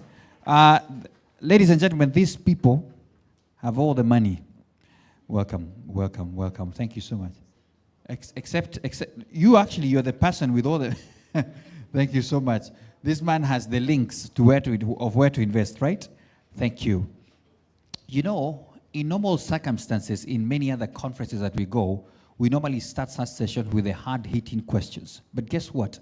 I want to start differently. We just ate a lot. Please, everybody stand for a moment. Stand for a moment. Thank you so much, including my panelists. Panelists, I hope you know that you came here to dance because you're the money people, right? Excellent. Yeah, please play that thing that you're playing. Thank you. It sounded nice. Eh? Excellent. Is everybody ready? Bona PS, Bona DG, Chairman, forgive me because I didn't start formally the way I like. Everybody, stand up, look, just put up your hands, both of them together, just like you're calling me. Excellent. Are you ready? Now put them down a little, just a bit on that side. That is the food you've eaten. Are you ready now? Excellent. We're going to run. Excellent. Just from where you are. So everybody, your hands like you're running. Go. Then you go up. Come on down. You're doing well. Now 2 steps. 1, 2. 1, 2. Well done. Come on. 1, 2. You're doing well. 1, 2. Up. Then go down. Now you can shake a bit. Up. Down. 2 steps to the right. 1, 2. 1, 2. 1. Come on, put your hands together for my panelists and take your seat. Hey. Thank you. She was the best. She was the best. She was the best. May the answers be the best as well. Please remember, you can ask your questions on our Slido. As we did previously, we managed to answer about 70% of all the questions. It helps a lot. Panelists, thank you so much. It was a way of just ensuring that the answers will come very fast. So thank you so much for that. And I just wanted to start with the money guy, KCB, right here. Excellent. You've heard from the people. Please, you can pick the mic. You've heard from the people. The hotels here, they're talking about the rates at which you are lending. And in fact, one of the questions that I had someone tell me to ask you is that if someone is taking a loan from you, and whatever they're buying is going to be polluting the environment, why would you give them at the same rate as someone here who wants to build a hotel and is going to create jobs to country persons? You see, they're shaking their heads. So please tell us about how you're structuring these percentages and everything else so that at least we can have sustainable financing to these projects. Over to you, sir. Thank you for that. And to go straight to your answer. Yes. There is no way a sound banker or financial would put in money to somebody who wants to pollute the environment. That would be a big no. And I will go straight to the point on the area of concern today from the tourism industry and the hotel business and hospitality. Yes, when I was here from morning, one of the things I had is on the cost of funding. Yeah. And these are conversations that we have on a one-to-one basis. Yeah. As long as you've met, taken us through the various parameters we will look at, and especially on the ESG, there are concessional rates that we can be able to agree on for the various hotels that are coming up. And there are a number of funds that are there. As at, for example, KCB, right now we have close to around $100 million. That was from the British International Investment. That is 60% of it was to go to tourism. As long as it is eco-friendly, we'll be able to have that conversation on concessional rates. Interesting enough, the education industry in this country has taken that very positively. We are currently, as KCB, we are funding public secondary schools into solarization and going green at a single digit of 9.75. Tourism industry, hotel, hospitality, nothing is happening. Let's have that conversation. So it's not about interest rates, it's about how do we sit down and have that conversation, and issues of concessions will be things that we shall put on the table at that time. All right, that's very helpful. Thank you so much for that. Looks like you might even get it as single digits. This is good. This is a good conversation. Let me come to as well, have this conversation with, before I come to John, let me come to Judith as well, because Judith, you're representing a very important sector here. We're talking about the Kenya Development Corporation. You know, when I hear about that, the first question I ask is, do you have the money that these people need? That's the first question. Then you can tell us about what's the size of that particular portfolio and how can they access it? Please go ahead. Okay, thank you very much for this opportunity and to address this esteemed group that is here. Yes, KDC is a development finance institution, as many of you might understand. So basically our focus is to finance investments, to catalyze investments. And we do catalyze investments across different sectors. We actually have 6 sectors of focus. Of course, tourism being one of them. Just the other day, I think through the government, we had the tourism, we had the ESP, we were calling it ESP, Economic Stimulus Package. When COVID hit hotel sector, and the sector was down on its knees, there was a lot of default rates, very high default rates, actually over almost over 90%. And KDC gave this sector money, over 2 billion, with very long grace periods, no payment at all during the grace periods, very concessionary rates, single digit is an understatement, was 5%. So KDC does, I mean, tourism sector, we are not putting a cap on how much we can actually lend within the tourism sector. And beyond just lending to the sector in terms of loans, we actually also do take equity investments. As the main investment arm for the government, we also do equity participation, could be mainly in the form of ordinary equity, but we can also do even preference. So we are not limited in how much we can actually support the sector. The most important thing is that the investment that we want to get into, is it something that is viable? Is it something that is sustainable? Because it is not just like a grant, you know, that it doesn't matter whether sustainability is not an issue, but it has to be something that is financially sustainable, and that's why most of the projects or the investments that we support are private sector led. Okay. Yeah. I love that, and allow me to just engage in a discussion with you very quickly, because I'm trying to connect the dots from the morning session, from what we had from the CS, coming all the way down to all the speakers, that the opportunities are there. For example, in Kilifi, they're talking about creating a beach that would allow our friends from the other Islamic region, for example, to come over and explore. You had those amazing innovations, right? And when you hear from the hoteliers themselves, they're saying the ideas are so many. And what they're doing has been tried and tested. Getting a space sometimes in one of these places, especially during December times, it's tough. So I'm just picking from your conversation. Sustainability. The answer has already been answered there. What is lagging behind? Is it that they are not coming to you to get the money yet because the money is there? Or is there something in between there that needs to be kicked out? Please, explain that. Yes, so of course a lot of ideas or a lot of opportunities have been shared in the morning session, some of which personally, even as Judith, I wasn't aware. I think there's a lot of amazing opportunities. And like CS said in the morning, is who is going to translate that dream into a reality? Who's going to be bold enough to take that step? Mm-hmm. And yes, being a development finance institution, it is possible that some investors may not know KDC. And that's why we are here. Such kind of forums, we also get investors to know the existence of KDC, that it doesn't matter where you're starting from in terms of your project, it could be a startup. So from those ideas, can those ideas actually be translated into viable projects? Okay. The most important thing is, can you be able to package it into a bankable project that then you can come to us and we see how we can be able to de-risk you. In fact, actually if it is loans, we actually do take the lion's share in a new investment. We do about 70%. Okay. We only require the investor to do about 30%. Okay. So, yeah. I love this. Ladies and gentlemen, if you didn't hear it clearly, the money is there to the hoteliers who are here. Wild Waters, are we together? That money you're talking about, see her. What you have done is tried and tested. Pride. What you've done is tried and tested. You know those beach plots that you're saying you need to utilize? It's here, and the money is here. Probably you didn't know they exist, they're here. So immediately after this, we are signing deals here, is it? I love this, I love this. That's why we are here, ladies and gentlemen.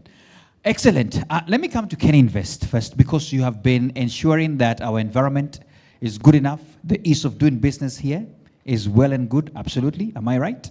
Excellent. So just weigh into this conversation, because we're talking about matters financing. What are you doing on your end to ensure that at least the investors who are here as well don't have a hard time to raise these funds and have it easy to start us off? Go ahead. Thank you. Good afternoon, everyone. Good afternoon. Yes, as it was mentioned, I'm Laban Buru. I work with Kenya Investment Authority, and I'm representing the tourism sector today. And one thing I would want to emphasize, we've realized the importance of sector focus in the way we do investment promotion, because even when we go to financing, project financing is unique and specific to the uniqueness on the project. So what are we doing at Ken Invest? In our database, I have projects in various stages, beautiful concepts in financing, in tourism, that is, and I think 90% of all those projects, they are looking for money. Yeah. And I think today I'm seated with people with money, so I'm sure by the time you are done, I think maybe 40% of those projects will be funded. But I think there is something unspoken. What does it constitute to finance or that project, to make it bankable. And I think that's the challenge. That's where the challenge is. And who should do that financing? As Judy has said, to bring that project to bankability, there are pre-investment costs, cost of pre-feasibility, cost of documentation, compliance cost, and that constitutes a huge cost in terms of transaction. That one weighing on with the cost of financing, then plus now what we call the return on investment. If KCB must give me that money, and I'm sure some of you are the shareholders of KCB, at the year end, you're going to demand some certain return, maybe through dividends. So they must invest in viable projects. I hope you see the dilemma. Yeah. So we are working with institutions to have institutions or mechanisms of de-risking projects. Okay. Because unless we have a mechanism of doing that, then we'll have money on one side, projects on the other, and will not advance. Okay. But I must say that the cost of making that project to where it can be bankable, it's not an easy cost. And we need to say who is financing. So we are sector specific, we are working on them, and I think for now I don't have a solution like now I'm working with this particular institution. Yeah. But yes, we have projects in the various pipeline. I hope I have answered that question.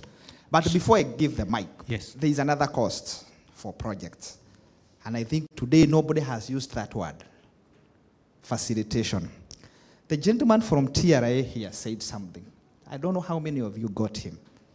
That according to the EAC and according to the Act, the Finance Act, your capital investment in tourism and hospitality projects, they benefit from that tax relief in terms of VAT exemption. But I don't know, because some of you are going ahead and importing, you import stuff from abroad, and then you want to apply for that exemption. It should be, before you do the transaction, you get the listing and approved, because those items must be prescribed or inscribed by the logos of the hotel, so that the process becomes easy. So when that one is done, it's not done, there's a lot of delay. Okay. So what do we do? So what we've done at KenInvest to identify all the pain points who are in the pipeline. Today you'll hear in project pipeline deals. So we have people who are dealing with that. We have KRA, we have TRA, we have immigration, you heard about the work permits. We have NEMA within one-stop center, and very soon those services are going to be accessed digitally. Now, all that is going to address the transactional cost even of packaging the project. That's very good. I think I appreciate that, because what we're saying is there's a bottleneck of the process, and you want to put it at a one-stop shop so that at least we can have investors having it easy. Is it? How soon is it coming? Just use the mic because they need to hear. The investors are ready. How soon is that? It's on. It's on. Investmentkenya.go. Go there. You'll even find the. We even have. Someone was asking about the opportunities. They are there. Okay. Log in there. Okay. And if it's not working, report to me now. Thank you so much for that. Don't think that I have left the hook out of you, because one of the things that we have discovered today is that we have international brands, and you heard from one of our keynote speaking here today that some of the renowned brands are not on this coastline. Just noting, all right? So they can complement even what we have. I think there was the Marriott given as an example and the likes. What needs to be done so that they are here on the coast? I'll be coming back to you then. But you've heard from what he's talking about, John, about structuring, making these things bankable, all those kind of things as a challenge. You had it from as well from the other end as well, from the government, so they can finance it. And I want to bring you in, John, because you are head of structured finance, finance capital and advisory at CPF. And I wanted to ask you, you help in structuring. What is this whole structuring thing, so we can help everybody here, so that There's no question about bankability, all those things. And even you as well can be able to finance them. Go ahead. Thanks, moderator. I think the first thing I want to say is that structuring is really taking the ideas that you have, you put them in a language that the investor will be able to understand and analyze your numbers. CPF Capital Advisory is a firm, a subsidiary of the larger CPF group. And we are members of the CASIB, Kenya Association of Investment Bank and Stockbrokers, and the CEO is in the room. So there are many of us, there are 25 such institutions. What I want to say is that if you want to go far, you work with a regulated entity. We are licensed by Capital Markets Authority. And therefore we have a responsibility to conduct our business in a manner that the regulator is able to approve and keep an eye on it. So in the event you have a problem, there is a recourse to it. That's one. Now, I had the conversation in the morning here is about either debt or equity, but there are many other alternative financing options that are available. You can actually go for leasing of equipment, so you don't have to incur capex. You can actually go for commercial paper. You can actually go for securitization. You can as well look for strategic investors who sit in from a private equity arrangement point of view, including also raising a bond in the market through the stock market. So it's not all that you must take on debt, and you can actually take a mix of all this. The other more important thing that we help you do is that you seek credit rating. When you are analyzed in terms of your credit worthiness, it helps you access cheaper finance, what GM was mentioning. Also, there is an element of credit enhancement where you work with credit guarantors, they come on board, together they reduce your risk so that what we call de-risking, that investment opportunity. Then you'll also notice that if it's things like pension schemes, they'll shy off from investing the construction risk. But then we work with banks together so that they feed you on that component of bridging capital, then the longer term cheaper finance comes on board. The more important thing is that you need to work with experts, and experts cost, what Laban is saying. So we must also be willing to spend money to attract good money. If you take to Judith a lose-lose proposal, she'll reject it. Then you'll keep saying KDC doesn't support tourism sector. So you need to come through us. We analyze you, we package you nicely. We make you presentable. When you land on Judith's desk, the first thing she looks at it, the next day, you have the finances. That's how it works. Tax advisory. I think when we were beginning, there was an issue about KRA and how it is. I think there's something that we normally do as business people. We tend to assume or ignore tax advisory services. Let's make use of tax advisors in our businesses. It is a worth coin to spend on a tax advisory, as opposed to headache and, having to run battles with KRA and every now and then. Yet if you got the proper tax advisory, then you'll be able to run your business well. Any investor coming to your business, whether as a partner or putting in money, the first thing they want to ask is, what is your tax position? Because they also don't want to, in the middle of that investment, their tax liabilities showing up and then they are disrupting the whole concept that you had presented. And I think we are more than happy to help in this conversation beyond today. We will be working together with our colleagues in the Association of Investment Bankers so that then you're not saying we are 10 of us, you only CPF Capital, are we all going to queue there? No. We will share that whole pipeline with everyone who is interested within the fraternity. The only thing is that we say, work with the experts, work with licensed firms so that you also safeguard your interest. Issues of NDAs in terms of confidentiality, it is a matter that is very important. We sign NDAs with particular entities that we are dealing with. She won't know what he's telling me. Just like when you go to your doctor, he can't just tell me, you see that guy who has just left, he's in these big problems.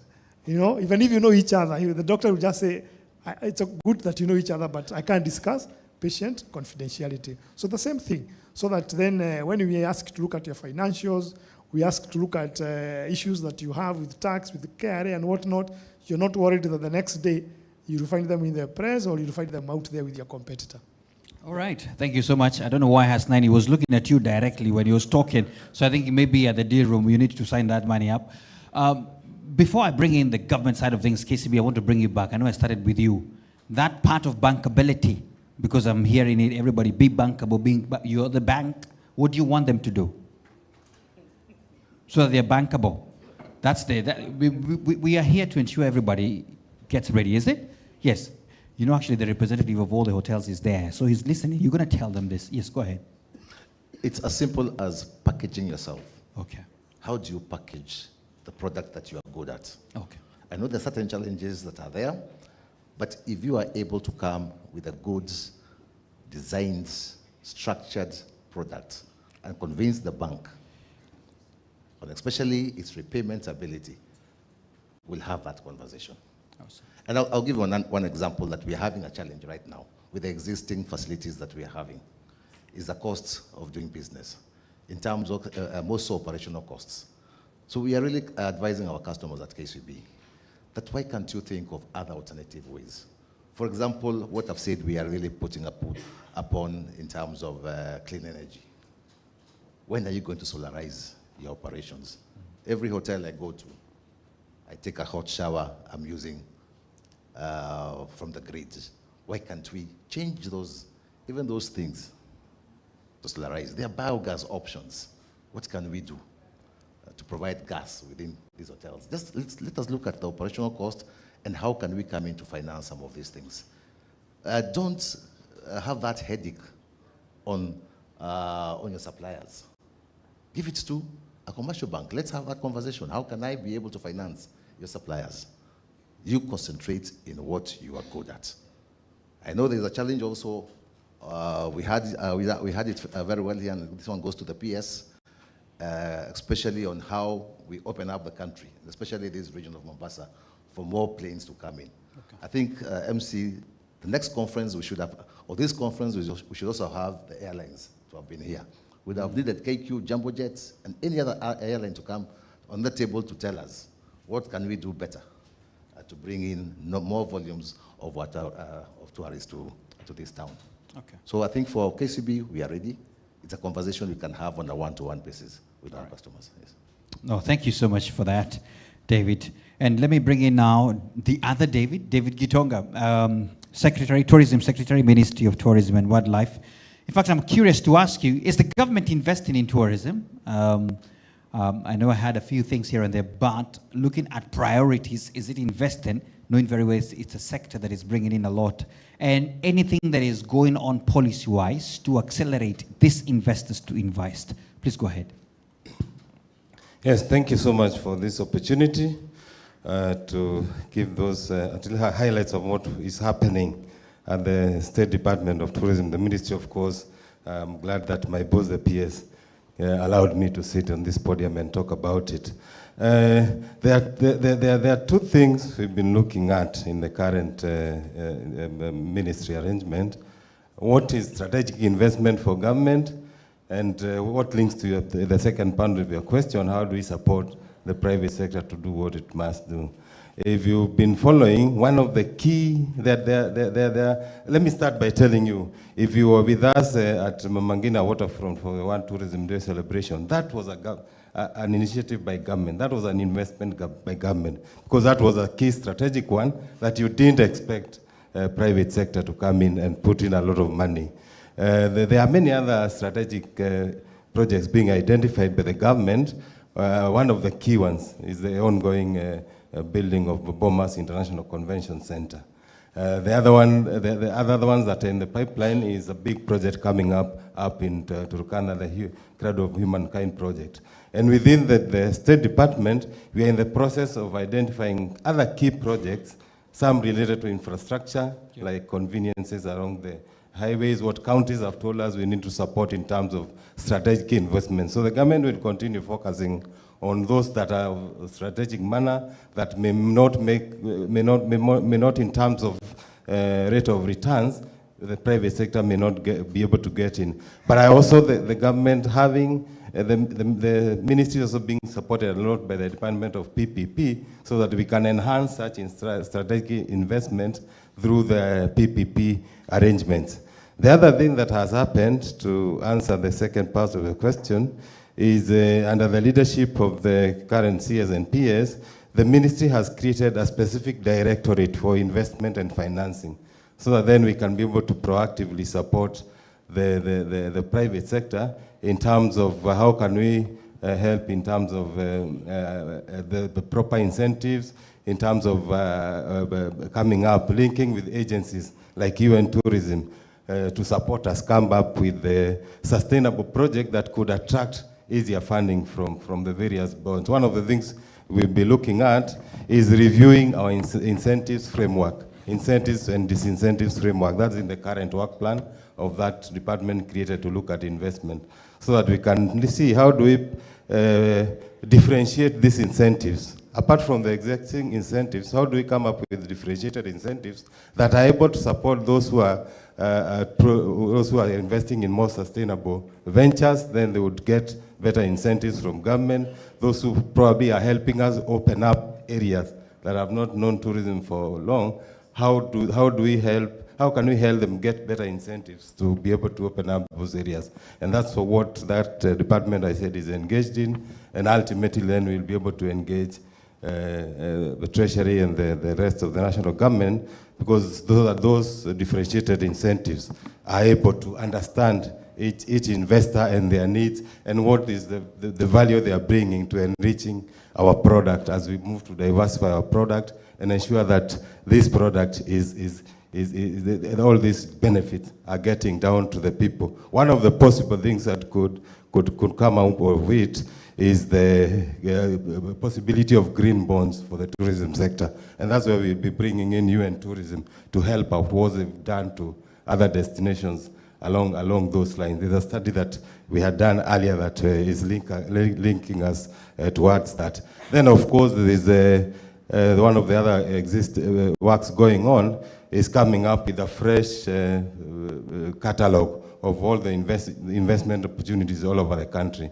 So that is one of the key areas that department is really engaged in. And in due course, through the leadership of our CS and PS, we'll be giving you, we'll be updating the sector more and more on this. Thank you. Thank you so much for that. John, let me bring you back. And I want to ask you this question before I come back to KDC. KDC, in fact, I can see already questions coming in thick and fast, so feel free to ask questions now. I want to throw the ball to your end. John, can a hotelier here raise a bond and raise money? Is that possible? The direct answer is yes. Any entity can raise a bond. Excellent. You just need to get the right partner to help you structure, and you raise a bond. And you know, we have a market in the NSC now called the SME bond that allows you to come in at a lower quantum. If you want to go to the fixed, the larger market, you can still go for bigger quantums. So it's possible. All right. Now that I have the mic, let me say this. I think for the PS who is in the room and the ministry, and all of us as actors in this sector, we need to tackle this issue of air transport. I think there is a way, it is affecting our business directly. How can we bring in more people through air transport by making it cheaper? And therefore, is it possible for us to work around how we can actually contribute towards fuel subsidy to Kenya Airways, so that then the airline is able to turn around? And if you look at airlines like Air Ethiopia and Emirates, they are not operating on a commercial basis. There is almost 70% government subsidy in it. Why would it cost so much to fly to Mombasa, for example? It should be shy of 10,000 shillings, so that if you want to come for a weekend, it's not a big budget issue. Yeah. The next minute you're in the aircraft, you are here, you spend your few dollars, you go back. I think as an industry, all of us together, we need to start working backwards now. Which, like he says, which are the pain points? I think air transport is one of them. Okay. And in particular, Kenya Airways. You need to look at it. Even as the Taita gentleman was here, really preaching and saying we should fly into there, I can tell you it will be more expensive currently to just drop a guest there. But if you work it around, and I'm not talking about fuel subsidy for the locomotives, it's actually on jet fuel itself. Okay. It's way out of reach. All right. Yeah. I love that. I love that. I don't know why David has taken the mic. Is it that you're working on the fuel subsidy? Oh, no. Oh, he's not. He's not. He was passing it. You're passing it to KDC. Okay. I understand. But that's a good point because even reliability is another story. I think yesterday's flight, I don't want to name it, decided that we're not going to come to Mombasa and we were dropped in Diani. I think they wanted us to see Dongokundu, which is fine. It's okay, but they should have done it better by alerting us. So also there's a lot of work there and it could help a lot of people who want to come in, enjoy a weekend and back immediately without anything like there's a delay or stuff like that, right? Excellent. Yeah, that's the point. You see, that one has hit home. Now, KDC, 2 questions for you. Number 1, can KDC make the processes seamless? We have cases where it takes forever to get the financing approvals or just none at all. That's a very sad person. They even decided not to, they have named themselves Julius Owino. I will not ask you to put up your hand, but deal with the answer first. Yes. I was waiting for the hand. No, don't look at him first. Address the issue. Yes, thank you. That is good feedback for us. Definitely we'd want to make the process much streamline it, as they've said. Like I said, we deal with investments right from startups also. And also the quality of what is sometimes comes to us may not be so good. But yes, we take up that as a challenge and we want to see if we can be able to improve our turnaround time so that when Julius comes next time, we can give that report. But as our colleagues here have said also, in terms of maybe preparing your proposals, as much as possible, maybe use experts to help if you don't have them in-house. They can help. But normally when customers come to KDC and probably the proposal is not well packaged, we also do have an advisory, small advisory team, for which then we will guide them free of charge. Just to try and help them package it, and then so that we make it in a way that our appraisal team will understand. But that we take that challenge and we'll try and see how to turn around this much faster. All right, thank you so much for that. There's a follow-up here. Can you kindly explain the pathways, the time frames for obtaining the funds? Is there any existing time frame? Okay, currently we work with about 3 months. Okay. Yeah, our time frames is 3 months. So it is anything between, of course, below 3 months, and it can extend above 3 months depending. Okay. On complexity of the project, maybe issues that are outstanding. I know one of the biggest challenges that sometimes we realize that customers have is probably maybe providing their portion of financing. Like I said, if it is a startup project, we do probably 70%, and we want you to confirm that you have your 30%. Okay. The other thing, the other major challenge is around collaterals. To do collateral perfection sometimes takes a bit of time. Again, we may not have too much control over that, but as much as possible, the timelines that we've set for ourselves is 90 days. All right. Yeah. Okay. Yeah. 90 days. Sorry, and we believe within that time, we should be able to have at least done all the due diligence and gotten all the approvals that we need to approve. Remember, like I said, maybe one thing that the investors in the room need to appreciate, KDC is not a commercial bank. Yeah. So unlike KCB, by they who are our bankers as well, they're our major bankers, customers will come to us with no history at all. So, like most commercial banks, by the time you're coming to them, they already have seen your transactions or they have a history about you. But for KDC, you can walk in as you are, introduce yourself, and we start the process of due diligence there. So that's why we cannot tell you that you'll come today and we give you the money tomorrow, but we'll try and fast track. All right, and thank you so much, Judy, for that. I constantly think that in this era of digital enablement, and we've been a bit on the frontier when it comes to digital payments, if you observe what we've done with Safaricom, M-Pesa, and the likes, I have a feeling there should be an interlinking that should be able to help that if the hotelier comes with a great idea and they have a bank account that has been very well doing at KCB, you may not have to do the work of due diligence because they have done it. It's an easy 1, 2, 3 check, and then boom, money is there, right? I'm seeing some people there laughing. I think they're agreeing with that, or what's happening. I'm just wondering, why do we have to now start doing our DD again? Yet there's a whole bank here that they have all these accounts and the likes. I'm just saying. I'm just nicely saying, and the PS is listening. I'm just saying. Just go ahead. Good point, and Yeah. I don't know whether my friend from CPF can also maybe just add something to that. But due diligence goes beyond just the bank accounts. Okay. The bank accounts will give us information. We want your audited accounts if you're Okay. an existing company, and a lot other kind of information to help us understand you and to understand your business. So if it was just as simple as just looking at the bank account, it would It's be very okay. easy. It's a major part, but I'm Yes. sure that's another one. But it is, yes, a major part.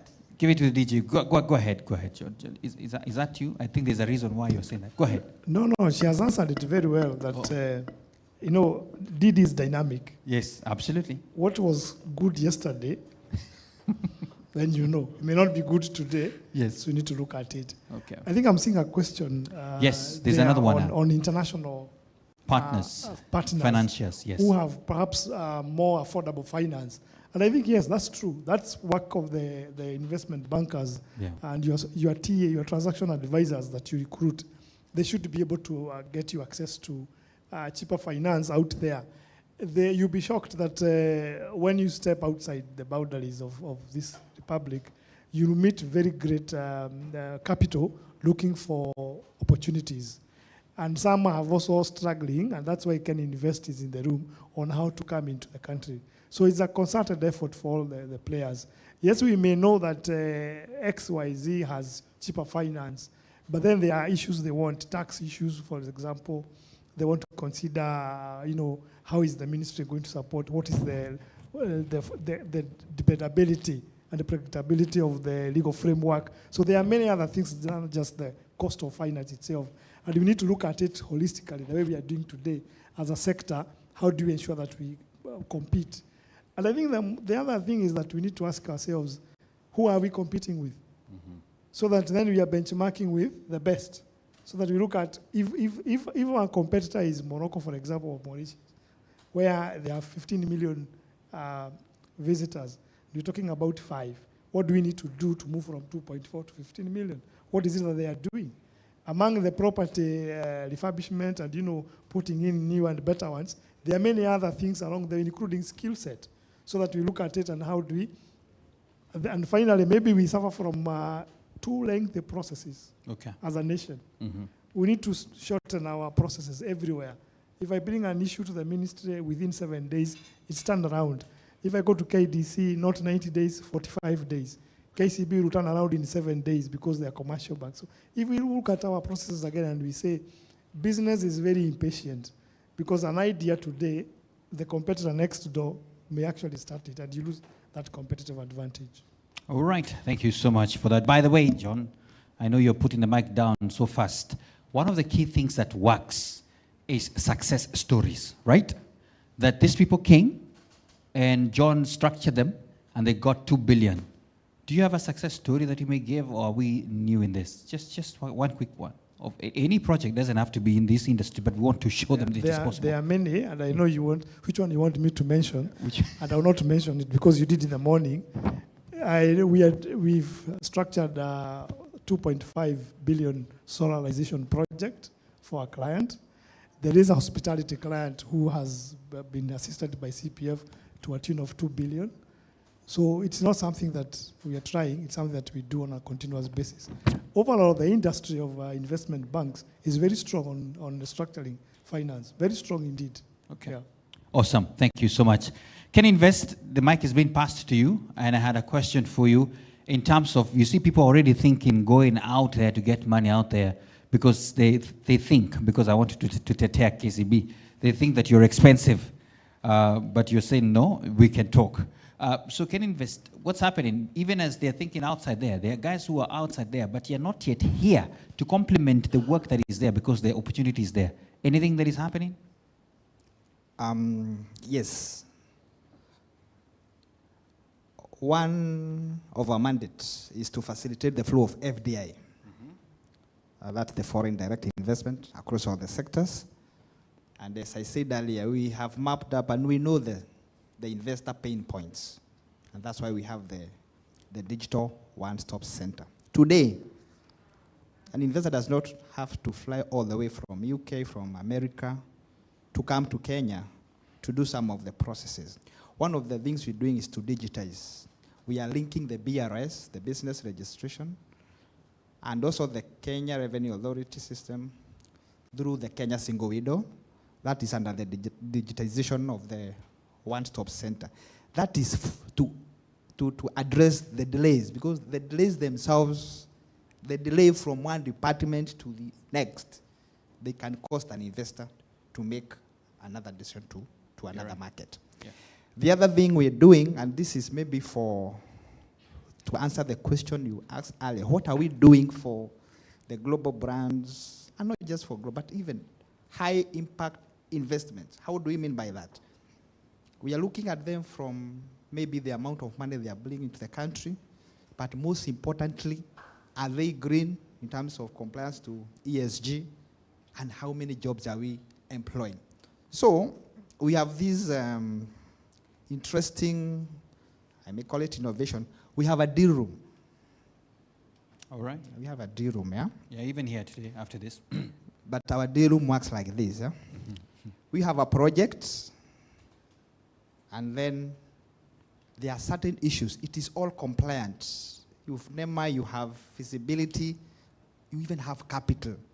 But there are certain things, either legal, environmental, or approval, or because of the cross-cutting nature, because of maybe it cuts across government departments, maybe some road issues. Maybe you can't. Maybe you have established a very high-end hotel, but there is no access road. You don't have power from. So that D room is meant to do the unlocks. I'm inviting today. Why is Cynthia? Cynthia, are you in the room? Yeah. She's there. Cynthia is based in Mombasa. She's in charge of the sector. We are asking, and these are mainly private sector projects. You can always share with us. You can register through the website, so that let us know what exactly is stopping you. We are calling them the unlocks. Okay. And then that's how we are trying to create. And then I think we have engaged the immigration to look at how can we have like issues of immigration, especially for high-end investors, so that we can make ourselves more competitive. All right. So it's not just about finance, it's the whole process, and it is all interrelated. All right, thank you so much, David Gitonga. Do you have a final word? You looked like you were about to say something. You know, you must always look at government nicely. They're the ones who can say something. Do you have a final word, very quickly? Then we can shoot it out. That's one. Talking about funding for projects by funding. financial institutions. We've always been told that tourism is high risk. But we believe we are a very resilient industry. If you look at our performance after COVID, we had gone down to, during COVID 2020, we had gone down to 567,000 visitors into this country, but now we were able to rise up to 2.4 million, 2024. All right. Earning also had gone down to 88.5 billion last year, 452 billion. If you look at the impact on the other sectors, the multiplier, the indirect impacts, the induced impacts is huge. In fact, studies by UN Tourism have shown that for every, if you look at the direct impact of tourism, the indirect impact, the total impact when you look at induced and indirect comes to more than 2.5 times more.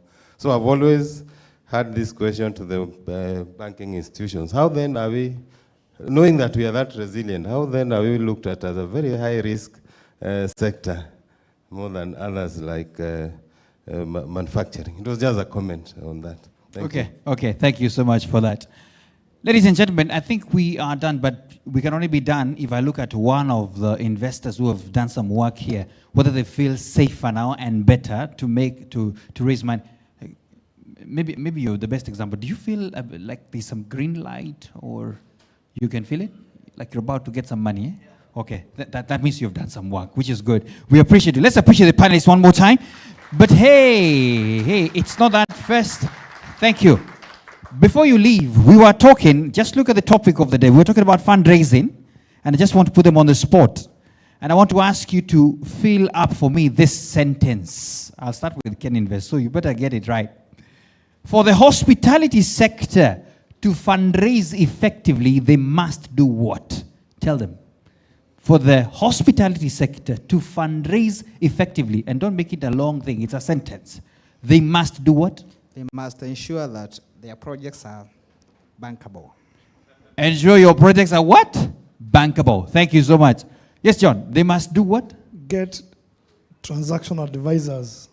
Just hire them. They'll do a good job for you. Awesome. They'll not take your money. Yes, get transactional advisors. I hope you're taking note.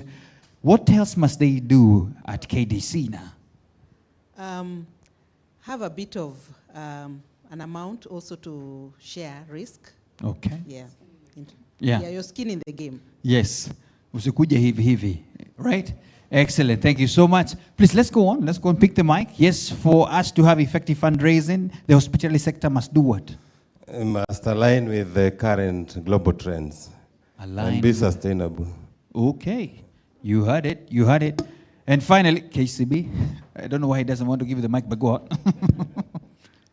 Do your best to reduce costs at whatever way you want to do it. But you have to reduce your costs. Excellent. Thank you. Let's appreciate them one more time. We're going to take a picture.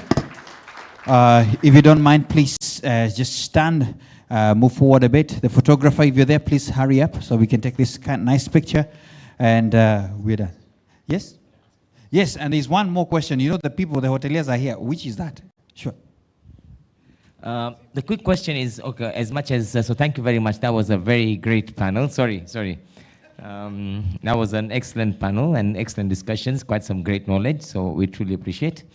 But this question particularly goes to the commercial banks. You know, lately we've been seeing a lot of hotels facing foreclosures in different parts of the country. And obviously these were financed by the banks, all right? And maybe this is something that could be discussed with the banking sector. And it also happened with one of our colleagues here locally. You know, a lot of effort and hard work is put into when building a hotel. And sometimes things don't go as planned because of how things, tourism is very much dependent upon local factors, international factors. And sometimes things don't go as planned. As bankers, all right, instead of going into for foreclosures, would it not be possible, would it not be better if you're able to work with the owners who have actually taken the risk to see how you could actually advise them, either bringing on board an operator who could finally help them to be able to recover the assets. So that means maybe they might not have the knowledge, but they could always bring in an operator. And this is where I think instead of bank going into for receiverships, put that as an option for getting operators on board, or two, try to see how they could push the finance towards one of the cheaper sources of finance. And generally when you see a lot of these, as being as a hotel investor, we know the amount of efforts that we put in. But then if you look at other operators who have had to face foreclosures, it feels not really good for them. And I believe the banking industry needs to come out from the action of going into receiverships more than rather taking straight action into receivership, and instead considering other possible ways to help those promoters. Thank you. That's a very good one. The mic is with you. Yes, go ahead. Are you guilty of taking one? But anyway, go ahead. I would say that would be the best way out and the best exit. But I know it depends from commercial bank to commercial bank. What you've just said is a case I had 2 weeks ago. It is true at times things can become tough, but we sat down with the client and we did agree with them that since things have gone south, why can't you allow somebody who is better placed in the business of running the hotel to take over? And a number of clients would say yes, but some of you become so tough to release. And when the bank has been pushed to a corner, it has no option. But if the conversation can be given the way you have taken it, that we advise you on the best exit, I think we can sort out most of these problems. Because what we discussed with that hotel, they were able now to bring in somebody who runs, who's an expert in running the facility. And we're doing now the handover process. So it is not the business of the bank to see us going into auction. We'd want the best way out of a relationship. Yes. Wow.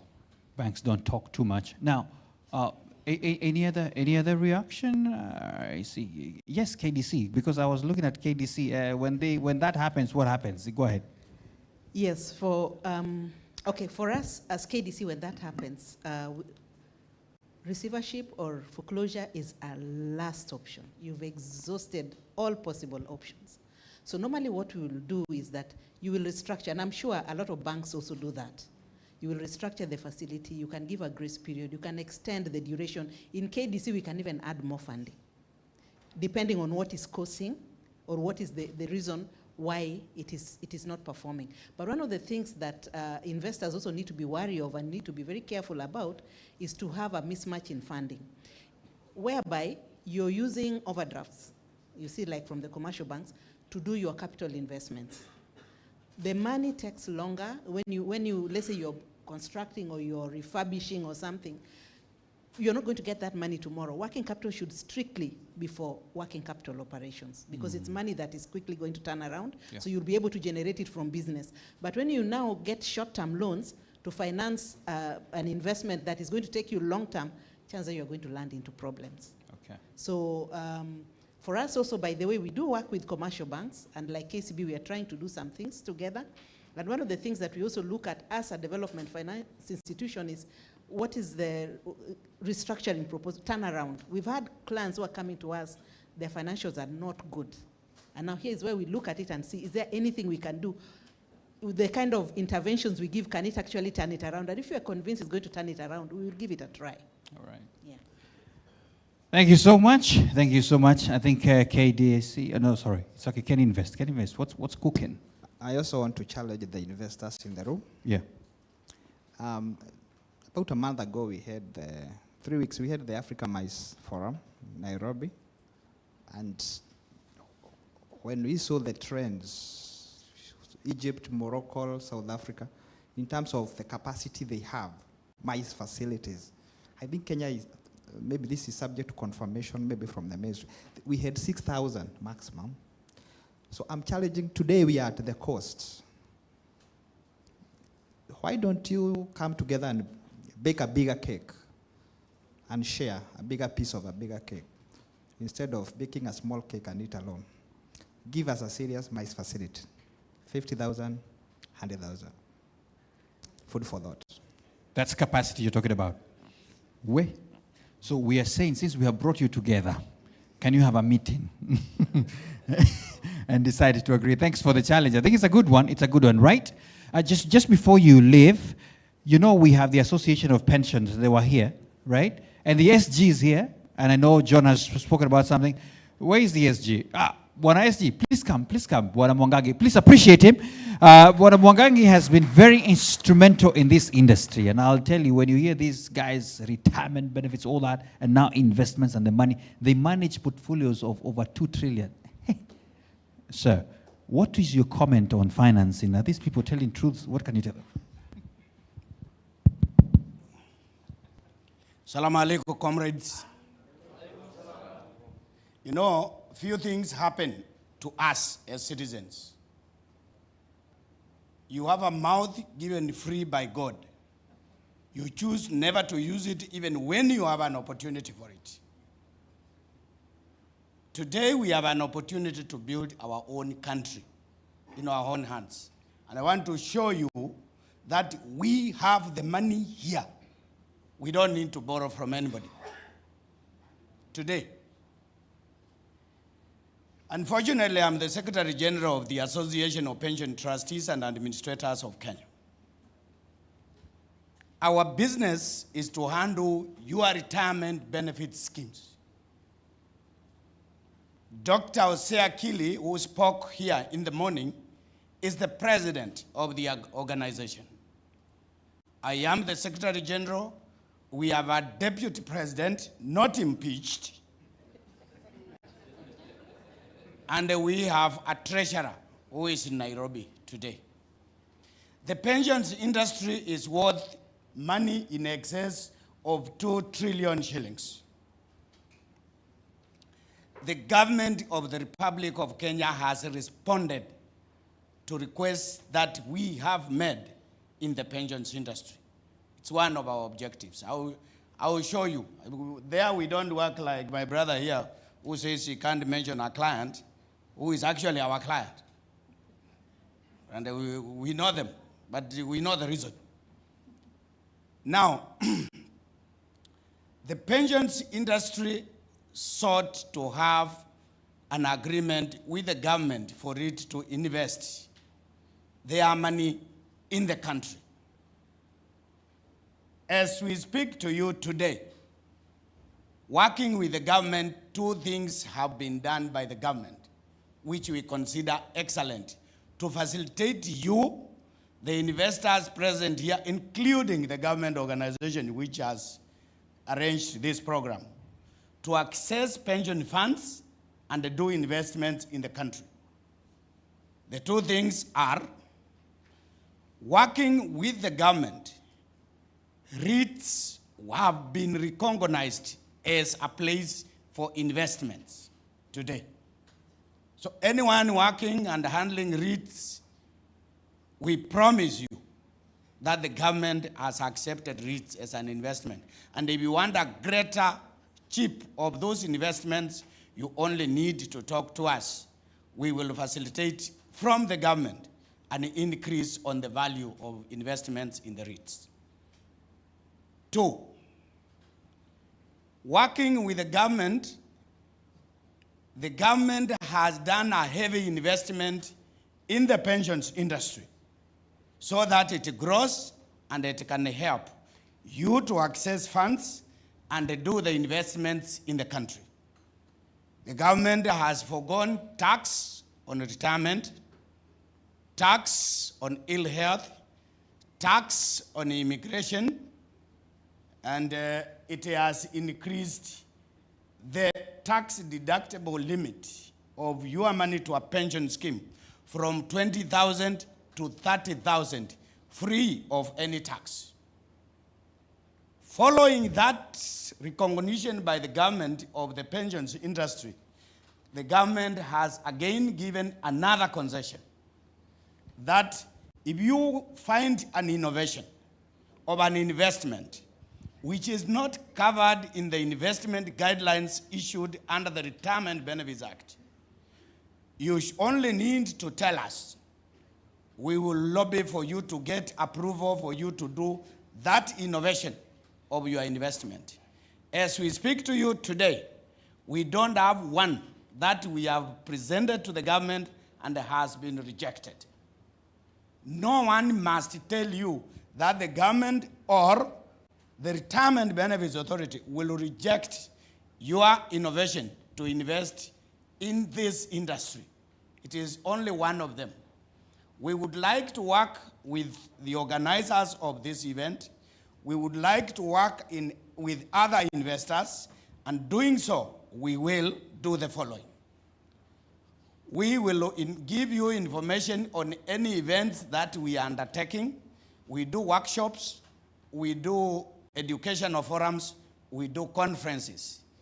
Then you could be able to avail yourself and now give this information which we are hearing here. We have never had this information in the pensions industry. I will voluntarily give you a contact at which you can find me at all times, rather than promising you that my president was here. My telephone number is 0725 353 750.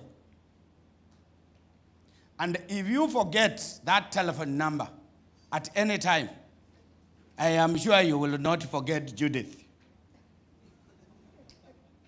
I say Judith advisedly because I want to show you that the government wants to invest pension funds in this country. Judith works for an organization of government for which I am the consultant, for a pension scheme of government in the informal sector.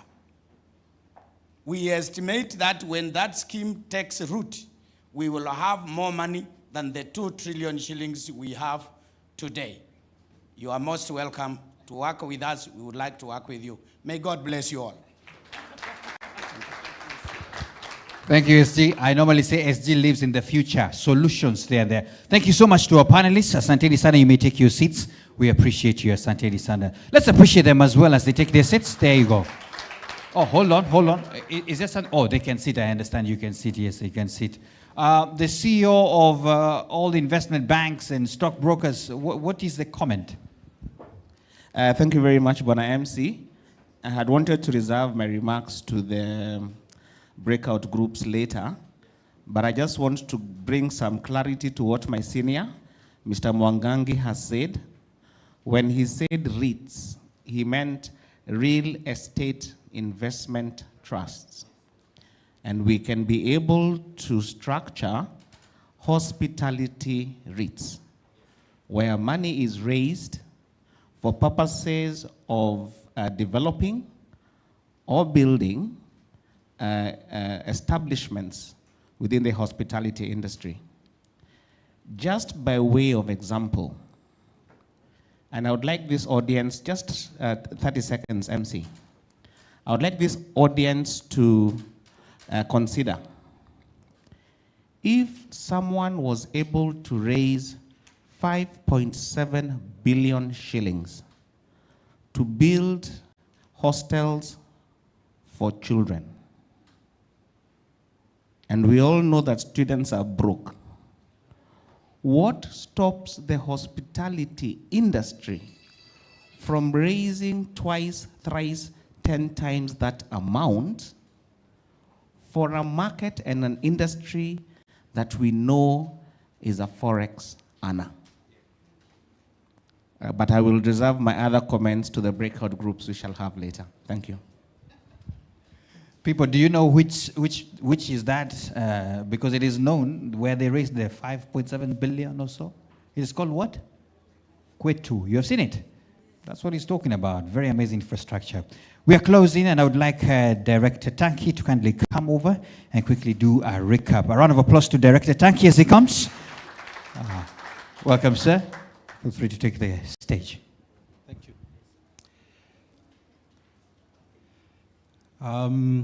Good evening. It's already evening, right? I think mine is very brief. Bona PS. This has been a very, very exciting day. I don't know what you can say about the day. Have you been blessed, if I may say so? How are you feeling? How are you feeling? You know, Kenyans are very mean, even to celebrate yourself for sitting here the whole day. Come on, do a clap for yourself. You have done so well. Thank you so much. Thank you so much. Bona PS, mine is brief. I just want to do a recap. Of course, a lot has happened and a lot has been shared. A lot of information. I'll not go through the whole thing. I'll just give highlights.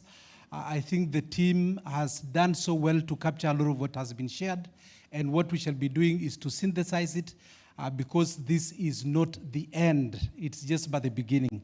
So 5 points that I want to talk about.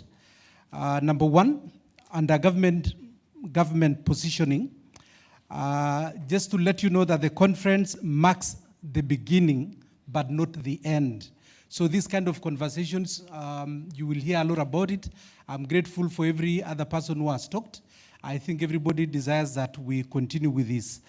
I think what we also have known is that opportunities are immense. From what has been shared today, anybody who wanted to invest, I think business ideas have been shared. Opportunities have been talked about right from Lamu all the way to Kwale. There are policy commitments that government has also made, very attractive incentives. I'm sure some of us may not have known that VAT can be waived and such like stuff. On the target part of it, I think we are all talking about mobilizing and ensuring that Kenya receives 5.5 million arrivals. And that will do so much for our facilities. It will do so much for our industry. The guiding principle, tourism growth must deliver returns. And of course, to us as investors, to us as property owners, these are very critical because if the industry doesn't do well, then it generally means that we also don't do well as business people. Then I think number two, we've been given the vision to transform Kenya Coast into a thriving African destination.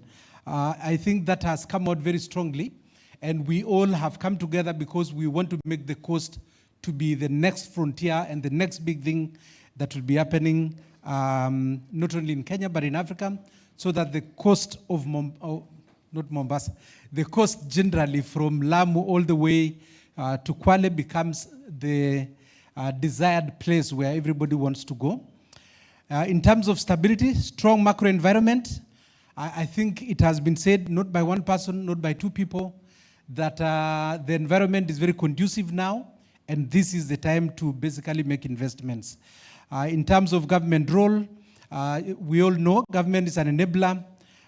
The private sector is the one that is leading, and I think this kind of coming together for the purpose of just having a conversation to see what role everybody plays, and just to ensure that everybody does their fair bit is what is important.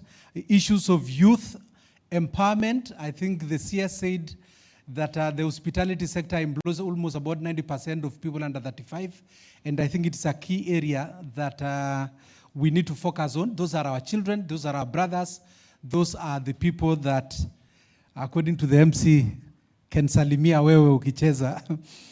Now, the call to action, hope and realization of the coast transformation has already begun. Now, number three, under global and industry insights, there are only 5, by the way, so it's coming to an end in a short while. Under global and industry insights, global brands, we all know that they enhance destination credibility, and basically sometimes we fear that when global brands come, they might chew more of the pie, but the reality is that it will actually make the destination to be more attractive, and in the process, we all benefit. So it is imperative that as coastal property owners or coastal investors, we appreciate and we actually welcome.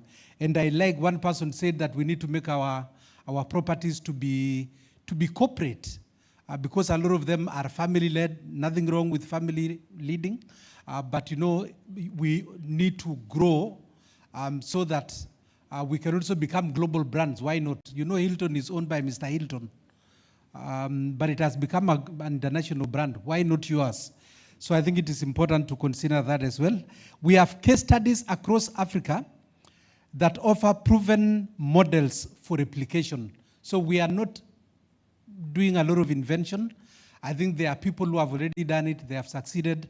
We can use them as case studies so that whichever route we take are routes that guarantee us of success. Then future pillars, of course, we have all talked sustainability, digital integration, authentic experiences, and that is what we are looking up to and looking forward to. Collaboration imperative, transformation requires joint public-private effort. I like what our pension brothers have shared, and they are willing to jump in, and it's very exciting, by the way. I think one of the things that has excited me personally, and by extension, of course, the board, is that money is available. Yote umesikia? Pesa iko, si ndio? Because as we were starting, we don't know whether money is there or money is not there, but now we know, actually there is more money than can even be consumed. Then aggressive marketing, I think what has also come out is that we need to have aggressive marketing. Kenya Coast brand needs to be promoted, and I think our CEO here has picked it up.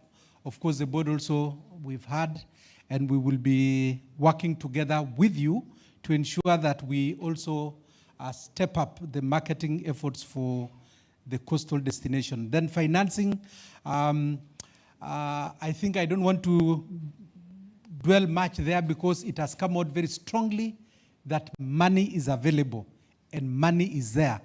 And money is not in a foreign country, money is here. In fact, they only didn't tell us that they might be having even some sacks around in some corner here in this hotel. Then number 4, insights that has come from the teams that I've talked here. Opportunities, they are diverse across culture, wellness, adventure, and hospitality. The counties are doing a lot. Thank you, Madam DG, for coming over, and the rest of Waziri, Yukwapa, and the rest of the team from Kwale and the rest of the counties. The counties are doing a lot as well, and I think together we can be able to push Destination Kenya to great levels. And then there is cultural sensitivity. Yeah, even you can see even the decoration of this room, by the way, has an African touch. Did you guys realize? Ama, you just walked in and sat. Did you check the theme? Yeah? Yeah. Yes, because culture is everything. And then finally, of course, the strategic takeaways. Number one, unified branding and aggressive marketing. And I'm not saying these are the exclusive takeaways. I'm just sampling them because there are more things that, of course, needs to be attended to. Unified branding and aggressive marketing. I think we've picked up that. Then private sector leadership. I think that has also come out very well. That, of course, this is private sector led. Government is an enabler. But on our part as private sector players, we need to do our part. Sustainability is everything. Inclusive investment necessary. Then innovative repositioning of assets. I think this is very important because as we seek to elevate our brand to greater levels, then we of course need to ensure also that we need to reposition our assets so that they are more attractive, more appealing. And by the way, I just want to tell us that as property owners, you know, we always like to do benchmarking. And I tell people, when will other people come to benchmark us?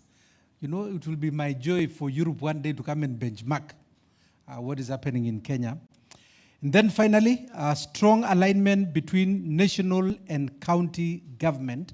And I think today is a very classic example where we have the national government present here. We also have the county government present here. We have all levels of government coming together because we now realize that if we work together, we reach there sooner. If everybody works on their own, then we get divided and we end up suffering individually in our corners. So very important as I summarize this, that we have come to the end with the knowledge that money is available. I think that was very important for me. Money is available, money is there. We don't need to scratch our heads too much. We don't need to go far to look for the money. Money is available in this country. Okay, so with those very many recap remarks, it's now my humble duty, ladies and gentlemen, to invite our peers to officially come and close this conference.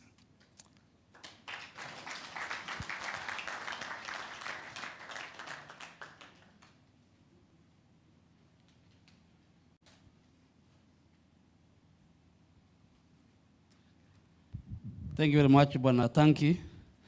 I think he has actually done a recap, a proper one. So the recap I wanted to do, he has already done it. But let me just add a little recap before I close. Bwana Julius Owino, I would really like a follow-up on what you indicated regarding KRA. There's something that you raised, and normally it's good for us to really be actionable. So please send it to me so that I can follow up with my colleagues, because we actually work as, we have a policy known as a whole of government approach. And that explains why some of the airlines that were no longer operating here have begun to operate, because any issue that is raised, if it is touching immigration, KRA, Ken Invest, any other government department, we are there to really follow up. So please, I would like to let me know so that I can follow it very keenly. If something that can be done, then I'm very sure it will be done. Secondly, Bwana Victor Musame, I want to assure you that Taita Taveta, actually, we're looking at the 6 counties of the coastal region to complete the tourism circuit, and we are very, very keen to focus. You mentioned something that I think in our mapping of touristic attractions in the country, I think it's one area that we would like to see how we can focus. I picked only one. There are so many that you mentioned, but I picked one. World War I heritage and battlefield tourism. Yeah, I think I got that one, and looks like if we work on it properly, it might become an attraction. And so I picked that one from Taita Taveta, combined with the rest that you mentioned. Tana River. Tana River, I think I'll personally commit to come. Yeah, because you really mentioned and you really marketed and you are really wondering why we keep on coming to Mombasa, to Kwale and Kilifi, and we have not been appearing there. And I want to direct my agencies here, by all the powers I have, SPS, Kenya Tourism Board, Tourism Fund, Tourism Regulatory Authority, Kenya Utalii College, and all those ones fall under the State Department for Tourism. You need to do something.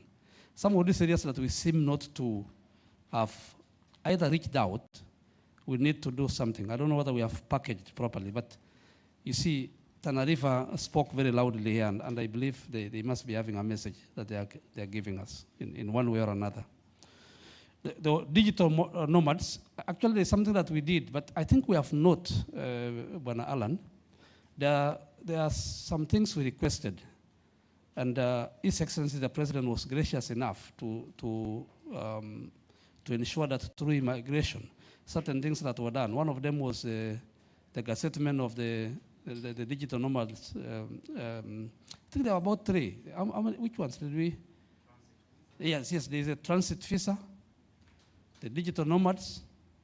Yeah, I think we passed, we did gazette, the transit visa. Well, I mean, our aim was to ensure that those long-haul visitors who are staying for 7 hours in the airport, 8 hours in the airport, instead of staying there, they are facilitated to move around to the Nairobi National Park and any other places.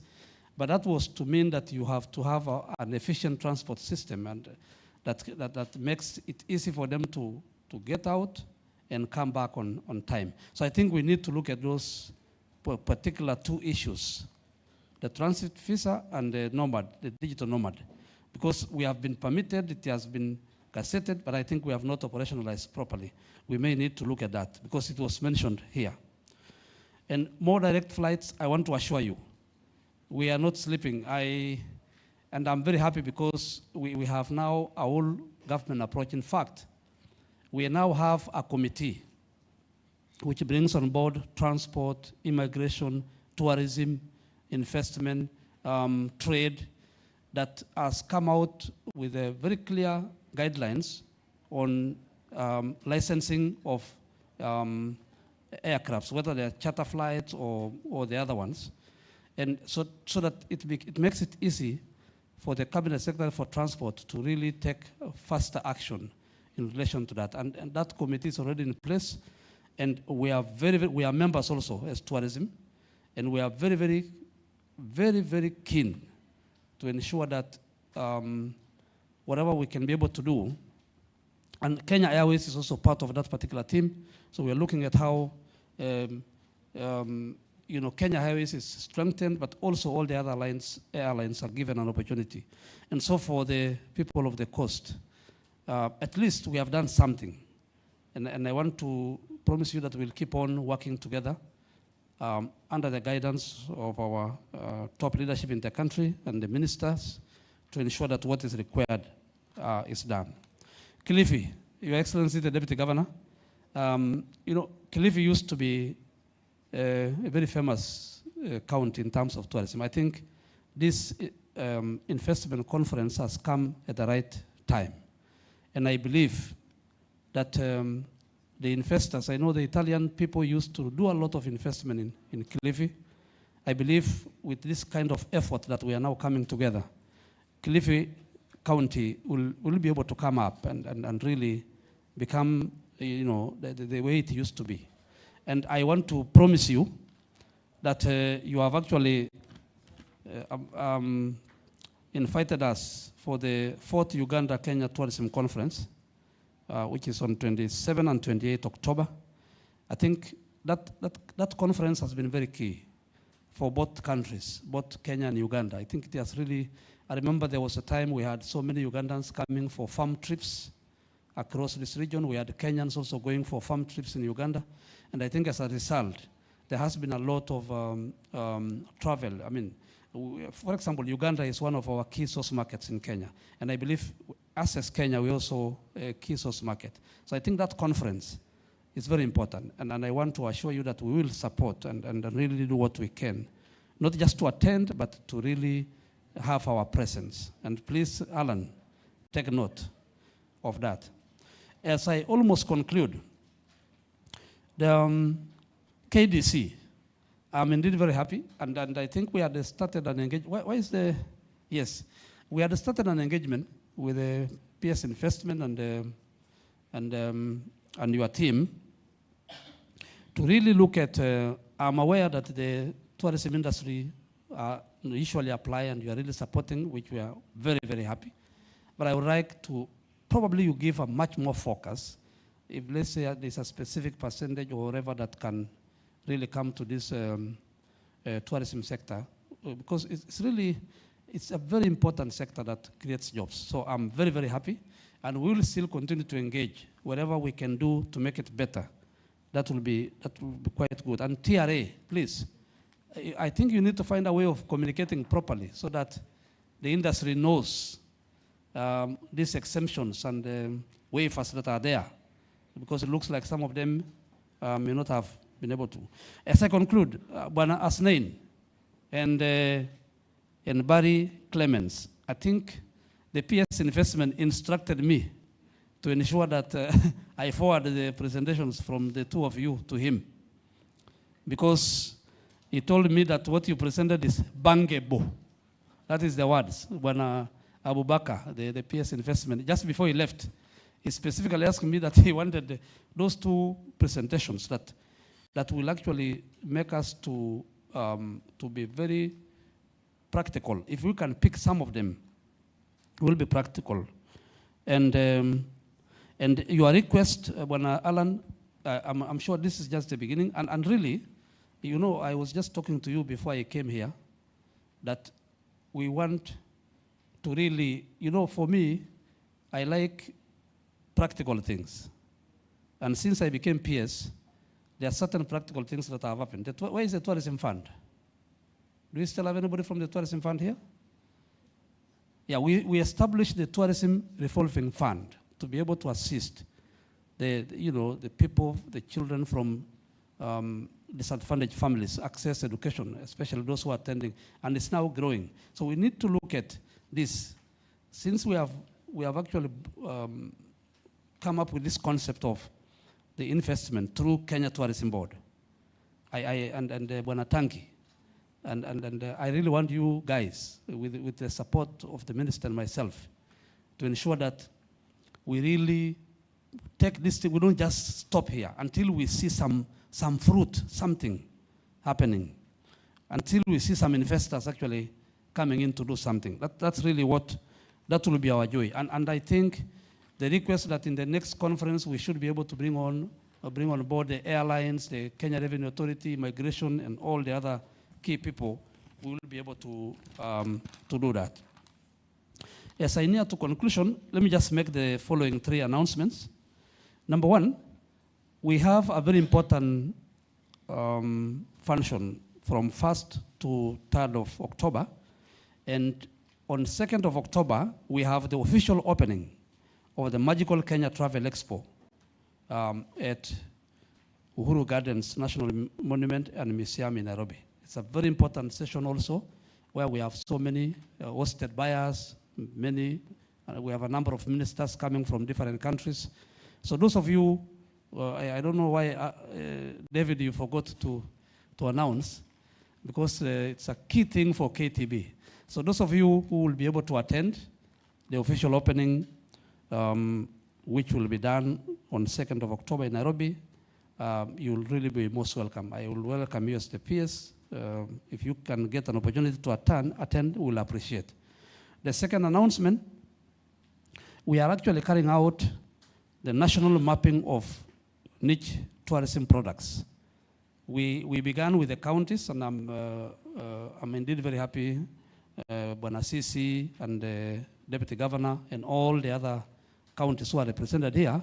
You remember there was a time we wrote letters to you, and we are very happy you responded, where we requested you to document all the touristic attractions you have in your county in order of priority. You know, first of all, both the existing and the ones that you want to develop.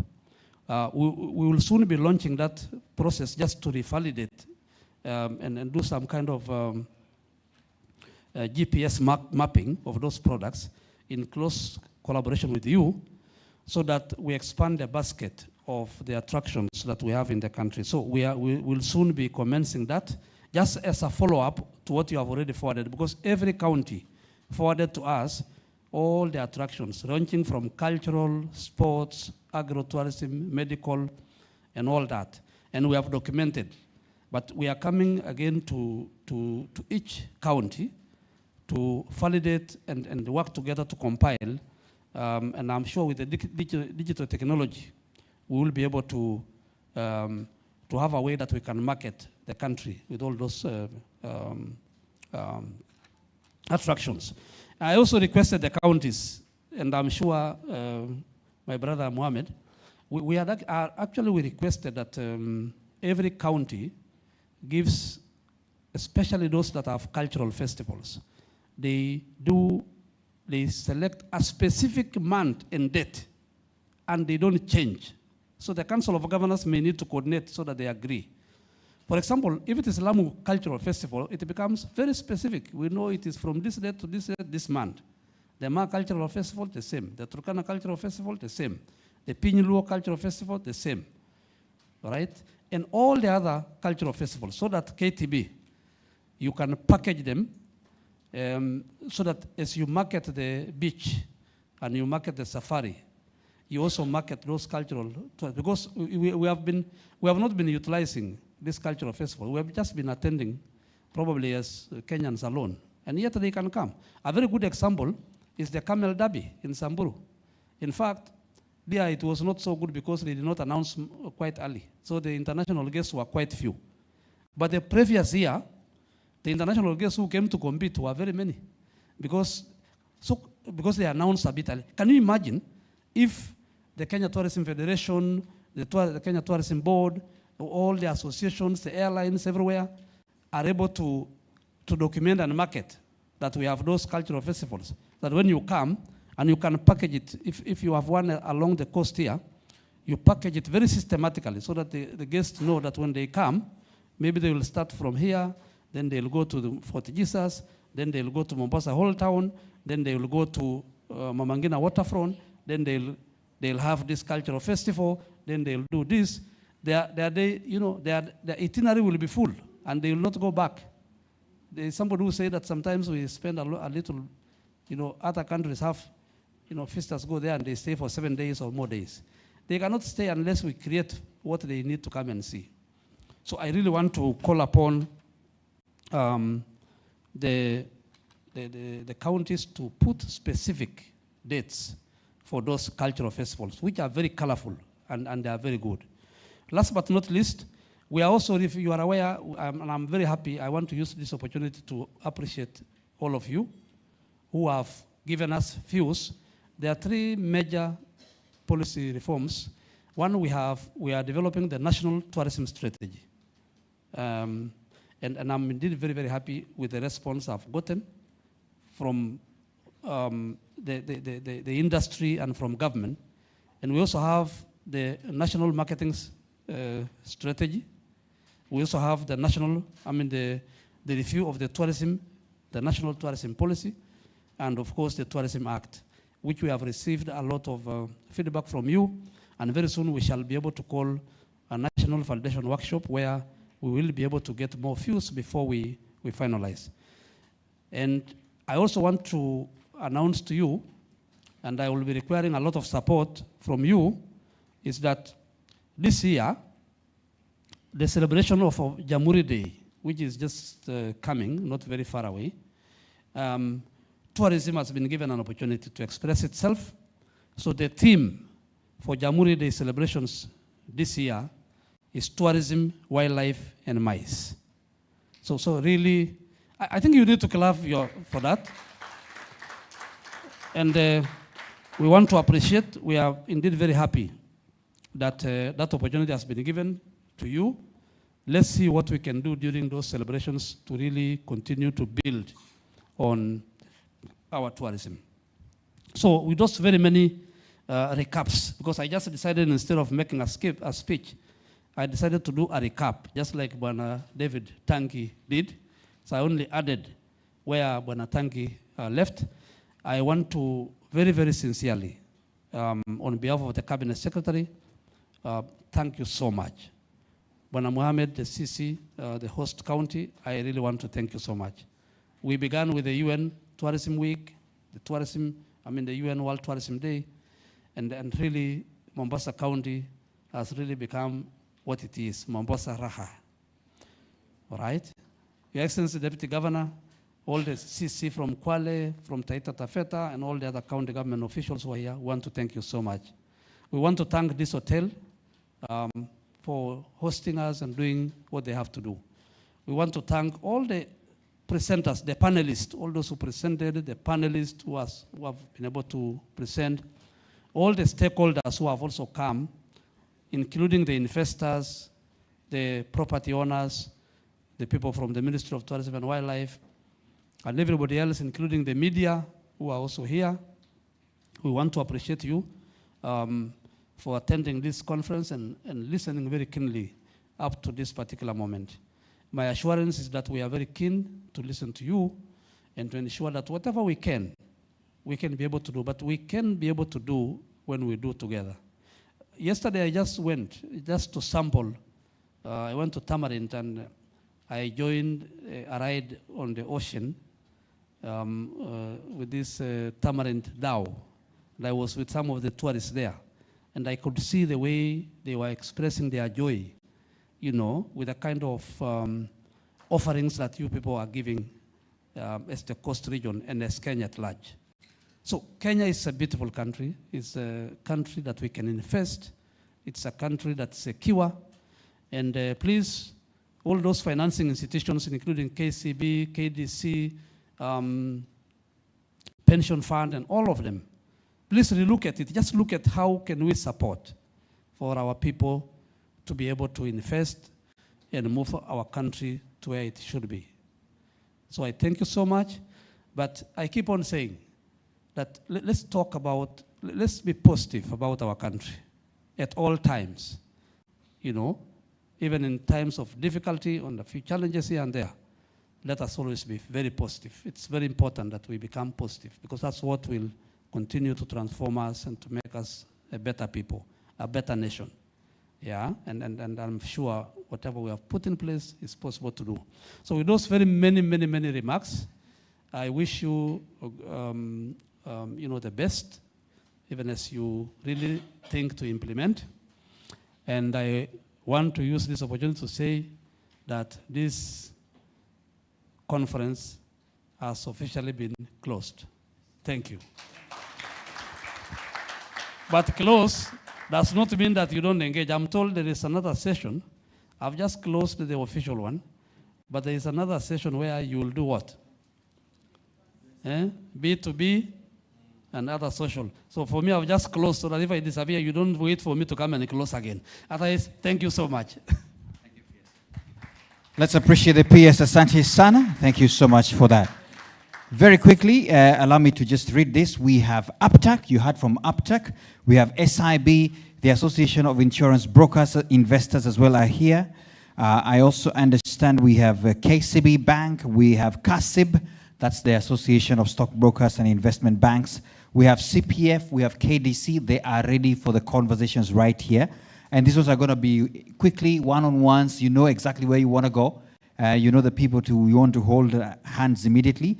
And also understand, some of the investees in the house, make sure you have that session.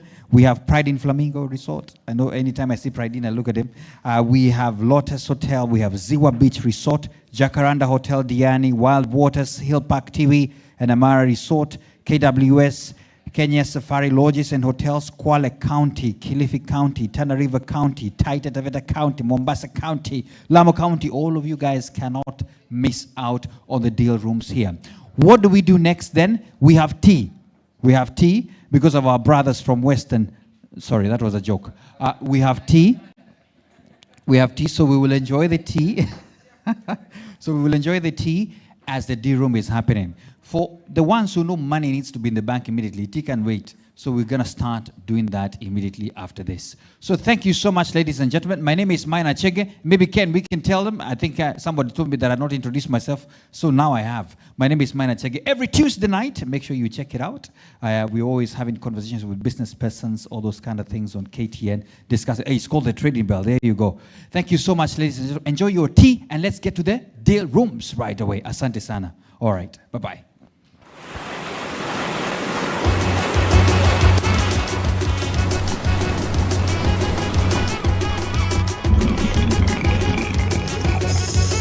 The deal rooms are happening here, right here, so don't go too far. Right.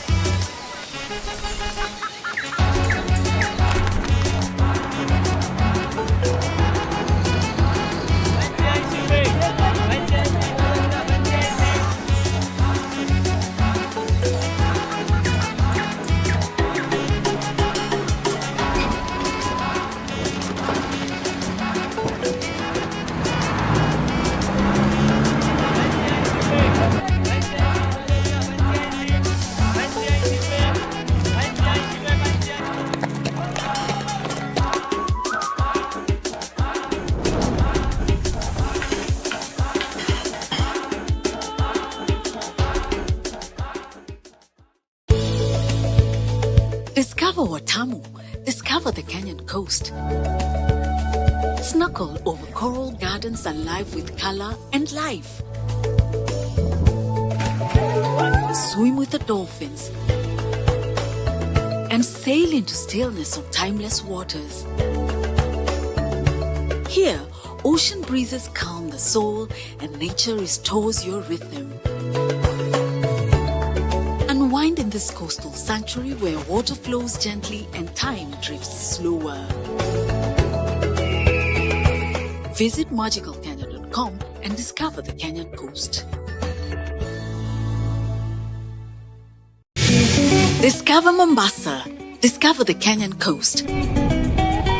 A coastal city made for sunshine and fun, where every moment brings joy to every generation. Mombasa is vibrant, welcoming, and refreshingly different. It's the perfect escape for every kind of family.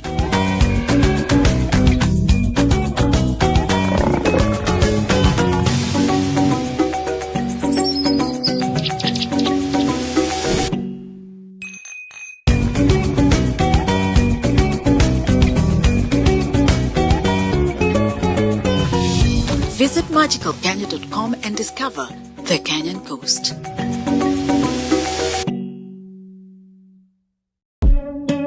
Discover Malindi. Discover the Kenyan coast. Swahili flair. Vibrant reefs that stir the soul. Centuries ago, explorers came seeking new worlds. In Malindi, discovery never stopped. Dive. Dine, dance, where every moment is made to be savored. Visit magicalkenya.com and discover the Kenyan coast.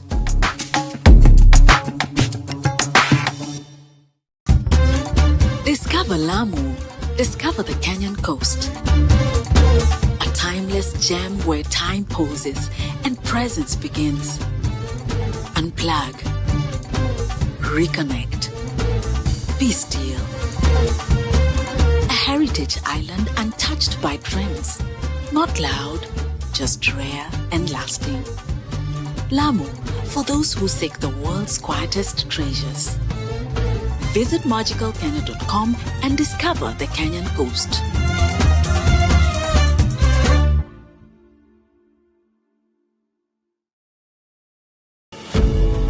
Discover Diani.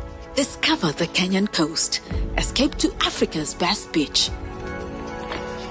Swim. Sail. Soar. Or just be still and hide in luxurious hideaways. Here, the days are slow and the views stay with you. Come closer to nature. No matter what you're looking for, Diani has the magic waiting. Visit magicalkenya.com and discover the Kenyan coast.